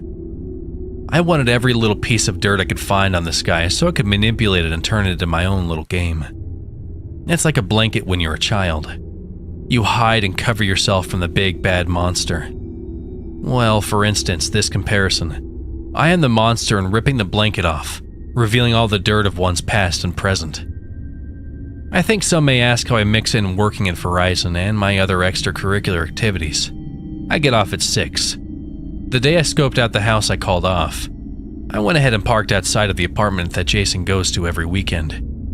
I waited for him to show, which he usually comes around 6 or 7. He arrived and went inside. I proceeded to follow him inside wearing a hat and sunglasses, hoping he wouldn't recognize me. I saw which floor he picked to go on to the elevator, the 4th. I quickly went around the corner and ran up the stairs, running as fast as I could. I go to the 4th floor and peek down the hallway. Jason was already walking down the hallway in the opposite direction I was facing. I saw him knock on a door and a younger woman answered. He went inside. I went over to the door to see which apartment he went into. 406. Room 406 is the room I needed to find out who lived in. I brainstormed many ideas of how I could get that information. One of the ways I could get it was by talking to someone in the office for the apartments. Another way is to knock on the door when Jason wasn't there and see who it is. I stopped thinking about that when I heard the door open down the hallway. I peeked back around and I saw Jason walking down the hallway. Why? Maybe he forgot something in his car. I took this to my advantage. I heard the elevator ding and I walked down the hall as fast as I could. I knocked on the door of 406 and the woman answered. She had long blonde hair and blue eyes, maybe mid-20s. She asked, "Can I help you?" I quickly said, "Can I borrow your phone for a second? Mine died and I got locked out. I just need to call someone for a ride, it won't be long." She looked confused for a second and gestured me her phone. "Yeah, just be quick, my boyfriend is about to be back. He just went out to his car to grab something." I took her phone and dialed in my number to get her phone number. My phone was in my car at the time, so it wouldn't ring on me. I called it and acted like I was on the phone with a friend and said, "Hey man, if you get this, can you come to my apartment? I'm locked out and use the neighbor's phone, so don't call back, thanks." I hung up and said, "Thanks, have a good night," giving her a slight smile, walking away. I went to the stairs and headed back down. I made sure to keep an eye out for Jason. I didn't see him on my way back to my car. I'm guessing he was already on his way back up. I headed back home and got right onto my computer. I plugged in a USB that had a system called Tails that would load up all the tools I used to hack. This also acted as a whole new bootable disk. This means I can access anything on here just by plugging it into a computer. I don't even need the password to the computer, just this USB. I started to type in a reverse trace on the phone number I had. It came up with a location being generally in her area. I knew this was correct, so I looked at the results. It came up with her name, Kylie Rosita, age 24, email krose24@gmail.com. It also had a little map of like a 5-mile radius where it pinged last. This was helpful because I now know who he has a connection to. I did some more digging around and some searches on the dark web, which landed me on something. Kylie has a stage name of Courtney, and she is a porn star / escort. She does escort for side money when there are no movies being made. I didn't understand this. Was he just going to her apartment to get laid and then leave? Or was it because they had a relationship? The whole relationship doesn't make sense to me because I don't know what love is. I never am really able to copy what love looks like. And with the happiness, you can smile and be in a good mood. With anger, you can become pissed off and act out. With living and watching for years, you learn how to fit in and act the way everyone else does. You adapt and become aware of your situation. That is how I view emotions anyways. I just see how others act and basically copy it. The only problem is that love isn't really an emotion. It is more of a feeling of attraction to others. There is unconditional and conditional love. For example, a mother and her firstborn. There is an everlasting love between a mother and a child. It will last forever. Then there is conditional. Conditional love is something that develops for someone. You choose to love someone for who they are as a person and for what they do. You love someone for their character, like the morality of someone. There it is again. The morality of society. This is something you can't copy and look like. I haven't watched how Jason and Kylie are towards each other, so I don't know if he genuinely feels anything for her. These are just strings to find and pull in his life. Some strings you pull, some strings you cut. I went to work this morning and went on my computer. I typed in Kylie Rosita to see if she was a customer of Verizon. To my luck, she was. I clicked on her profile. It came up that she had an unlimited data plan with an iPhone that was bought at the start of her plan. I clicked on the shipping address information and copied and pasted it over to Google. It was the same apartment. It also came up with her phone number. There was another email address though. It was a trash email, I assume, because it was a weird looking account name. You know how we send out all the advertisements for different deals and such. Billing as well for receipts and stuff. That's why she had given us a fake email. I also just for fun looked up Jason's name too. It came up and I clicked on his name. It showed his address and phone number. I put the phone number down on a sticky note that was near me. I put it in my jacket pocket and continued on with my day. That night, after I got done with work, an idea popped into my head. What if I hired Jason as my security guard? This was just an idea, but something I wanted to definitely work with. I went on my computer and booted up Tails.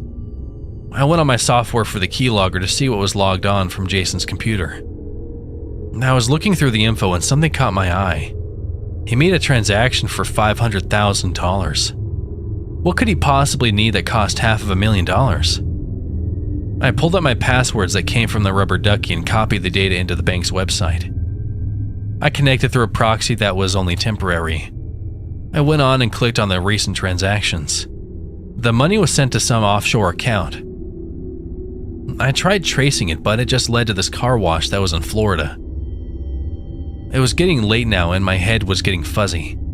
I have work tomorrow and need to get some rest. I will review all of this tomorrow. Until then, goodbye. Good morning. It is currently 9 in the morning, and I am just finishing up my coffee at a local shop. I always get the same thing: a large iced coffee with 4 cubes and 2 packets of sugar. That concoction makes it the perfect temperature to enjoy. I tend to do everything by routine, because I like to think it makes me more organized if I do it that way. Life is just a whole bunch of patterns someone has yet to figure out. I was looking more into Jason's assets and accounts. I came across something that made me laugh. He had been paying Kylie $1,000 every week. So, from my observations, Kylie looks like an escort. I think that this is helpful, because now I know that she doesn't have a trustful relationship with him. I mean, the money was being paid to the website to hire escorts. I really don't care about Kylie though. She isn't important to the game anymore. I have to go to work in about an hour, so I need to finish this up pretty quickly. I wanted to make the process of fucking with Jason long. I went on the dark web for a minute to see if I could come across a device that would withdraw money via ATM from previous accounts that have been connected to said ATM. If that made any sense, my plan would be to buy this tool and steal money from Jason's account. I know I used Bitcoin for the last one, but I thought this would be even more eventful. I wanted more hands-on experience, if you know what I mean. I forgot to mention that I saw that Jason had a permit for concealed carry, so I need to keep this in mind. After searching on a couple of the markets that I have accounts with, I finally came across it. It was around $200. I just went ahead and used the funds that were already on my account to purchase it. It says that it ships domestically, so it should be here in the next few days. I'll continue with this update after I get done with my shift. I have just finished my shift, and I'm exhausted from how pestering my boss is. That prick just loves his sales quotas. I got a confirmation letter from the vendor to my private email saying, "Your purchase was confirmed and the shipping process will now begin. Thanks for doing business." Fantastic. Now we can get to the fun part. I wanted to look more into his odd transaction with the car wash in Florida. I looked up the car wash and it was only 2 miles away from Jason's vacation home. I went ahead and called. Some woman picked up. "JJ's Car Wash, how may I help you?" I replied with, Good. I was just wondering if I could get in contact with the owner. I wanted to come over and do an evaluation of the value of the land. Is he there right now, or could you possibly give me a phone number to reach him?" She hesitated and said, "I'm sorry, sir. I'm not really sure if I can give that info out. Let me ask my manager." I interrupted her with, "No, that won't be necessary. Just give me his email and I'll send him the information myself, thanks." She said, "Sure, it's jasonpeter@redacted.com. I hung up saying, "Thanks so much for your help, it means a lot. Thanks." Some people are just so oblivious to the world that they'll believe anything they hear. Well, I guess I shouldn't be complaining because that email is the same as Jason's. He owns some little car wash near his house in Florida. I wanted to look more into this, but thought that for right now it's a waste of time. Added that, apostrophe on it's because it is. Well, I went ahead and drove over to the nightclub Jason goes to every Wednesday night to see what he was up to there. I disguised myself as much as I could. I mean, there were a lot of people here, so no one would notice me unless I was face to face with them. I had a hat on and a hoodie. I just looked down at the floor as much as I could. I followed Jason in after he arrived with his driver. He went upstairs where only VIPs were allowed. I kept an eye on him for a while. He then disappeared to a back room, which had me curious.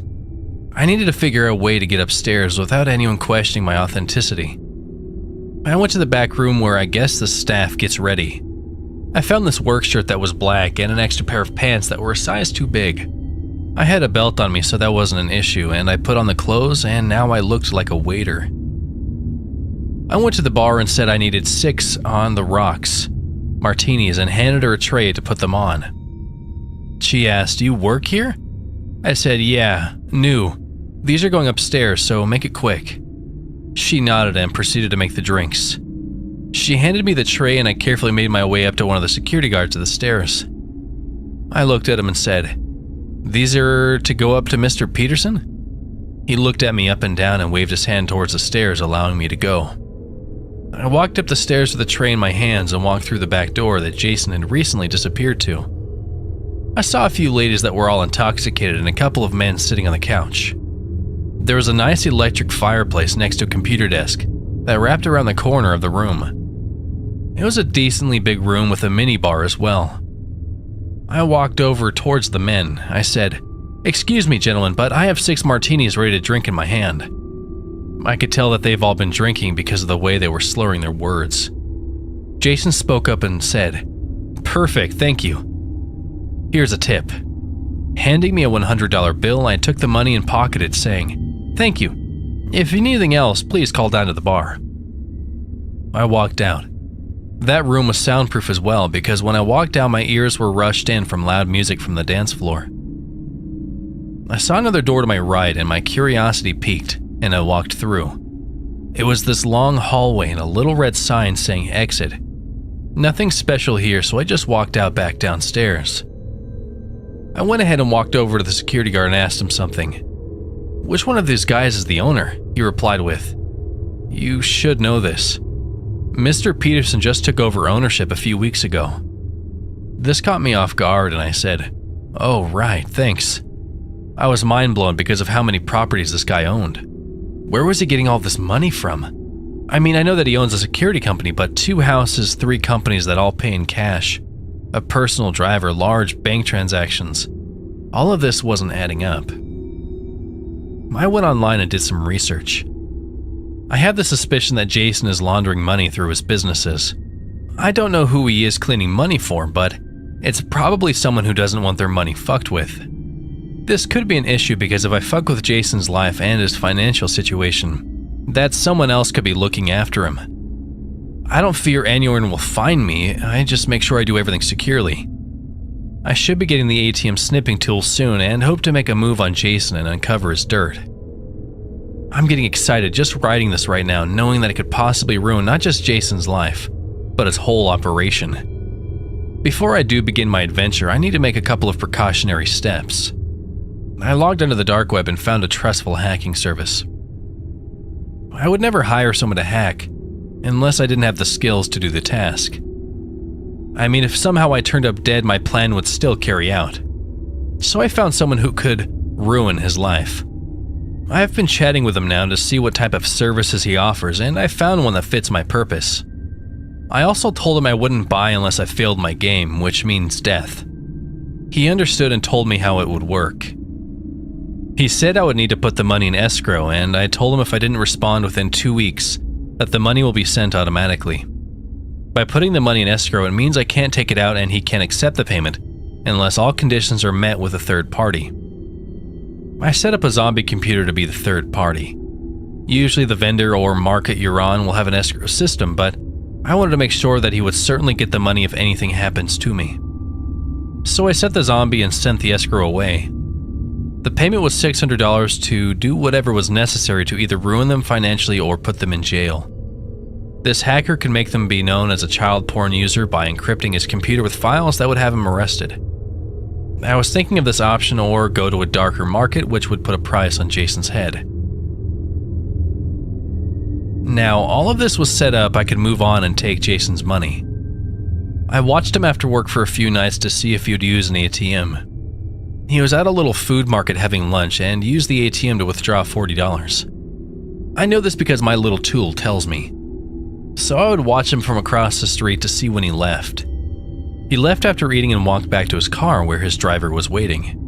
They drove off and I waited about 5 minutes before doing anything. ATM machines have cameras, so I needed to cover my face before hacking his account. I checked which account he withdrew from before going inside since I had access to his computer passwords. The account he used had approximately $12,000 in it. I knew going into this that I would only withdraw a couple thousand because I didn't want the bank instantly freezing his account, even though after he noticed he would call and tell them. So I set up a script that would take $10,000 through tiny transactions with bots and have them located from all over the world so it wouldn't be able to trace back to me. It would then compile the transactions back to an offshore account that I made. I would set this into action as soon as I withdrew the $2,000 in cash from the ATM. This would leave Jason with $0 in his one account. I knew that he had other accounts, but the one that I was targeting had the highest balance. I put on a bandana and some dark sunglasses with a hoodie on and walked inside. I got myself a little drink and paid in cash, making sure to keep my fingers off the handle. I then went over to the ATM and placed the tool where you put the card in. It loaded up this menu on the screen and it listed a couple of names from the recent customers that withdrew money. I clicked the arrow down to Jason Peterson and typed in the box that said custom amount, $2,000. It then went to another screen saying, "Please remove your card before money dispenses." I removed the tool and out came Jason's $2,000. I put it in my wallet and walked out to my car. I made sure to park in a parking lot that was decently empty with no cameras to catch my plates. I pulled out my phone and went to the Facebook Marketplace. I was feeling a new laptop right about now, so I started scrolling through. I found one that matched my needs and messaged the seller. "Hey, I am interested in your listing. Could we meet today?" He replied pretty quickly with, "Sure, let's meet at the redacted Starbucks." The laptop was listed for $250. I told him I would pay in cash and I would be there in 20 minutes. I went to the Starbucks and met with the guy selling it. He was a nice guy who told me he just upgraded, so that's why he was selling it. I asked him to turn it on and make sure it works, which it did. I handed him the cash and wished him well. I walked outside and got into my car. I pulled around to the drive-thru and got myself a large coffee with extra cream and sugar. After I got my coffee, I went home and got a call from my boss asking where I was today. I told him that I didn't really feel like working today, which he replied telling me not to come back tomorrow, and I was finished working there. I had a pretty big smile on my face at this point because now my time would be devoted to ruining Jason's life. I poured myself a nice glass of whiskey to end off the night right. I mean, this would be the perfect time to celebrate. I just got fired and have over $10,000 in my pocket. I don't want to get ahead of myself yet. It has been a couple of days since I have sent that money in escrow, and if I don't get my job done before the 2 weeks are over, then someone else will do it for me. This was like a tiny challenge in the midst of the much bigger challenge. Look at it this way. I want to take credit for ruining Jason's life or all of my work will go to waste. I mean, the dark web hacker isn't watching Jason's every move and reading him like I was. All he had to do was sit on his ass and type on a computer. In this day and age, that's all you need. Hell, that's how I ruined Connors' life.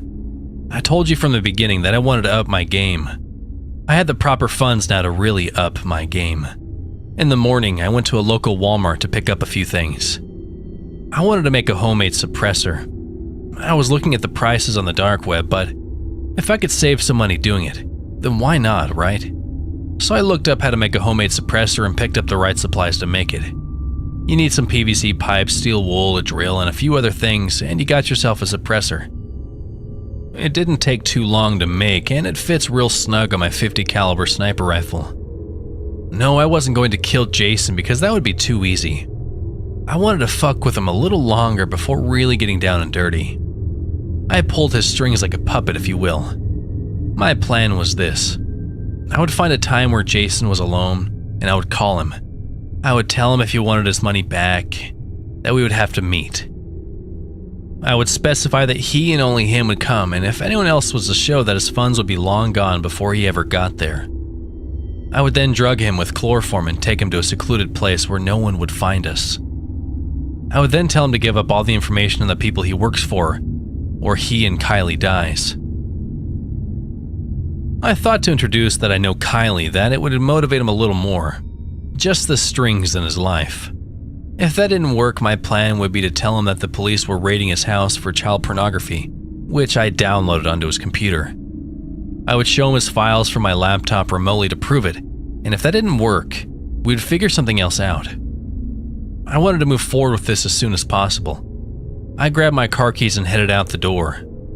Today I wasn't going to do anything with Jason. Today I needed to shop. While I was at Walmart this morning, I grabbed some bleach and rubbing alcohol to produce the chemical chloroform which would make Jason unconscious. I also picked up some latex gloves for prints. I bought myself a burner phone at a gas station near my apartment too. Now that I have all of my supplies, I headed over to a Starbucks. I ordered my usual large coffee with 4 ice cubes and 2 packets of sugar. I brought my new laptop with me and connected it to the free Wi-Fi. This laptop wouldn't be coming home with me. I was going to use this laptop to connect me to Jason's stock portfolio. After I hacked into it, I would sell all of his stocks that were part of any company he owned, leaving him with nothing in return. Basically sweeping the owner's name tag out from under his feet.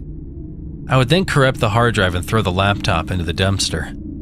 After this, it was time to burn everything he owned to the ground. I wanted to leave him and the people he worked for with nothing in return. Absolutely nothing.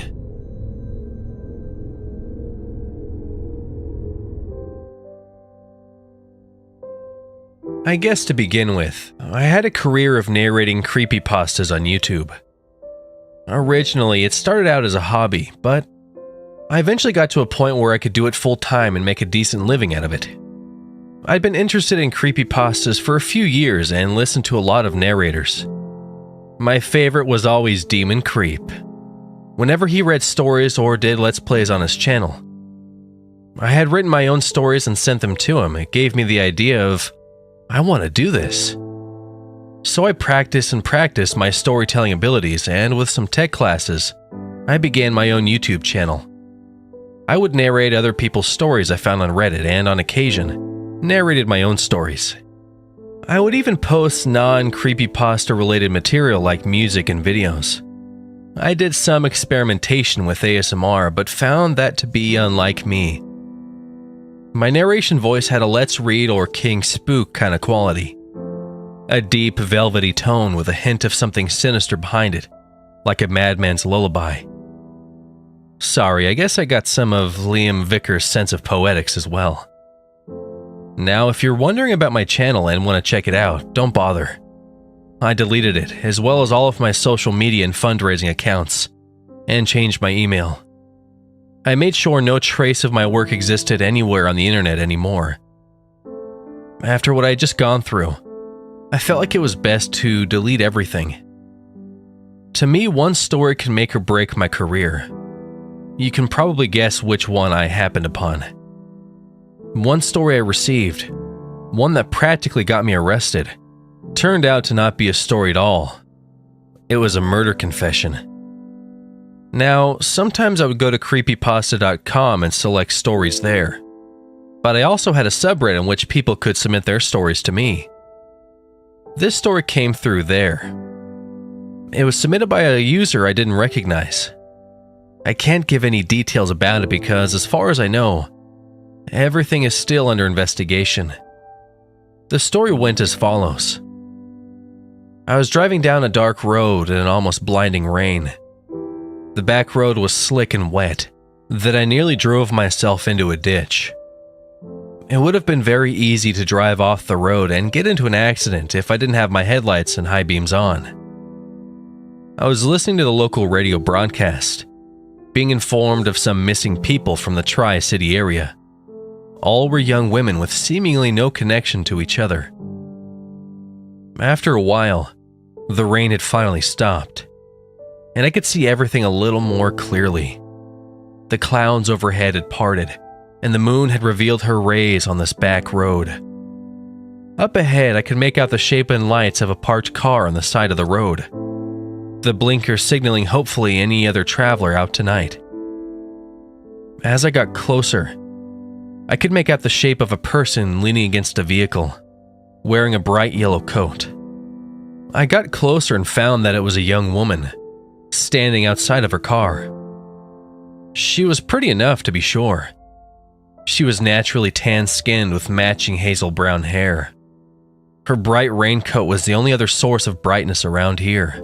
The most striking feature about this woman that I had noticed before anything else was her eyes. They were the shade of green like a pair of emeralds. They were a seemingly otherworldly shade of green. "You okay?" I asked the girl. My car started acting up and died. My phone isn't working either. Can I get a lift?" she asked with her face full of gloom. I told her I'll be happy to help her out. Those kind words brought a smile to her sad face instantly.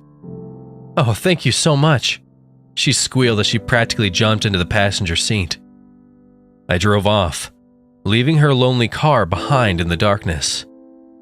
She turned out to be going in the same direction I was going, so giving her a lift wasn't too big of a deal. We rode in relative silence for a while, aside from the radio station still reporting on the missing people. She was quiet amid the reporting, maybe knowing someone who went missing or feeling uncomfortable with the subject matter. I found myself making quick glances at her. Besides the wetness of her clothing and her hair, she was pretty. "So, where are you heading?" I asked curiously. "I'm just heading home," she responded, not taking her eyes off the road. "I spent more time with my friends tonight than I should have, so I had to go back. I got hit with the rain and my car started acting up on me." "You mean just friends or boyfriend?" I asked bashfully. She turned and gave a friendly smile at me. "Just friends," she informed me. I smiled back at her. "Where are you heading from?" she asked me. "I'm just coming back from a shift," I told her. "I'm a carpet cleaner." She nodded back to me. It was a few minutes before we said anything else. "Thanks again for helping me. I don't know what I would have done if you hadn't shown up." I glanced at her, again hypnotized by her eyes. "You know, you should be really careful when hitchhiking or flagging down a ride. You don't know what kind of psychos are out there. The person behind the kidnappings could have gotten you instead of someone else." Her smile faded and she nodded. "Interesting fact. Did you know Edmund Kemper, the co-ed killer, picked up hitchhikers and killed them in a remote spot?" "Oh, really?" A look of nervousness had begun to carve on her face. "I'm sorry," I said with a slight chuckle. I have an interest in abnormal psychology and serial killers, and I tend to blurt out facts at random. "No, it's okay, it's kind of fascinating," she said with a slight laugh. I could tell she was trying to hide her discomfort by wearing a fragile mask of politeness. Given her predicament, she had no choice but to take a ride with some random person. We didn't say anything else for a while as I drove onward. I later assured her I knew of a shortcut as I turned on another street in the backwoods area. I knew this spot very well. It was a quiet area, especially this time of night. I slowed the car to a stop, telling my passenger I made a wrong turn. I made her believe I was reaching for my phone to pull out a map. Instead, I pulled out my switchblade and shoved the knife into her exposed neck. She never had the time to respond. After pulling the knife out of her flesh, the blood flowed out of her neck like red ribbons on her skin. She began suffocating while looking at me with terror. She had exited the vehicle while losing more and more blood. I laughed, knowing full well that she'd be dead well before any help came along. All she had to go on was just the slightest bit of hope for survival. This was a sight I took delight in, just seeing how far they'd go before they collapse from blood loss and the body gives out. She had gone about 5 feet away from the road, and into the clearing before her knees buckled and she collapsed under her own weight. She had writhed on the ground after making contact with the cold, damp earth. I admit she had gone farther than I expected her to. The last one never made it even 2 feet away from me before the same thing happened. I lit up a Marlboro and waited for her to finish dying. She gave some small twitches as I observed her at a distance. When I stopped hearing noises coming from her, I walked over to her still, dead form. A quick nudge from my boot informed me that she was, in fact, lifeless, aside from her eyes remaining open. I made the quick work of plucking at her green eyes and placed them in a jar I keep in the trunk. I drove off, leaving my victim behind in the darkness. Someone might find her later. I don't want to be here when they do. This story made for a short video, but it became a success overnight. I had countless views and comments all saying how real the story felt, and others making crude jokes about the murder. I admit I even thought it was real for a second. It was as if I was observing the events through the killer's eyes. I didn't realize how real it turned out to be. It was a day or two later, late morning, when I heard a knock at my door. I opened it to be greeted by 2 police officers and a squad car in my driveway. They got my identification and I was escorted by them to the car. They didn't mention that I was under arrest, but rather that they had questions for me. I felt obligated to go along and cooperate. I waited in an interrogation room, complete with a simple desk, 1 chair, and what I assumed to be a 2-way mirror. Someone might have been on the other side, deciding what to do with me. All that went through my mind was what happened that got me in here. After a long time, 2 people entered. The man was a burly white male in a white collared shirt and rolled up sleeves. I don't know what health issues he had, but sweat seemed to have glistened his exposed arms and face. The other person was an African American woman in a purple coat and skirt. I was thinking one of them may have been a detective and the other one was an actual cop.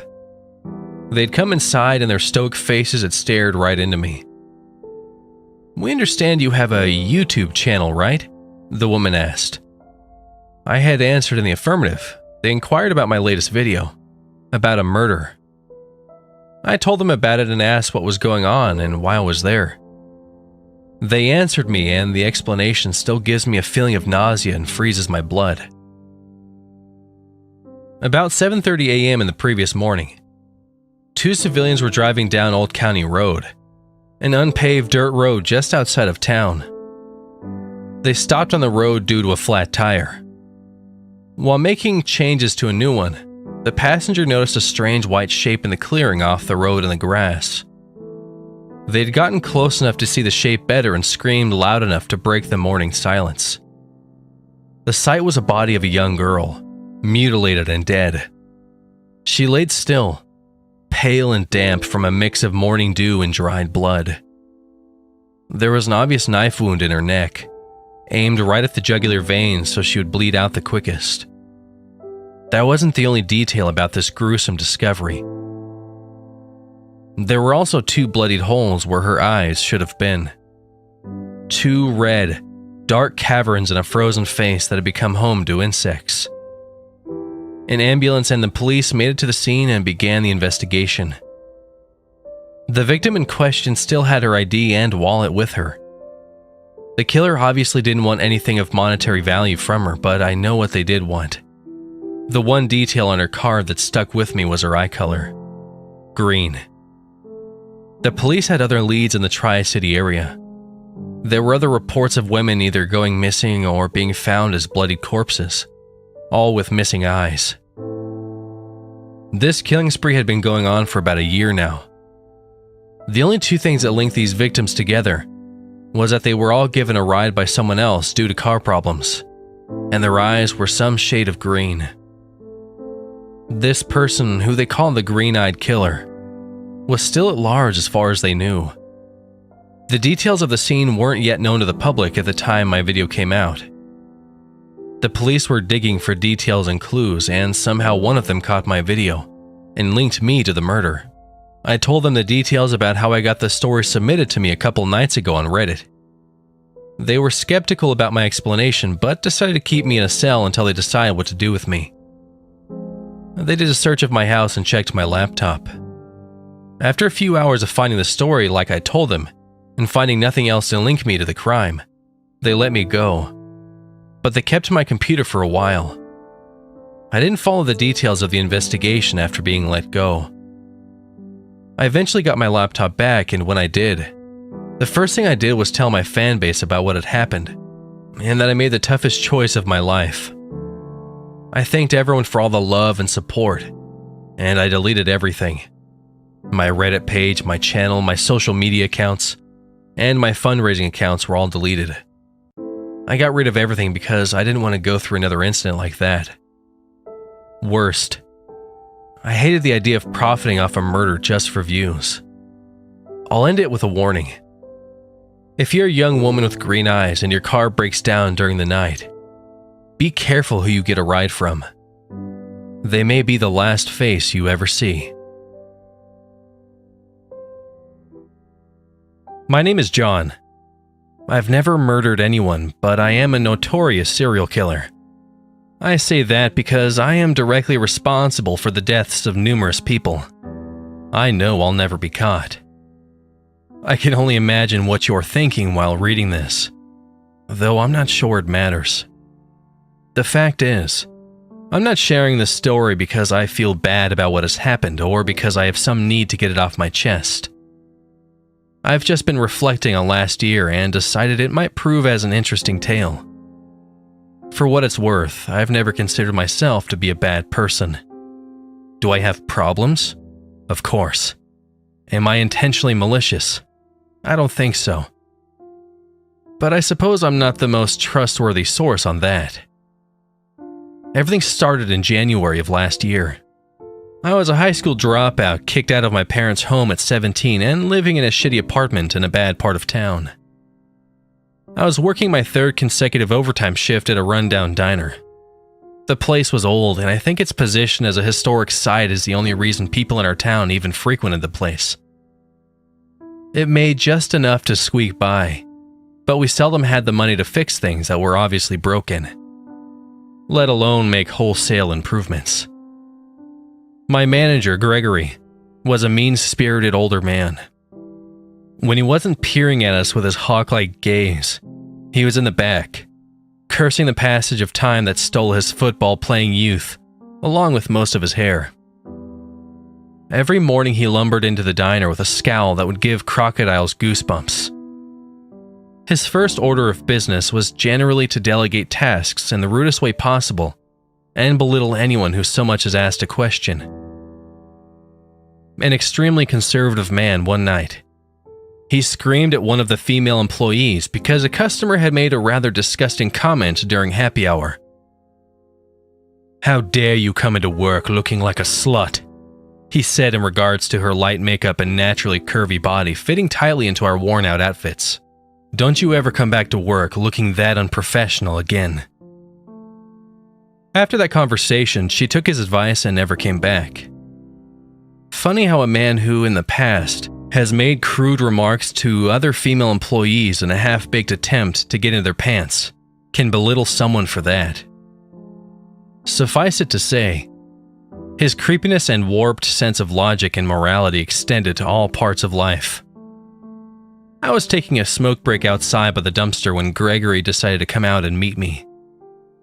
He asked if he could bum a cigarette, and I watched him fumble with a lighter as I handed it to him. He took a long drag and let out an obnoxious exhale. Then he looked me up and down before saying, "I know I said you'd only have to work these few overtimes, but I'm gonna need you to pull doubles for the next couple of weeks at the least." My once calm demeanor was broken as I spun towards him. "What? Doubles for a couple of weeks? You can't just drop that on me, Gregory." He took another long drag and spat on that ground a little too close to my shoe. "Look, Jose just quit, and Maria keeps giving me that bullshit about school. I need someone on staff or it's gonna get real rough. You can't ask anyone else to at least split the time with me? You know about my insomnia, Gregory. I don't think it's fair to put me in that position." "No," he said sternly. "I'm not asking anyone else because I'm asking you. Anyone else can cancel on me and make it look halfway legitimate. But you've got no life outside of this place. Plus, you need the money and this place needs work until I can hire someone. If anything, you should be thanking me." Like everyone else, I was used to Gregory's bullying, snide remarks, and unreasonable demands. Unlike everyone else, I stayed with it for a year. You would think that he'd treat his most loyal employee with some respect, but my staying put had the opposite effect. I think he felt that because I wasn't going anywhere, he could treat me as horrible as he wanted, knowing I wouldn't do a damn thing. I'd argued with Gregory before. There have been times when I legitimately thought we would have to fight to settle our differences. I hated that place, and I hated him. He's threatened to fire me multiple times, and as much as I would have loved to quit, being an antisocial 18-year-old with no diploma, long history of mental health problems, and mild drug addiction didn't present many opportunities. especially in a town without many openings in the first place. Shitty environments invite worse company, I suppose. Me and that diner were meant for each other in a tragically cosmic sort of way. And knowing that, all I could do was nod my head and mutter, "You got it, boss," before walking back inside. That night, I got home to my small apartment, shuffled the pile of bills off of my kitchen counter, and began to heat up some water for another night of instant ramen. As I watched the water boil, one of the papers with bright red lettering caught my attention from the corner of my eye. Curiously, I focused my sight on the bill, but as I read it to myself, my heart slowly began to sink, and I let out a very audible shit as I went to grab it. The bill read, "Rent past due, final warning." In short, I had a week to pay up before I was evicted.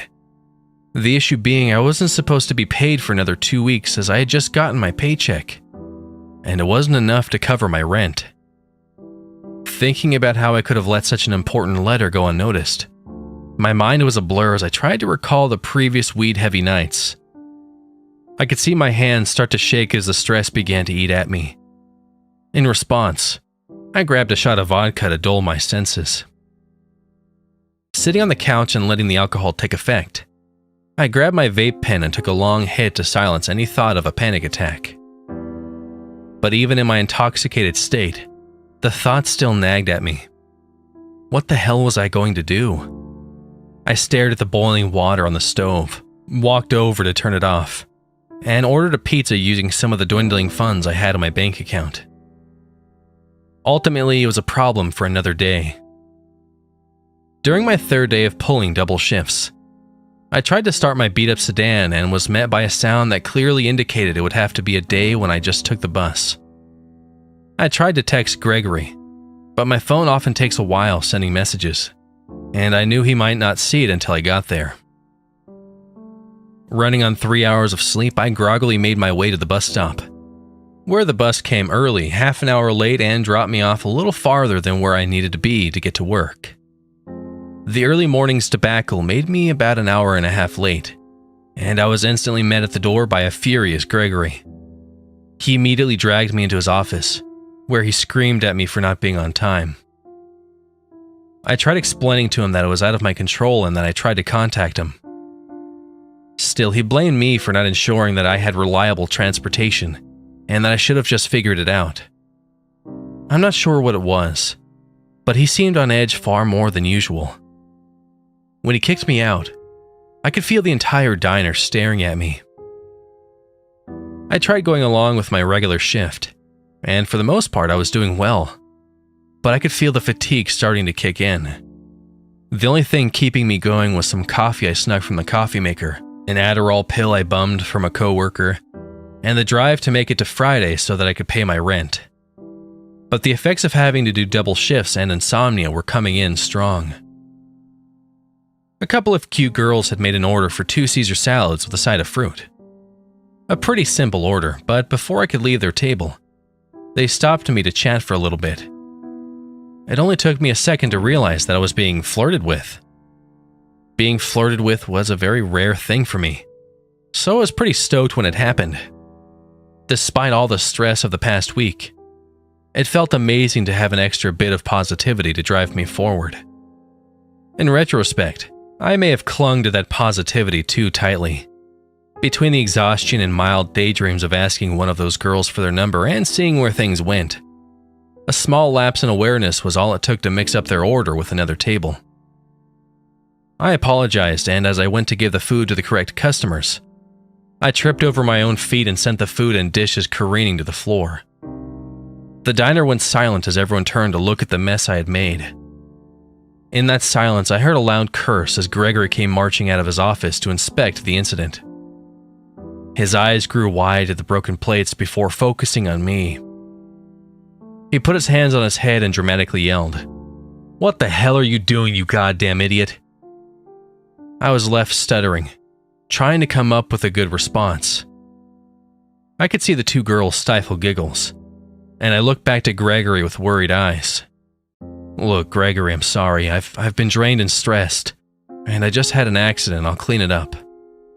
You're goddamn right you're gonna clean this shit up, he yelled from across the diner. And then, he pucked his lips and marched towards me. Then you're going to get the hell out of my diner, and you're never going to come back. What? I yelled back.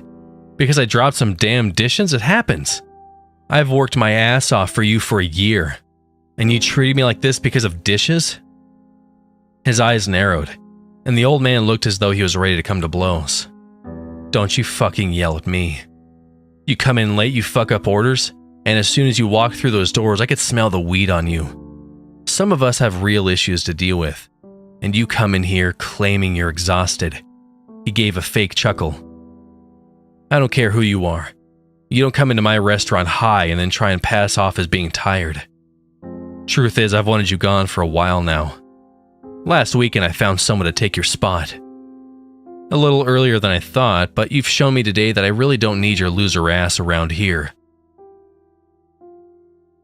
Tears started to well up in my eyes, and my voice cracked as I tried to plead with him. Gregory, please, I need this job. My rent is due Friday, and if I don't get paid, I'll be evicted. Please, don't do this. I promise I'll do better. This time his chuckle seemed more genuine. Paid by Friday? No. I'll give you your paycheck when I'm ready. What happens in your personal life is none of my concerns, so long as it doesn't bleed into your work. Obviously it has. Now get out, John. The diner fell silent again as he walked back into his office and slammed the door. I sat for a moment, feeling as though the world was judging me. I looked back at the two girls and the look of disgust they had on their faces. They were staring at a loser, a druggie, a child without a home. I punched the ground in frustration. I was done. I looked outside and saw the gloomy sky show signs of rain. I could have taken the bus home, but I just didn't care. I made the long walk home in the shower, accepting it as part of my punishment for being a stain on existence. It was my fault, right? I had put myself in that position. Fucked up as it was. I was resigned to my fate by the time I got home. I figured why not let the universe kick me around as much as possible. My parents always called me a mistake, and now I was being shown why. I flopped into the couch, and as I made the now routine motion of reaching for my wax pen to let the THC take me into a momentary place of bliss, I stopped and thought, why should I accept fate as it is?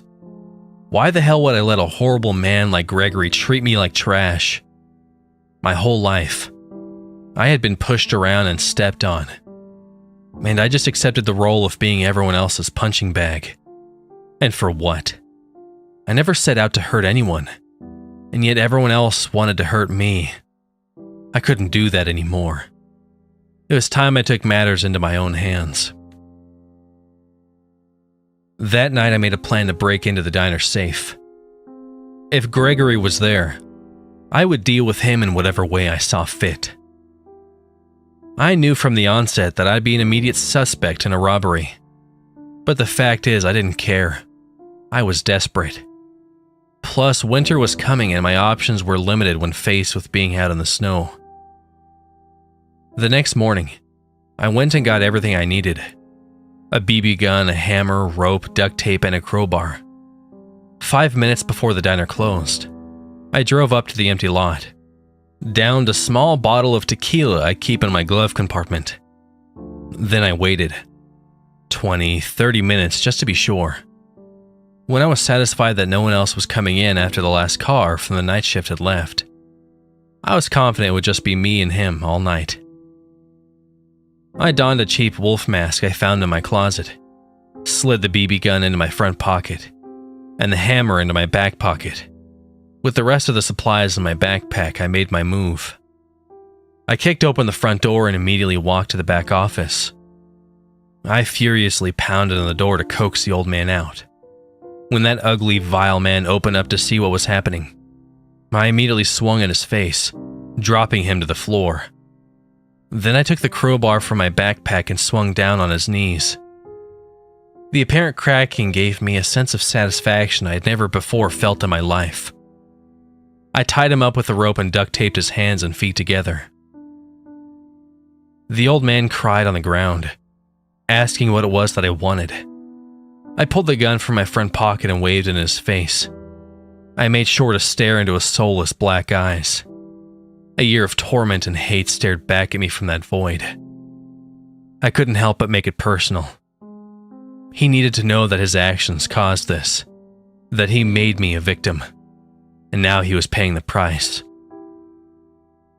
I pulled off my mask and stated, "Where's my fucking money, Gregory?" There was an audible gasp. "John? What the hell are you doing, boy?" I was starting to get frustrated. "Answer the damn question, Gregory. Where's my fucking money?" He just spat at me and shook his head. "Well, you're not getting it now, you goddamn idiot. You messed up, John. You're going to jail for a very long time." I pushed the gun closer to his face, and he screamed, "Get that gun out of my fucking face." He then took a breath to calm himself down. "You know, maybe I should just be thankful it was just you. We both know you're a disturbed loser. The whole town does. And a disturbed loser like you don't have the balls to shoot me or anyone else. You want to bet?" "I do." He laughed that annoying know-it-all laugh. "You're a little shit whose own parents couldn't stand the sight of you. Sure, you'd sucker punch an old man, but now that you have to look me in the eyes and really contemplate what you're about to do, you're too pathetic." For a moment, my finger played with the trigger, contemplating whether or not to shoot him with a gun I knew wouldn't kill him. In a sense, he was right. I did sucker punch him. I brought a fake gun, knowing I couldn't shoot him with a real one. Everything was rushing back again.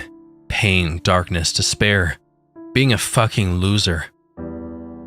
I screamed and threw the gun down. Pulling on my hair, I paced back and forth, cursing to myself. Shit. What did I do? Out of the corner of my eye, I could see him grinning. "Untie me, John, now. And maybe I'll give you a 5-second head start before I call the cops. Boy, I can't wait to see them execute you for being as disturbed as you are." There was that word again, disturbed. There he was, tied up with his knees broken, and he was still belittling me. How could he still have power over me? I stopped, took a deep breath, and let the realization hit me like a tsunami crashing onto the shore. I'm not right, and that's okay. I casually walked over to where the old man was tied up, bent down next to him and coldly stated, "You know, being disturbed isn't a crime, though the actions of the disturbed often are. And you're right, I am very disturbed." I flipped him onto his back, straddled his chest, and wrapped my hands around his neck. I felt no remorse. I simply wanted to feel this man's life drain out of his body, and with every second of him struggling more and more to breathe, I could feel the power shifting more and more towards me. For the first time in our relationship, I was in control. I decided what happened to him, but just as I was about to feel the euphoria of Gregory's death wash over me, an unimaginable force sent me back flying. I was dazed for a moment, thinking the old man had somehow managed to conjure up some last bits of immense strength. I prepared my hammer and resigned myself to bludgeoning him to death. But when I saw what lay before me, my jaw and the hammer fell to the floor. Kneeling before me was a figure. Its broad frame was covered in inky black skin. It stood on large, 3-toed webbed feet, and its wide, meaty hands were tipped in talons that each had to be at least 10 inches long. But the most shocking was its face. It was utterly smooth, save for 2 small eyes that narrowed on me, and a row of slits forming what appeared to be a smile. Behind each slit, I could see rows of sharp teeth. When it stood erect, I could see it had a slight hunch, but it still had to be no less than 8 feet tall even with that. We locked eyes for a moment, before it turned around to face Gregory. I watched in horror as it tore into Gregory's body. Pieces of flesh and bone were strewn about the small diner as I watched it flay open his chest and rib cage with ease, before ripping off his jaw and one of his arms. It then flung the carcass against the wall, with such force that the impact left a crater. But the most curious thing of all was that Gregory's body seemed to decay in real time. I watched as his skin instantly dried out, and maggots seemed to already be consuming him from the inside out mere moments after his death.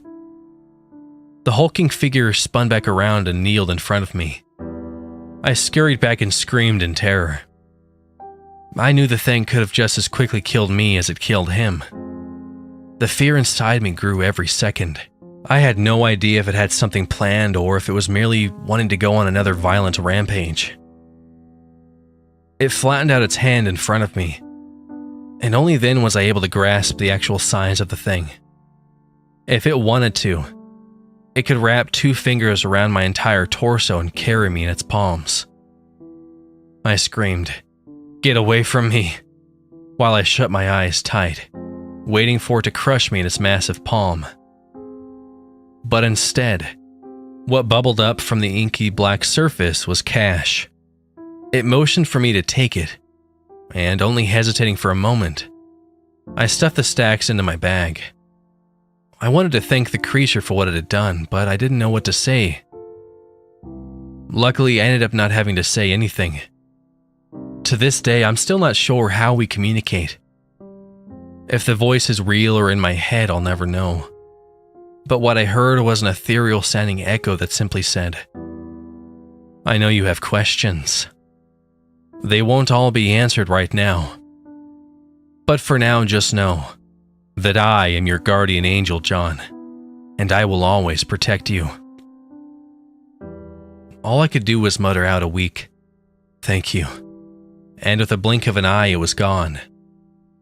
I scrambled to my feet, and after taking notice of the dead body for a second time, I realized that I needed to get the hell out of here. The next morning after paying my rent, I switched on the news and saw that they were talking about the incident at the diner. Apparently all the cameras had been switched off, and the police found no evidence of foul play. The rope and tape had disappeared, and investigators were convinced some identified animal, likely a bear, broke in and mauled Gregory. They noted that the safe was empty, but concluded it was a separate incident from the mauling, considering it hadn't appeared to be broken into. I couldn't believe I'd gotten away with the impossible. I remember laughing to myself in disbelief. But it was soon replaced with a sudden realization. Gregory wasn't the only person that had done me wrong. No. Many, many people in my life were responsible for the shitty situation I was in. A lot of those people living good, happy lives despite taking their turn stepping on mine. They were going to pay dearly. They had to suffer for their transgressions. I had some money remaining from last night and figured maybe it was time I got out of this shitty town and did some traveling. By the next week, I packed up a little of what I had and started traveling. The most valuable commodity I owned and the only thing I truly needed was the will to kill. So long as I had that, my horrifying friend would always take care of the rest. Many people have likely seen me around, maybe some reading this story. I fade into the background for the most part, observing and occasionally interacting, but never someone you'd remember. And perhaps that's a good thing. Maybe you shouldn't want to be around someone like me. I move in the darkness, and when you know I'm there, it's already too late. I've gone around exacting the kind of justice that I think is necessary for the past 2 years. With every new body, the closer I get to true happiness. I don't know what the end goal is. Maybe I'll just keep going until the pain goes away. Perhaps I'll stop and settle down. But for now, there is so much more work that needs to be done. And I'll do it with a smile on my face. One that mirrors that of my guardian angel. An angel that, to this day, I still have a healthy respect and fear for. It's always good to keep in mind that our relationship is built on a foundation of pain. For now, we keep the peace. But anyone should know, personal demons can hurt you just as quickly as they can hurt anyone else. When it stalks me in my dreams, watches me walk down the street, or stares back from my reflection in the mirror, I know what it wants. More death, more pain. For now, I'm happy to oblige, but I am terrified of what happens when I can't any longer. At the end of the day, I suppose everyone has demons. Some just happen to be more apparent than others.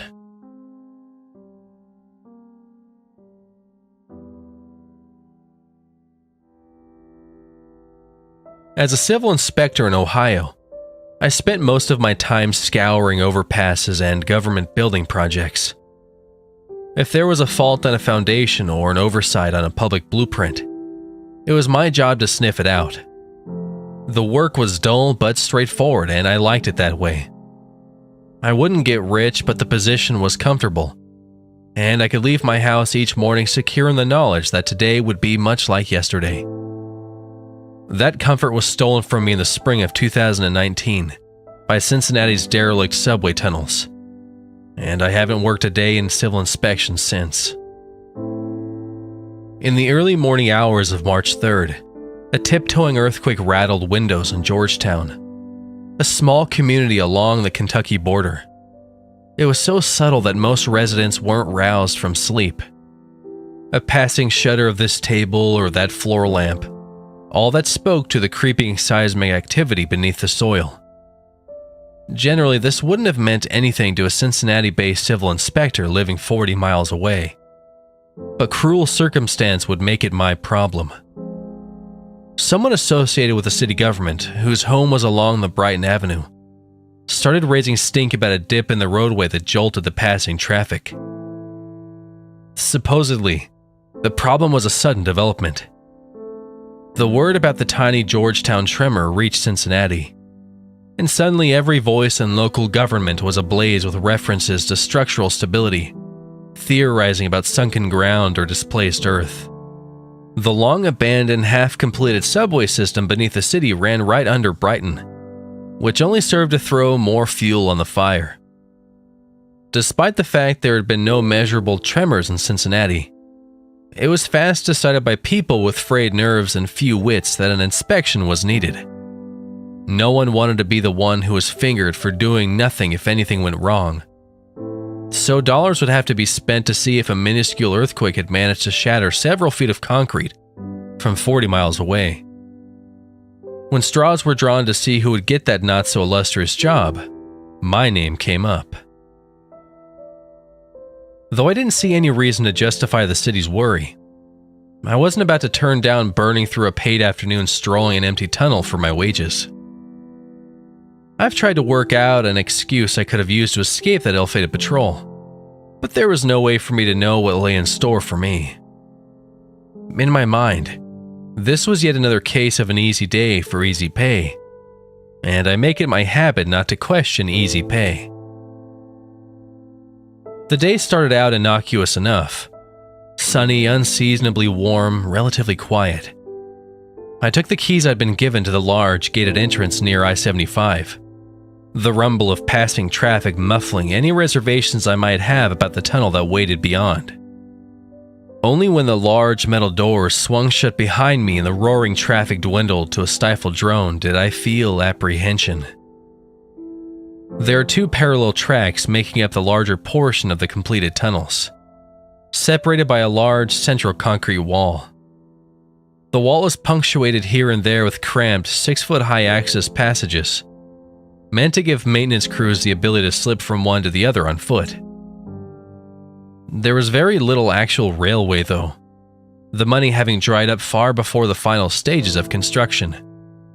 Even the graffiti felt old and outmoded, for the city had stepped up security at the locked entrances 2 decades ago in the interest of safety, much to the chagrin of wandering teenagers and cold homeless residents, I'm sure. Light spilled in from the metal grate above the doors at my back, but was fast swallowed by the yawning mouth of the tunnel ahead.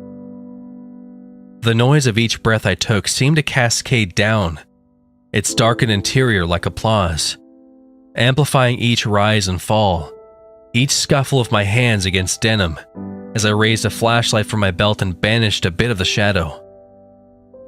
My first step sent a stray stone skipping along the time-stained concrete and, foolish as I knew it was, my heart leapt at the sound. I forced myself to move forward, keeping myself distracted by scouring the ceiling for cracks or degradation in the roof, and scanning the paint-spattered walls for signs of failure. But I never quite got comfortable. Each footstep sent ripples of sound through the dark. Rats scampered the floor at the edges of my sight, fleeting shadows within the shadow. And their muffled pattering seemed almost deafening to me. Though I had no reason to fear, I became conscious of the fact that I was trying to minimize the noise, almost tiptoeing through the tunnel. My eyes constantly darted for those gaping black passageways in the dividing wall that led to the adjacent track, as if I expected to catch movement of the obscure tunnel beyond. I never saw anything but the wriggling shapes of rodents, aside from the almost imperceptible rumble of distant trucks overhead. I heard no human sound save my own in the subway. Perhaps it was this paradoxical loneliness beneath a bustling city that made me feel like such an invader, I told myself. Gradually, a station opened up before me, with the dividing wall between the tracks dying away and the platforms rising up to either side. Stairways disappeared into solid concrete ceilings, filled in the better part of a century ago when the city ceased production. I felt a bit better here, somehow less threatened in the open expanse of the derelict station. It was a far cry from the confined tunnels and the mental images of lurking figures, conjured up by that barren dividing wall. I clambered up onto the nearest platform, the largest in the station, and scanned the steadfast walls, finding little of note save the preponderance of genitalia amongst the graffiti. There was no sign of wear and tear, the old construction having been built to last. I tapped it with my knuckles absently as I moved along, a barely audible tribute to last century's engineers, who had built such an underappreciated and indestructible bunker. Again, it struck me just how silly the trip down here had been. My eyes found a sort of ratty clothes heap across the tracks, then just a vague silhouette in the distant darkness.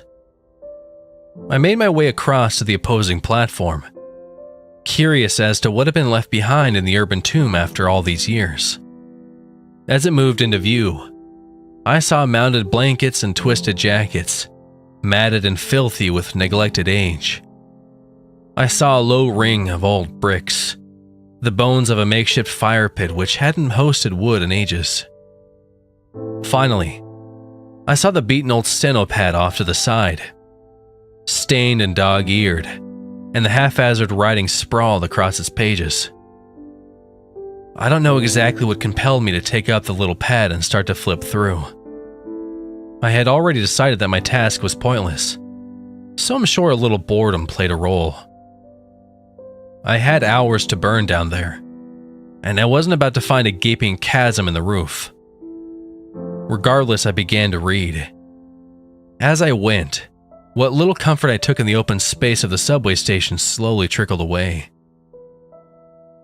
An ink aged so greatly by exposure to the predations of vermin and temperature that its flow was almost lost.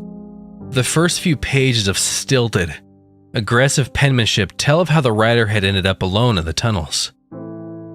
By his account, the writer had dwelt there for many years, with a group of vagrants during the 80s and 90s.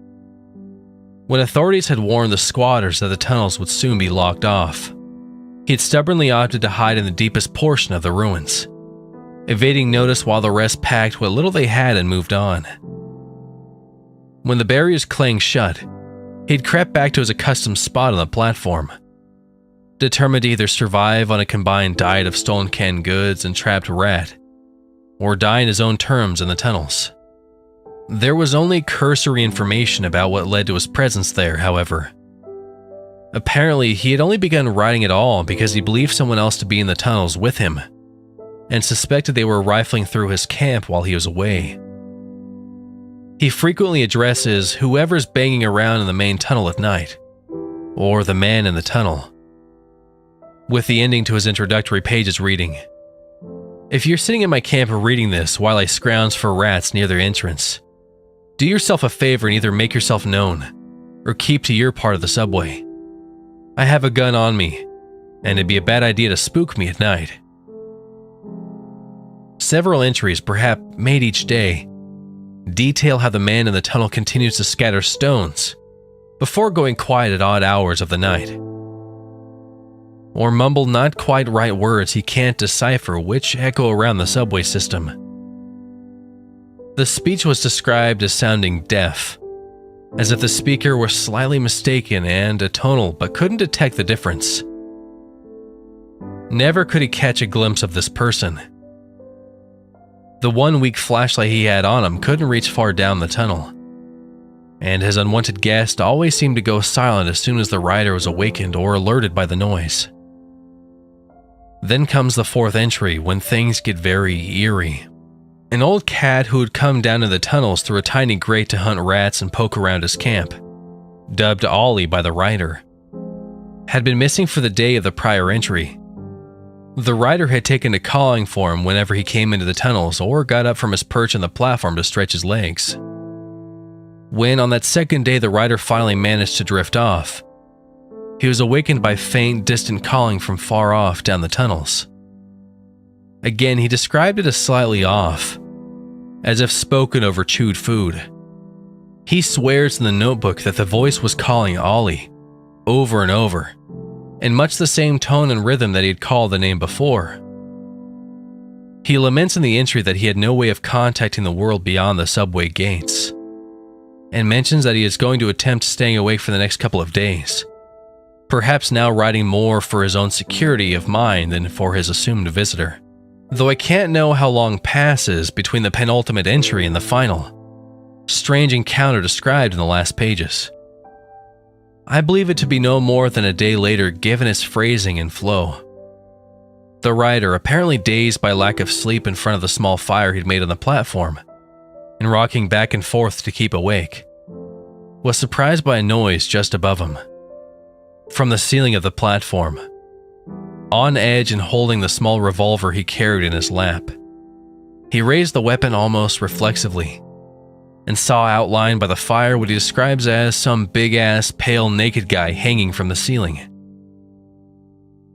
The person, though I think thing might be the better term, was looking down at him, and was moving to climb to the floor when he shot it. It wailed, a sound he describes as wet and weird. The thing then dropped to the floor and skidded with inhuman speed off the platform and down the tunnel, disappearing before he could stand to line up another shot. It was something the homeless population in the tunnels had called the Long Man, the writer said, a kind of tall tale the oldest of them used to tell. He'd always assumed it was hearsay like the others. Maybe it had been there all along, he speculated, becoming bold when the population of squatters fell to just one lonely soul. Heartened by the fact that he had heard whoever or whatever had been lurking in the tunnel, he records that he is going to follow the blood this long man left in the tunnel as it fled and see if he can't find and kill it. Then the journal ended. The nameless man who penned it in the dark lost the remaining empty pages. I sat there crouched in the dark corner of the ruins of the fire pit for some time, soaking in the story it told. I found myself throwing furtive glances across the platform to the looming tunnels, conscious of the occasional scuttling rat. This, I told myself, was an excellent bit of theatrical fiction. Whoever had written it left it here years back, in a place that was bound to put visitors on edge. There had been a real Lovecraft amongst the squatters in the station to have pulled that little tale off, I thought.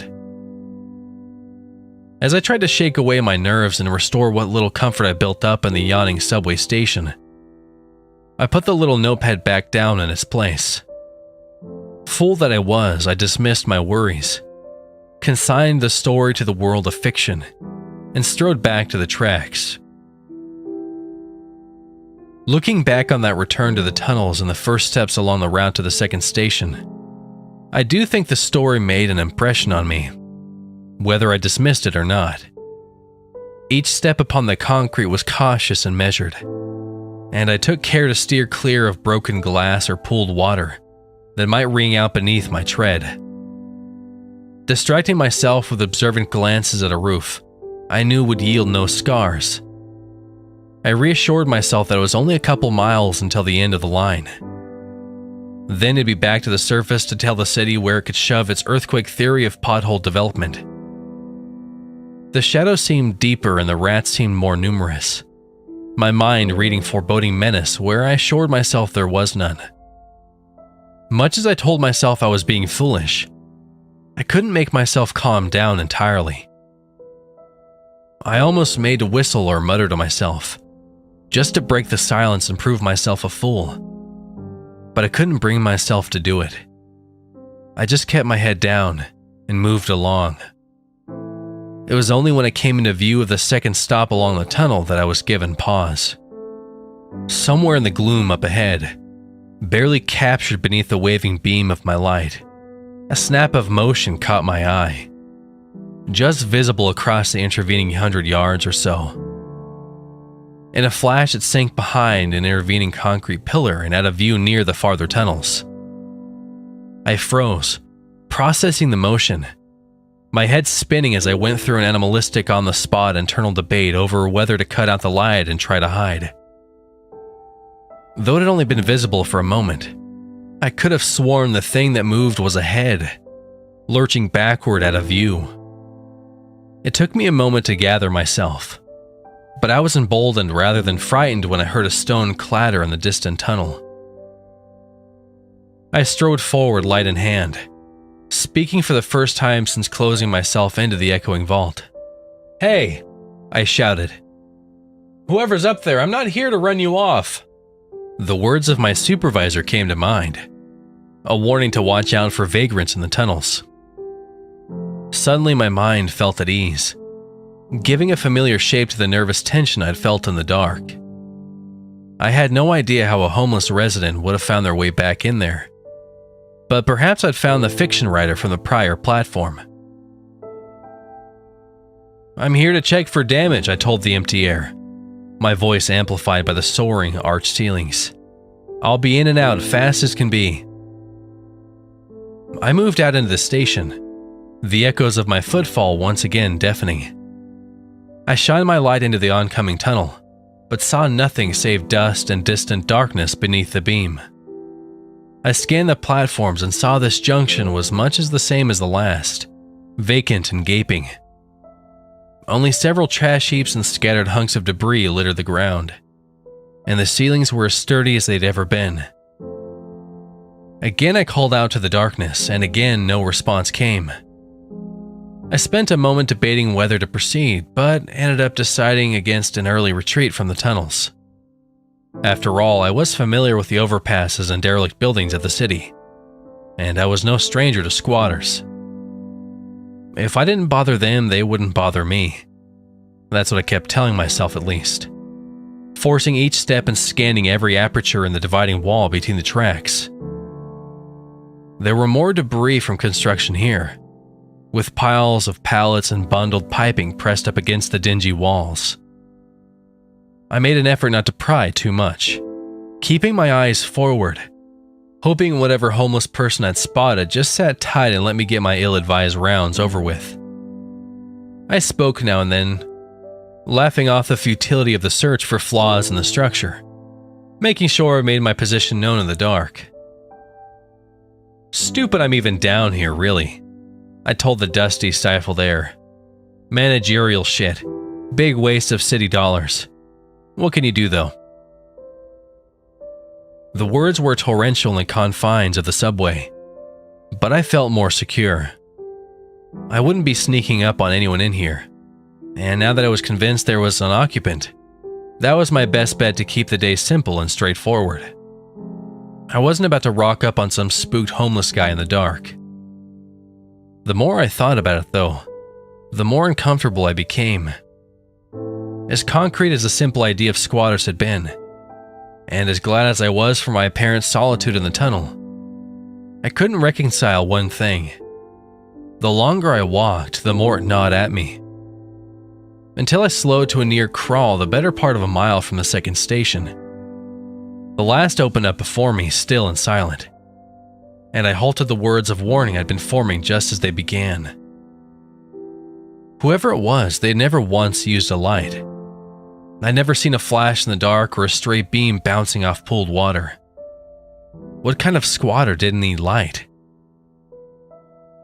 I hesitated a moment, but then second-guessed myself. As I threw a cursory glance around the empty station, I shook my head, trying to dispel some of the nervous twitching I'd become accustomed to in the tunnel. There was nothing here, and there wasn't really anything left of the tunnel system. Right ahead, where the track should have continued, they terminated in a big cinder block and cement barrier that marked the end of a polished construction. If they weren't here, they weren't anywhere. I supposed I'd just taken an odd shadow or water-stained blotch on the wall for motion in the last station. I scoffed for an audience of no one, mocking my own hasty judgment, laughing it off like I hadn't just shit my way back down the last track.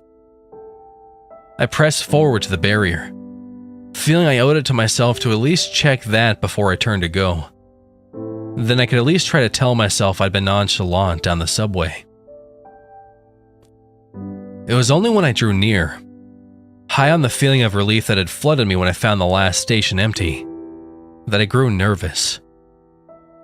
In the lower right corner of the barrier, several of the large bricks had been dislodged and shoved free, bathed in the dust of intervening years. Through the hole trickled dingy, tepid water, pooling on the empty concrete of the station's tracks. It looked too old to be freshly made, I thought. No tiny earthquake could have shaken those stones loose, anyhow. I sloshed through the shallow water, dropping to a crouch before the gap, shining my light through in search of some kind of chasm or damage. I hoped to see only the mounded rock and poured concrete of the construction team's patch job, but I wasn't to be so fortunate. Beyond, the ground grew rough, hewn rock and jagged stone over which a slow, sickly stream bubbled. It ran through a little tunnel no more roomy than a crawl space, bubbling up from some cold spring beneath the ground. It was the first real sign of wear and tear I'd seen down here, but it left me with far more questions than answers. The tunnel had apparently been plotted with the aim to steer clear of the river. The construction must have grazed a subterranean spring, I wagered, perhaps without the notice of the original planners.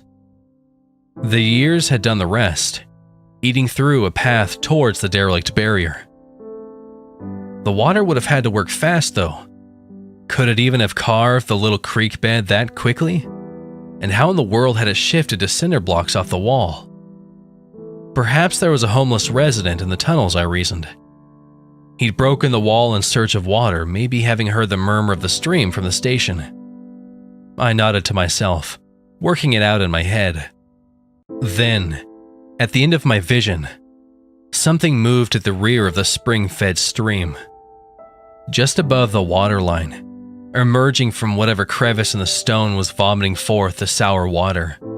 The beam of my light caught shine which had not been there on the initial scan. From 3 grayish-white shapes poking up from the water, 6 golden reflections stared back, twitching in the harsh glow of my light. Eyes. They were too broad to be a man's, too reflective in the dark. I stumbled back when they blinked out, the owners having flinched away from the beam. Raccoons or big rats, I tried to tell myself, rising to my feet and putting a few more yards between myself and the hole. That rationalization didn't stop me from pulling the cheap little utility knife from my belt. grasping it so tightly in my free hand that my nails drew blood from my palm. They'd have to have been very, very large raccoons.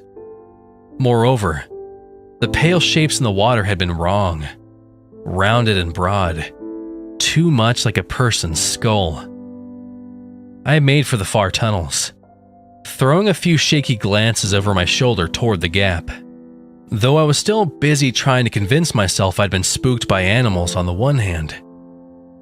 Other parts of my brain calculated the distance to the far exit. I'd cursed that I'd been given a key only for the one gate, and lacked the keys for other access doors built near the stations. It was when I reached the other end of the station that I heard a slight, subdued vocalization from behind me, only reverberating to my ears due to the vaulted construction overhead. In a shaken, awkward tone that brought to mind the faded pages of the filthy stenopad, a twisted parody of the words, "What can you do?" echoed out into the tunnels. The words were without inflection or emphasis, clearly organic but spoken with all the mood of a text-to-speech device. They were all wrong. The words of a child phonetically reading out a sentence they couldn't understand.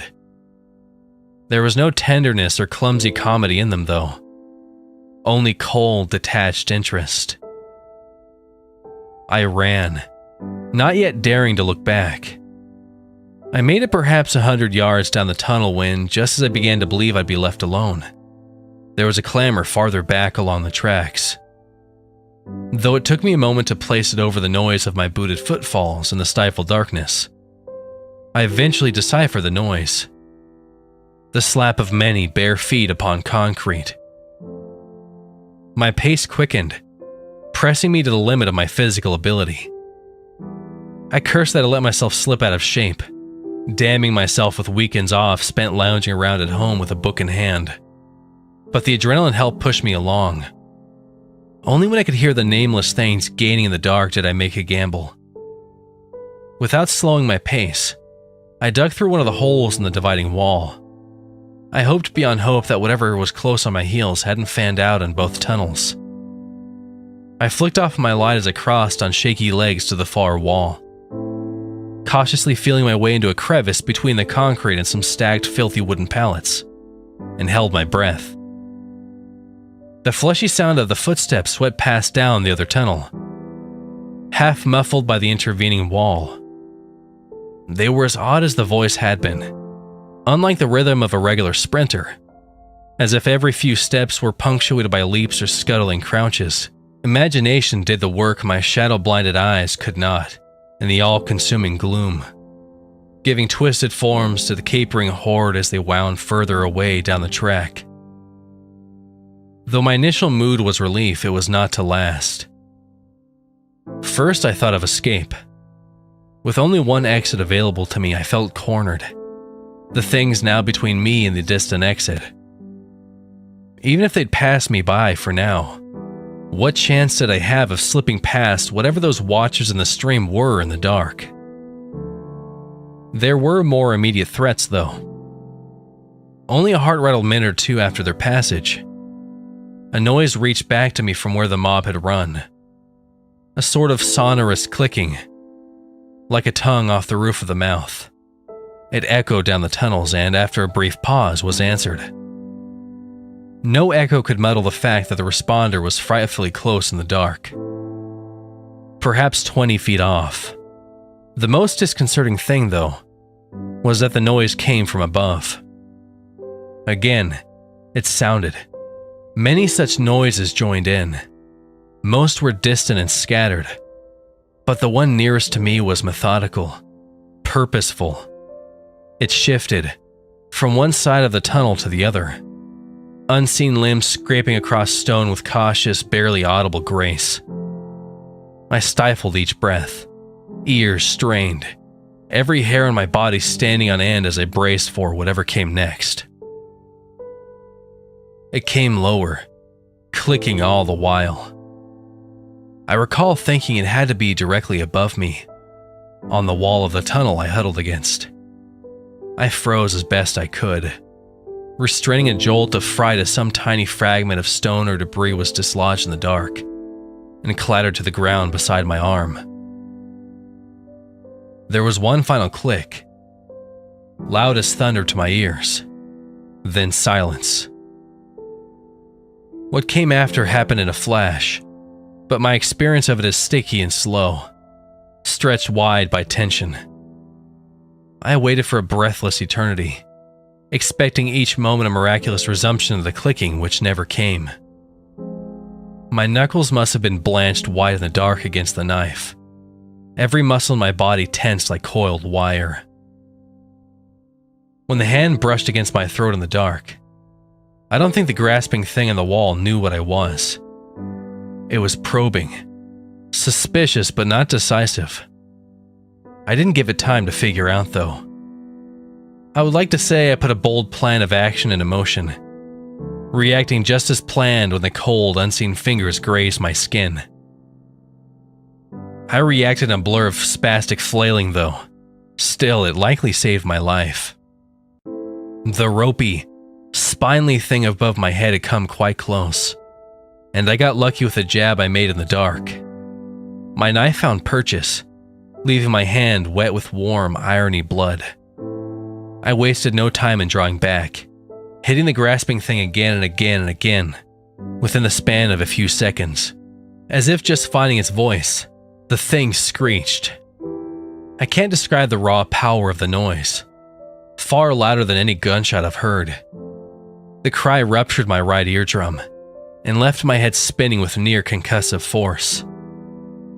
There was a clattering of limbs as it fell, rolling from on top of me to the ground beside the pallets, rasping and thrashing. I was stricken several times, fracturing a couple of ribs in the process, but in the rush of the moment, I didn't feel the clumsy, desperate strikes as any more than dull thumps. I scrambled to my feet, backed away along the wall and panicked. Fortunately for me, my addled brain made the right call in the moment. I resolved to flee, with the light on, knowing there were others in the tunnels who would know my position. What was not fortunate, though, was that my light first fell upon the thing that grasped me in the dark, giving me a clear glimpse of what that forgotten rider with his stenopad had termed the Long Man. This was an apt name. It was too stretched, too elongated, too see-through. Its organs and veins were visible in the beam, black against the milky pallor of the semi-transparent skin. Far taller than a human being, it was wiry but light, likely weighing no more than I did. Its hands, oversized and sporting flexible tapering fingers, clutched at a cluster of open wounds along its neck and chest, which pulsed blackish blood at each pump of its dying heart. Its eyes, two impossibly large orbs above a wicked toothed mouth and a skeletal flattened nose, found mine. They were a shocking amber and almost comically wide, frightened. I can't forget the sight of the thing, much as I've tried. Though it was only a startled second that I looked upon its dying form, I know I'll remember every shady detail until my final days. Still, it served to shock me into motion. I wheeled about and ran for the exit, aware of the scattered screeches and clicks in the tunnels as other long men closed on my position. I kept expecting them to pour from the holes in the dividing wall, or to drop down from the ceiling above like leaping spiders. They never interfered, though, at least not directly. I can't know whether it was because of the thing's dying cry, or some other reason. I assume they were wary, averse to taking a risk. Though they certainly could have killed me, my lucky break with the first hunter must have made them anxious. Rather than grasping hands or screeching charges, I caught only flashes of pale motion at the edge of the light, and the whistle of thrown rocks clattering off the walls. A few of these hit me, grazing my head and bruising my legs, but I was fortunate. My passage through the second station and the further halls were a blur of harried motion, and I made the first station with little but scrapes and bruises from the bombardment. Then the assault seemed to die away. The scuttling advance of the long men, falling to a whisper, as I neared the exit and the soft glow of late afternoon came into view through the grate. I clattered against the harsh steel of the doors and scrambled with the key, stupidly trying to handle it without letting my flashlight slip from my grip. I was afraid beyond measure, then, desperate and shaking, and it took many excruciating seconds to get the door open. I slipped through, the gates squealing shut behind me, the key ready to bar the way in my wake. In the last rays of light between the closing doors, I saw the wide eyes of several inhuman hunters looking after me, their silhouettes white against the gray of the tunnels.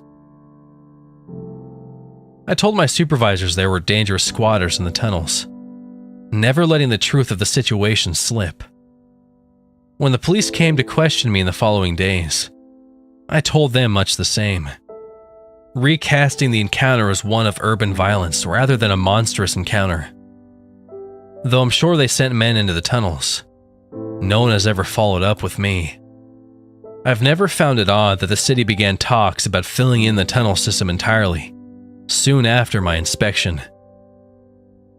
The attempts to rebrand the half-completed subway as a moody club or concert venue died away too, with the city largely ceasing all public reference to its moldering project. While my peers ummed and awed over why the struggling budget was being tapped for so wasteful a purpose, I kept my mouth shut. I think I know why the city, slow to awaken and slower to action, moved so suddenly to seal off the passages. I also think I know why the city moved to distance me from work, silently severing me from the job. I won't protest though, because that suits me just fine. I have no desire to ever be underground again.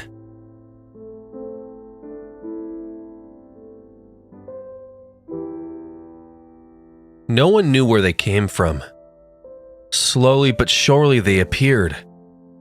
On the streets, in the corners of the bathroom, within aisles of libraries and grocery stores.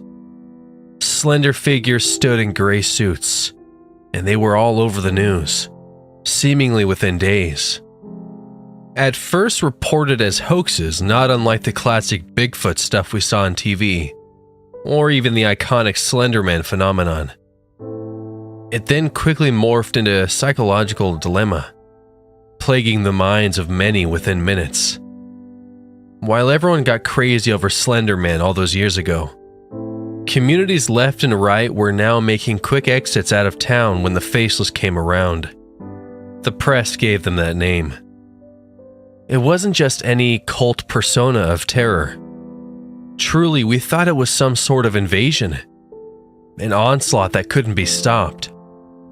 Had to have been aliens or some government conspiracy to control the population. Who knew? But what I did know was that I wasn't going outside without a blindfold. Not even to bring the trash can back into the driveway. You could only imagine the pandemonium. Looters, riots, raging demonstrations of all kinds across streets. Corners and gatherings to rally against whatever it was. Some thought it was the next coming of Christ.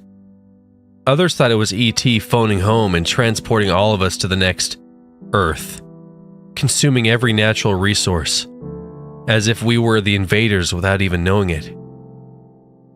I personally thought they were all interesting conspiracy theories, but thoughts quickly dispersed in watching the news and the latest developments and research of what this virus, or whatever you wanted to call it, did to you.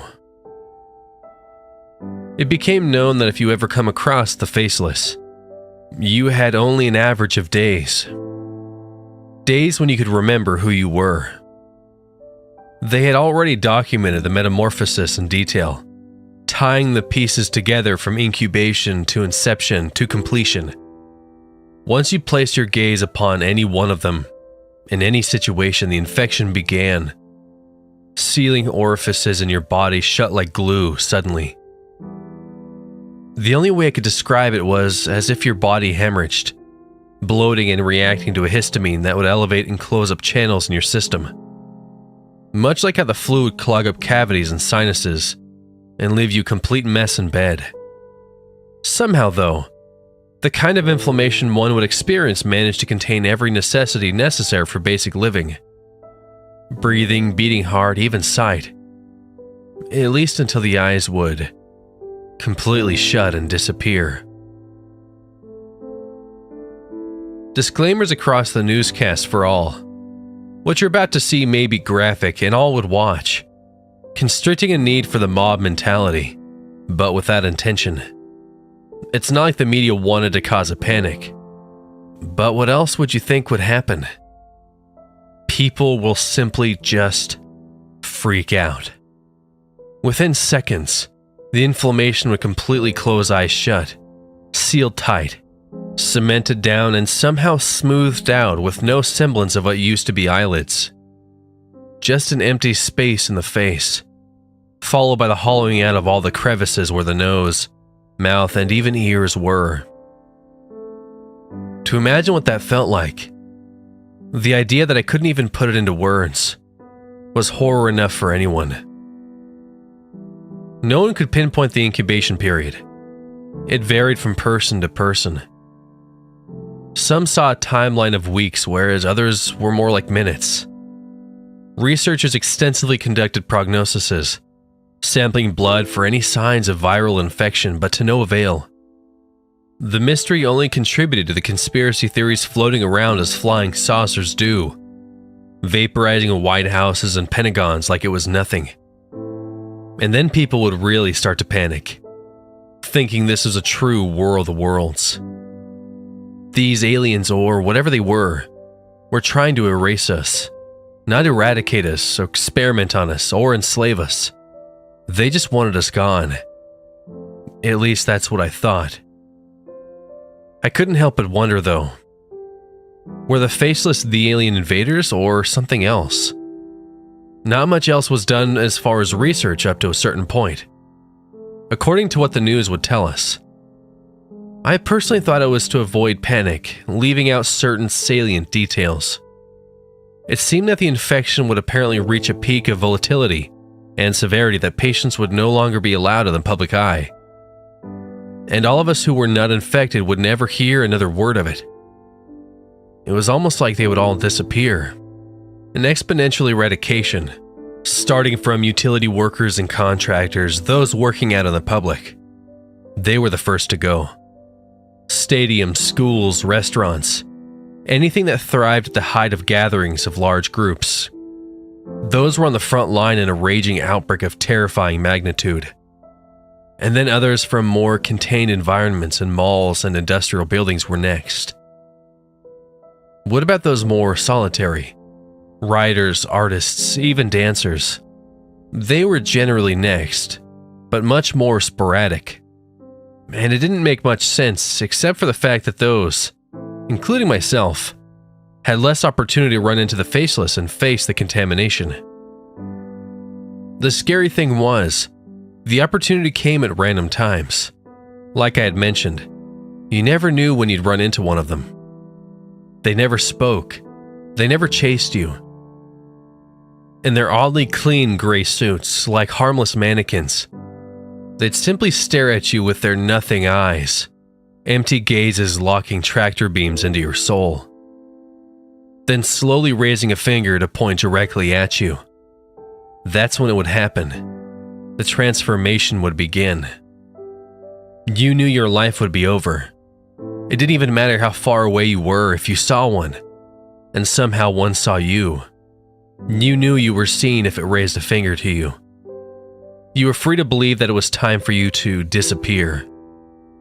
Some would commit suicide only minutes after they ran into one of them. If there ever was a mass suicide weapon, the faceless truly were it. As long as I lasted, it certainly wasn't easy. Although my career thrived through telecommute. Remotely, I wrote captions for TV shows, an odd and disconnected connection to communities, the media, and society. I watched all the Rachel Ray's home improvement shows and more trendy stuff long before they would air, because I was in charge of the captions and where they were placed. Boring? Sometimes. It was a job, but in this day and age, it was a godsend given the coming apocalypse. This was mass genocide at its best, and totally, completely non-violent in nature. What did I do for groceries, toiletries, and household items? Simple. Amazon. You'd be surprised at how much paper towels you could order and have flown in by drone at your doorstep. Convenience was key. I only had to keep my eyes closed, open the door and drag the boxes in, then close on both the locks. Wi-Fi connection saved me from madness many times. Maintaining that connection to the world of the living, even as I saw hysteria of a race of human monsters flooding to stores in a fury for the latest roll of toilet paper or dish soap, thinking the world was going to end. People with signs wandering down sidewalks and empty ghost towns was about as forlorn as you could imagine. But somehow the worst of it was that it made the media seem that much more sensational and divisive. You began to question what you were watching. Those were the days when you often took what anchormen said with a grain of salt. And now this. I often flooded my metaphorical sandwiches with sodium chloride after listening to these bastards talk about the riots that were going on in our nation. Madness crept in, though. Being stuck inside when I was so used to being stuck inside, purely by habit, was like quicksand being swallowed by quicksand. Compounded by that feeling that I couldn't choose to maybe go for a walk, perhaps. Freedom was a commodity. Yep, I really did like the sedentary and secluded lifestyle, but there was something liberating about the ability to just go to the grocery store and ogle at the ladies if I wanted. I didn't have that anymore. It affected my sleep. In fact, I woke up one day, going to the bathroom, and felt something watching me. Wait, not watching, it was more like voyeuring. That's not even a word, but now it is. Eerie, disturbing, and rather perverted it felt. I turned on the light in the bathroom and freaked out to see one of the faceless staring at me through the mirror. Not me, one of them. I turned the light off. Bile rising in my throat as cold sweat instantly drained me from shock. The inexplicability of seeing a blank face, the gray suit in the mirror. And I instantly knew I was going crazy. Hallucinations, fabrications, strange visions. I wiped my brow, slowly turning the light back on. And there I was, my raggedy face, 5 o'clock shadow, matted hair, pockmarks, and inflated pores. I had a face. Thank God. Knowing that I was seeing things, while thankful of the reality, spurred on this age of mental rebellion as I ate bowls and bowls of Lucky Charms, while binging Tom and Jerry or Jerry Springer for hours upon hours, to remind me that the psychotic insomnia I suffered was more than just being in that in-between space of sleep and waking. Masturbation only helps so much. I tried playing card games with myself too. Solitaire, anyone? Sure, let's play. I began to imagine that I was, in fact, 2 people, split in halves. And one was an evil little gremlin. The other was something else. Nevertheless, I refused to break the cycle and go out, like some ended up doing, only to be engulfed by the faceless.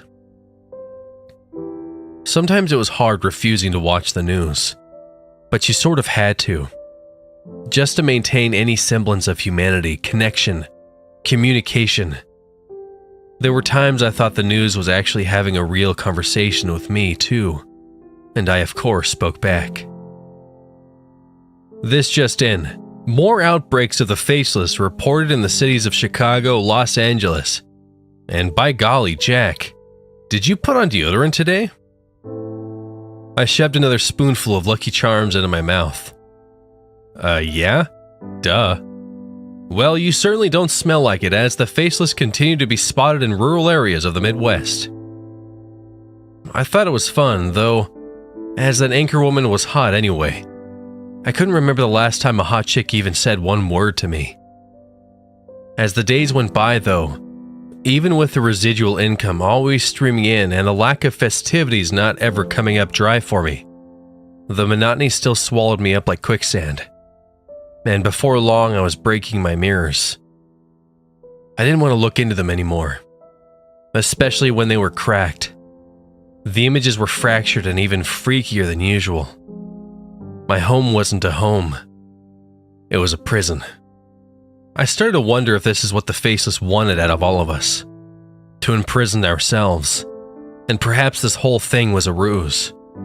Maybe they tapped into satellites, manipulating the airwaves and making it seem like we absolutely had no choice but to lock ourselves away. Was that the case? I said nay. After all, every once in a while I did see vehicles drive by. Some were military, others were commercial. Some were sedans. It had to be okay. What was I so afraid of? Sure, I'd have no face, and I'd be forced to wear lamb's wool for the rest of my damn life and point fingers at anyone I could find. But I knew I at least would always know who I was, even if no one else would or would care to know. My last bastion, my one solace of being, damn it. I deserved to have at least one thing that could never be taken away. For sure, it had to at least be better than being locked up in my own home. I at the very least would get exercise, if the Faceless did benefit from it. Did they? Was there any research on that on the news? It was time to take a chance. Gambles didn't always work. Except this wasn't what I expected. Walking down side streets and sidewalks to notice that there were more people out and about than I thought at first was reassuring until they all started running away from me screaming bloody murder. I had pointed at them, calling out for them to not be scared, but they never listened. They just kept running. As I meandered the empty streets, riddled with broken leaves of autumn under smoky skies, I realized that while I didn't see a single figure of the Faceless, I was still all alone, and no better for it. The air felt sweet though, serene even. This was an empty, sad paradise. I wondered if this was how Adam felt before his rib had been taken out. And then tanks showed up, obviously to help me out. The military arrived. Thanks for the tanks. Martial law. Enter true pandemonium. Floods of images caressed my brain of past historical landmarks, of hoses spraying on colored people, hail Hitlers and other dreadful calamities to make it seem that while we were all one and the same, even we could be considered cannibals in the darkest of times. There were 5 tanks total, no infantry. That was probably smart given the risk of any soldier locking gazes with the Faceless and becoming infected. The tank stopped short about 20 feet of where I stood in the middle of the empty street. Nothing happened after that. This was the point where you had to imagine the military spoke on intercom or something with some reassurance that I was going to be okay. Angels on our shoulders, let freedom reign. I say, can you see? I say, can you see? I couldn't explain everyone running away, but maybe they had answers. Yet the tanks did nothing but stare through the barrels of their guns. Hi, I said with a smile. Was I smiling? I wasn't sure. They need to see my smile. My name is... Wait. What's my name? I went blank. I even felt my face go blank. As I looked around at all the empty stores, abandoned cars, carcasses on the sidewalk and puddles of water, warning sounds rang in my head. At first, I thought they were those alarms you'd hear when a tornado would hit, but why? Maybe it was all in my head. Then my eyes caught something odd. In one of those puddles of water by me. I looked into one of them, seeing the faint reflection of the smoky sky. And as I peered directly over it, I saw me. I saw what was supposed to be me. I was faceless.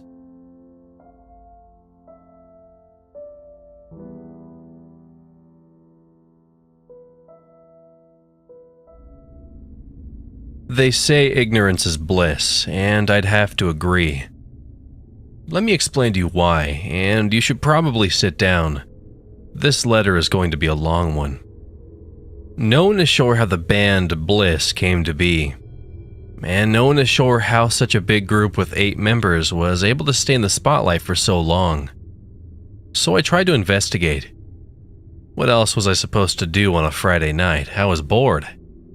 The paparazzi had nothing on them, yet they were in the news every week. Don't worry, there was nothing bad about the band itself. Just the audience had a habit of acting up. And like any other habit, this one acted up quite a bit. And that got my interest. It changed from a passing interest to my new obsession. Probably not the best decision I could make, I guess. I tried to check the police records. Having an uncle in the force really helps, you know. But there was barely anything there. Each report was the same. The audience member had a feeling, an overpowering one, and so they did it. They listened to the urge, whether it's attacking someone or just wandering away. The detectives in charge of it would just say job done and throw the case away after arresting or rescuing the affected person. But I thought there was a pattern. There were way too many people acting up for there not to be one. So I checked the other police databases, pretended to be my uncle, and got access to the FBI ones and others. It took a while, and honestly, their security was a bit horrible if I was able to get into it.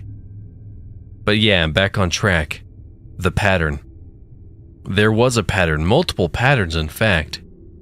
Depending on where the audience member was, they had different urges and reactions to the urges.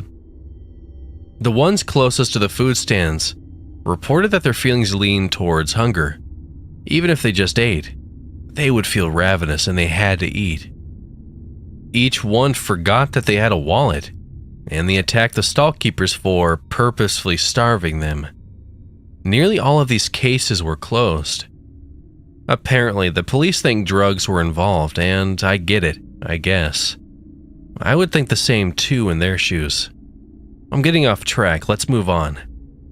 The ones closest to the work equipment, like the speakers, wires, and all that stuff that's required to set up the concert, they had the feeling of sickness. Nearly all of them reported feeling like they were drugged. The police ran tests, I checked, but there was no sign of them being drugged. And for the ones that didn't report it, I think they probably took drugs anyway and didn't want to get arrested. You're probably asking me why the hell I mentioned this one. Well, these also had some urges. I thought the sick part of this one was necessary. The affected audience member, or even worker, had an urge to write a series of numbers and letters on their arms. 22797, WXHN to be exact. If they didn't have any red markers or pens to do so nearby, they would carve it into their arms with the nearest sharpest object. And once that was done, if they didn't pass out from blood loss, they would go to the nearest car, get into it, and drive into the closest wall. Most of these had died on impact. The only reason I could put these together was because of the weird string of letters and numbers. I figured it might be a date or initials, but I couldn't find anything on it. So I put this one on the side and moved on to the next. And speaking of the next ones, the ones closest to the pyrotechnics, they felt an overwhelming feeling of grief and regret, powerful enough that they just had to end it, had to stop the pain in their hearts. So they used the pyrotechnics. Barely any of the ones that used the pyrotechnics survived, but the ones that did said that they had that feeling. It's not a stretch to think that anyone who succeeded in using the pyrotechnics to kill themselves had the same feelings. Then there were the ones closest to the stage. The ones that already were in love with the band and had almost every single piece of merch Bliss had. These would have feelings of, well, bliss, and the need to give themselves to the band. But not just themselves, no, that would be too easy. Literally, that's what all the survivors reported. They decided blood would be the best offering, so they used whatever was at hand to slit their own throats, and then kill themselves, right in front of the stage and the hundreds of people in the audience, all the while smiling. You would think at the least these deaths would be the most televised, but no. The only proof of this actually happening was in the police documents. I'm getting distracted again, sorry. Let's move on. The next patterns are a bit different, I think. If the concert was in a flat forested area, the audience member that's affected will feel a very powerful feeling of wanderlust. And since there's a forest around them, they would just go into the forest. Every single time they would find the audience member near a river. And each time they had to literally wrestle them away from trying to get into the river. Whether it was rushing rapids or in the middle of winter, they all reported that the water was calling them. They only reported the wanderlust to the police afterward. But if there were cliffs in the forest around the concert, they had the same feeling of wanderlust. But they reported actually seeing something. They would wander into the forest and keep walking until they met a cliff. As far as I can tell, the cliffs range from being a couple feet high to 47 feet high. And each time they met the top of the cliff, they would see someone fall off of it. Some people reported it looked like the person had tripped. Some people said that it looked like the person jumped. But no matter how the visage fell, each of the affected audience members would feel an overpowering sense of mourning, and they would try to catch them by jumping after them. The affected had lots of broken bones, and I don't know if there were any people who died of this feeling. I didn't investigate it much. Bad memories, you know? Let's move away from the forests. The next pattern I could see had to do with lakes. You probably know this one, but one of the things Bliss is famous for is that they will perform in any type of weather, including thunderstorms. They set it up nice and cozy, making sure it's nice and warm for everyone to watch the performance. But every time at least one slipped away. I think this was the hardest one to piece together. No big alarm went off when these teenagers slipped away, and no one really even noticed that they even wanted to slip away. They would go down to the lakes or the closest body of water, and they would just jump right in. There are dozens of deaths like this, but this pattern only had 4 survivors. 3 of them had suicidal thoughts already, and the remaining had tried to commit suicide before, but everyone around them reported that they had gotten better, including they thought they were getting better. But like the rest, they had an overwhelming urge. This one just involved drowning to death. Fun, right? Let's move on, there's only 2 remaining, and I can finish this and be done with everything. The next deaths happened in towns. Towns that had really bad organized crime problems. The dancers, the ones that work at clubs, after they came back from the concert Bliss would have, they would immediately go buy a gun. And the next time they went onto their stages, they would use the guns on themselves, straight through the head. Though they probably did. I don't know if they had an urge like the others, as there haven't been any survivors like the rest. None of them reported being suicidal. And the only reason I could put these together was because they were big fans of the dancer of Bliss. And that Bliss had a concert in their towns, not a stretch to connect them. At least it's not a stretch for me. Sorry, I keep getting distracted. I'm trying to tell you what I know, not my feelings about it. Let's finish this. The last pattern was definitely the most different one compared to the rest, though this one happened the most often. The affected audience member or even worker could be anywhere in the area, or in any place near the concert. They just had to be in hearing range. These ones, they reported hearing a voice, a single voice. The affected person didn't have to have mental problems. Heck, I think the ones that were completely sane had a higher chance to hear the voice. But again, I'm getting off track. The voice told them they needed to stop the concert. At any cost, they needed to stop it. So they would go to the person in charge of the concert and try to convince them it needs to be canceled. But the problem was that the concert was already underway. Each time when the affected person was informed of this little fact, they would react violently. Very, very violently. They always had a high kill count by the time they were arrested. And that's it. All 9 patterns. When I figured it out, I decided to do something about it. This isn't normal. People shouldn't be forced to kill other people or forced to hurt themselves because of some stupid urge. I figured that maybe if I asked or if I informed the band of what was happening, they would stop performing, and the killings would stop as well. So I mailed the manager of the band a copy of everything I had. It was a stupid decision. After all, if you count the manager as part of the band, that makes 9 members. I didn't get a response. Soon after, I started to see things. See things and hear things. I can't stop seeing bloody dancers, drowned teenagers, broken bodies, and all the people who have died from the band. And I can't stop hearing the single voice telling me to just end it. To bring this information to the grave and don't let anyone else find out. But I can't. Someone needs to know. Someone needs to investigate this more. And someone needs to bring Bliss down. So I wrote this. And I'm gonna send this to every goddamn newspaper I know. And hopefully, after I send this, after people will read this, something will happen. But I won't know if something will happen to the band. I don't think the visions will ever go away, or the voice will ever leave me. There's a cliff nearby. After I send this in, I'm gonna get into my car and drive to it. Then keep driving until I hit the air. Maybe the voice will then stop. Maybe then the visions will leave me. And maybe then I can finally get some goddamn sleep. They say, ignorance is bliss. And like I said at the start, I have to agree. I've never dealt with this before I found out what Bliss did.